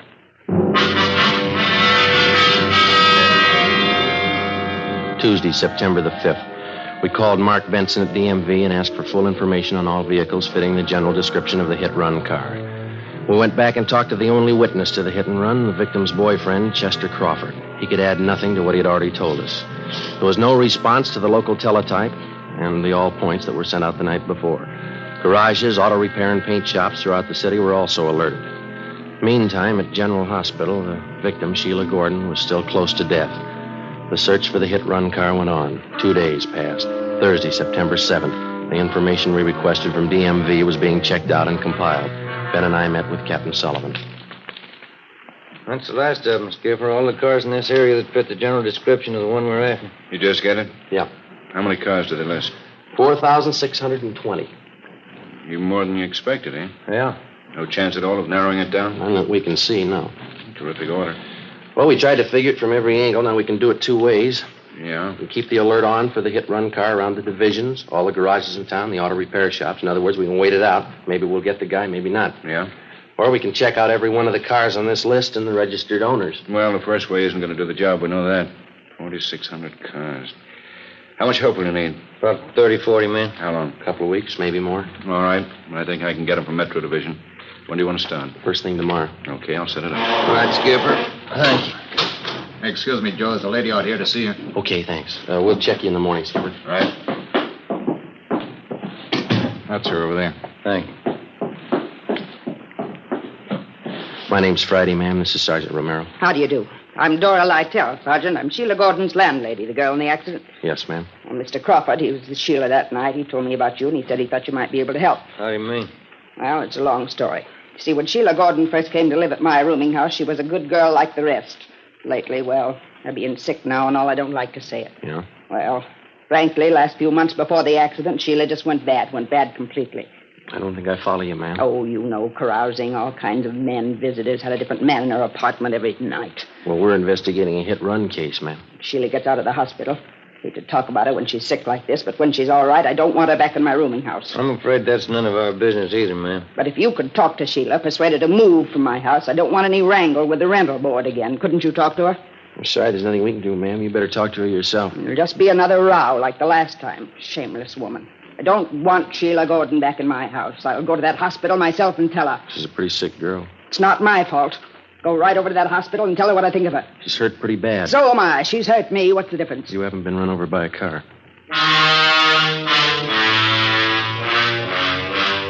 Next morning, Sergeants Reed and McLennan, Ben and myself joined the 40 men from Metropolitan Division who had started checking out the first of the 4,620 suspected cars. The detail was broken down into teams, and each team was handed a list containing the names of 100 registered car owners. It was a long job and a dull one. Dozens of people weren't at home when we called. We had to rig up a system of checkbacks for each one of these. Some cars had changed hands 2 and 3 times. That meant more checking. By the end of the second week, we'd gone through more than half of the 4,600 names on the list. By the end of the fourth week, we had less than 1,000 to go. At the General Hospital, the victim, Sheila Gordon, was pronounced out of danger and recovering. We questioned her, but all she could tell us was that she thought the hit-and-run car was a dark color. The search went on. Monday, October 6th, Ben and I spent a 10-hour day checking a list of car owners south of town. It was 6:35 p.m. when we got back to the office.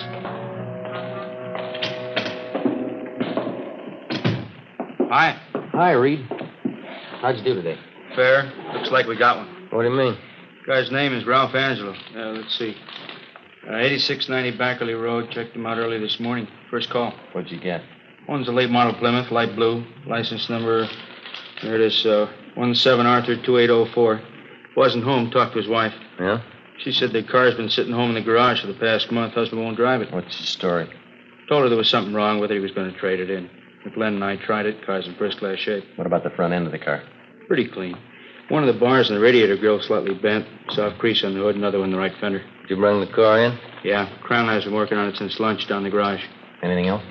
Found a gas receipt in the glove compartment, dated September 3rd, night of the accident. Where's Angelo now? Santa Barbara, business trip. Due home tonight about 10. McLennan and I'll pick him up then. See what he's got to say. That sounds good. How many possibilities does that make, Joe? Well, let me see. Out of 3,700 we've checked, about 4 good ones. I'll get that. Accident investigation, Friday. Hi, Joe. This is Lee Jones. Yeah, Lee. Just finished checking the Plymouth Reed McLennan brought in. Did you find anything? Fabric prints on front bumper and the hood. No? Indentation of soft object on hood and right front fender. Something else on that fender. What's that? Set of lip impressions. What's it mean? We found the car. Only one job left. Yeah? Find the driver.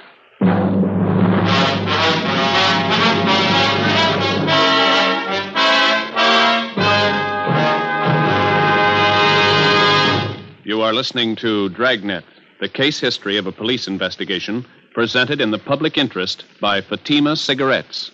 If you smoke a long cigarette, it will be in your interest to listen to a typical case history of a Fatima smoker. It's the case of attorney R. Michael Charters, member of the New York Bar. And this is his actual signed statement. Lawyers are always working against time. Long hours mean smoking more, and that's why I prefer extra mild Fatimas. I recommend them to anyone who likes a king-size cigarette. In my opinion, it's wise to smoke extra mild Fatima. And more smokers are discovering this every day. Actual figures show Fatima has more than doubled its smokers coast to coast. So enjoy Fatima yourself. The long cigarette, which contains the finest Turkish and domestic tobaccos, superbly blended to make it extra mild. You will prefer Fatima's much different, much better flavor. You will agree. It's wise to smoke extra mild Fatima. It's wise to smoke extra mild Fatima. The best of all long cigarettes.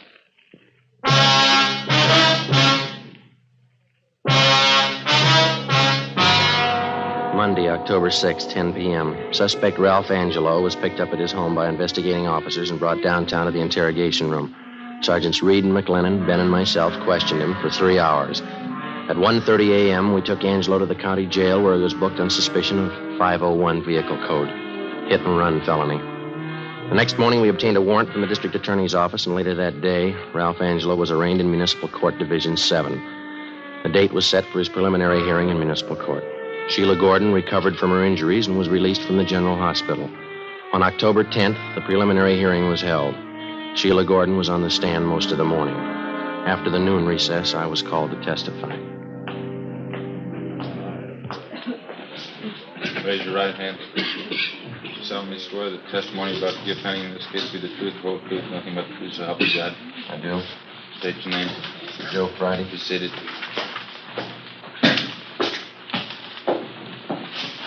State your name, please. Joe Friday. Your address. 4656 Collis Avenue. Your occupation. I'm a police officer in and for the city of Los Angeles. Are you one of the investigating officers assigned to this case? I am. Did you have a conversation with the defendant regarding this case? I did. Where? In the traffic division at 123 South Figueroa Street. Who's present? The defendant, Sergeants McLennan, Reed, Romero, and myself. Were the statements made by the defendant free and voluntary? They were.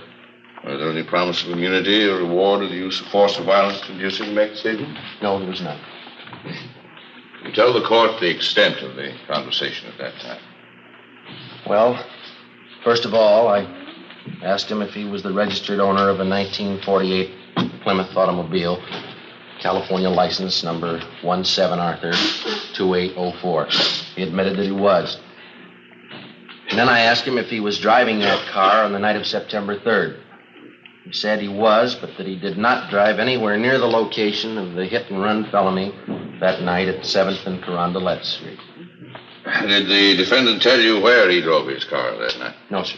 You asked the defendant where he drove his car that night of September 3rd? Yes, I did. And what did he answer? Well, he said, it's none of your business. Did you persist in this line of questioning? Yes, I did. The defendant continued to refuse to give you the information? That's right. Did the defendant state where he was on the night of September 3rd, between 10 p.m. and midnight? He refused to tell us. You advised the defendant at that time that his car had been impounded for investigation? That's right. Did you advise him that several points of incriminating evidence had been found in the car? Yes, we did. And what did he say in answer? I said, you can't prove a thing. I wasn't near the place. You can't prove a thing. Was that the extent of the conversation between you and the defendant? It was. Thank you, that's all. Counsel for defense? No questions, Your Honor. Leland Jones, come to stand.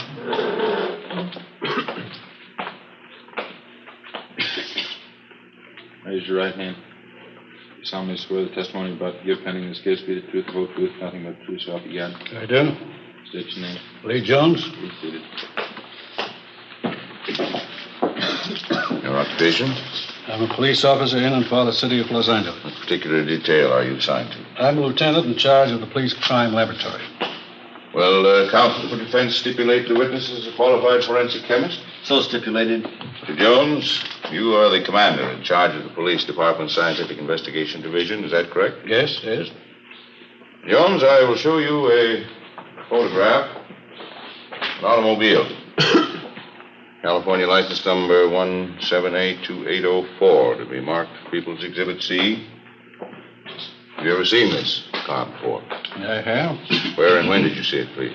I saw it at the Traffic Division Garage, 123 South Figueroa Street, Monday, October 6th this year. Did you make an examination of this car at that time? I did. What did the examination consist of? And what were your findings?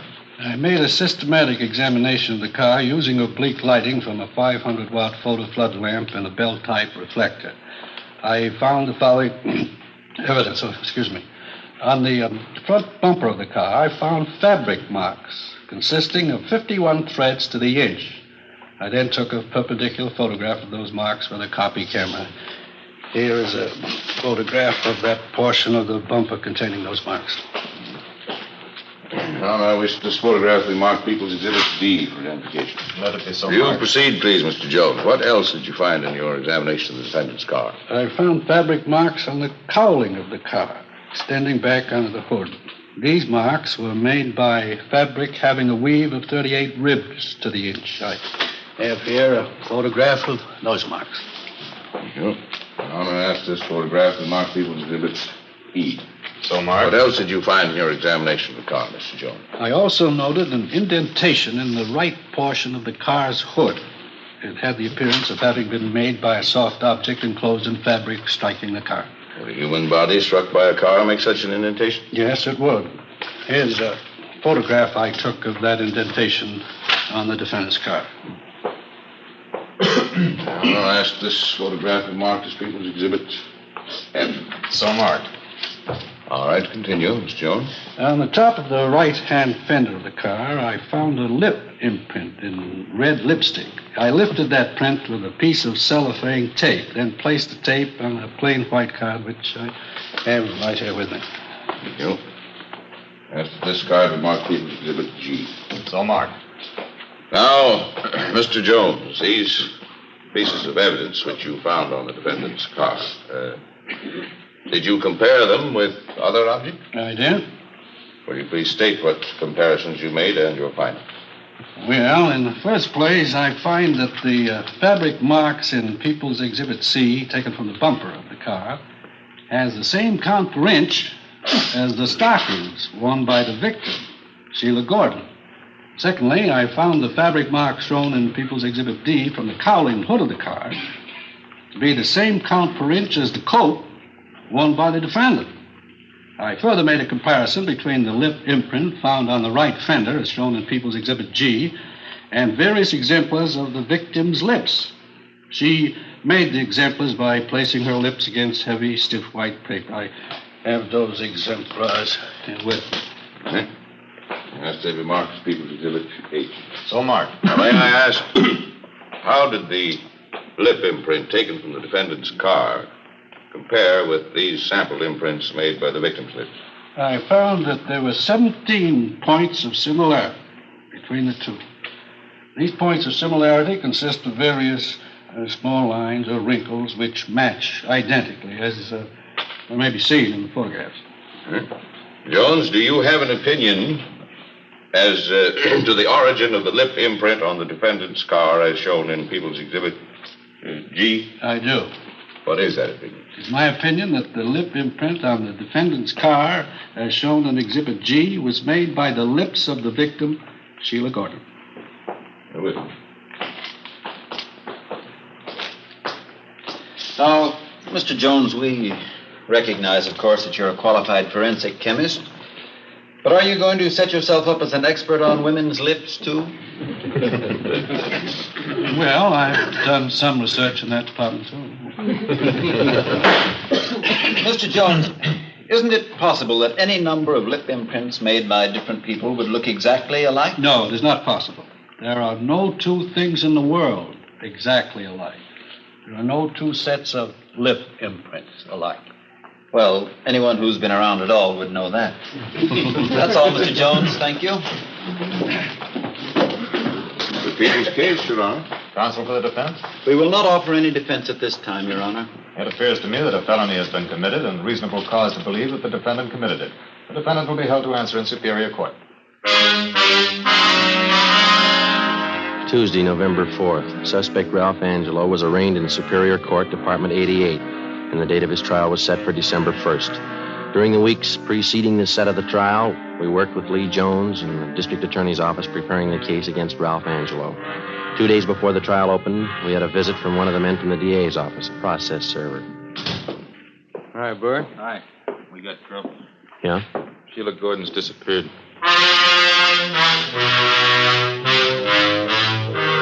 Wednesday, December 1st, Ralph Angelo's trial opened and Sheila Gordon was called to the stand. She failed to appear. We checked her few known friends in the city. They couldn't help. She had disappeared from her new address and taken everything with her. A bench warrant was issued by Superior Court for Sheila Gordon. The deputy district attorney succeeded in having the court grant a delay in order to find the missing girl, in this case, the complaining witness.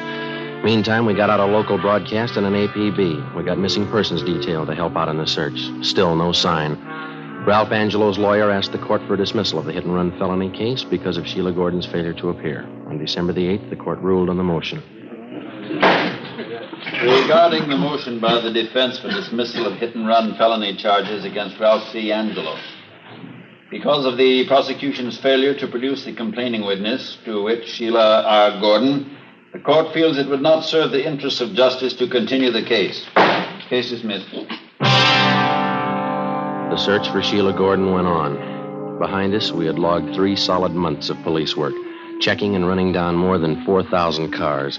Hours of labor in the crime lab. More hours pounding the pavement, questioning people, checking, rechecking. Without a trial and a conviction, it didn't mean a thing. 3 days before Christmas, we received information that the missing girl was living in a small town south of Los Angeles. Ben and I checked the address. What was the apartment number? 7A, wasn't it? Oh, yeah. Mm-hmm. Again.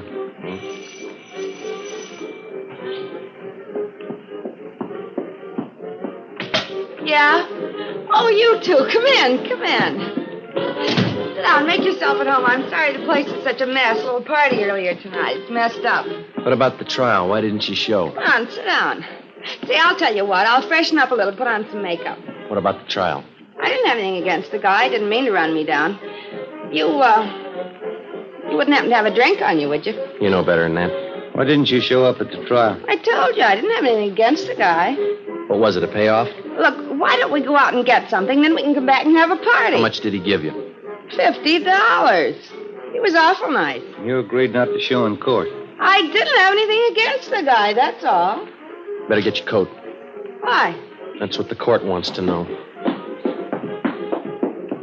You're taking me in. Why? Is there any law against forgiving? Yeah, when you get paid for it.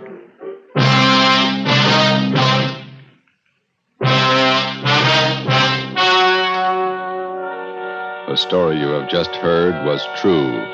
Only the names were changed to protect the innocent. On February 3rd, trial was held in Superior Court, Department 88, City and County of Los Angeles, State of California. In a moment, the results of that trial. It's amazing how many long cigarette smokers are changing to Fatima.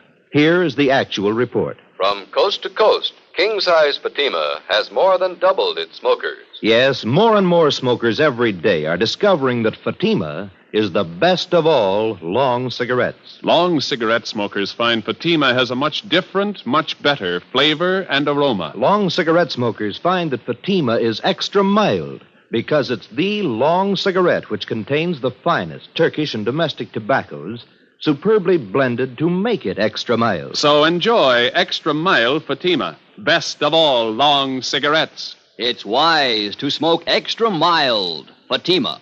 It's wise to smoke extra mild Fatima.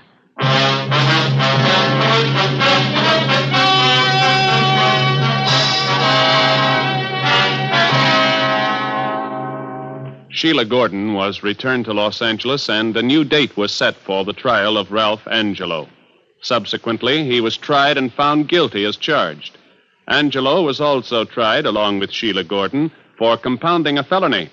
They were both convicted and received the sentence as prescribed by law.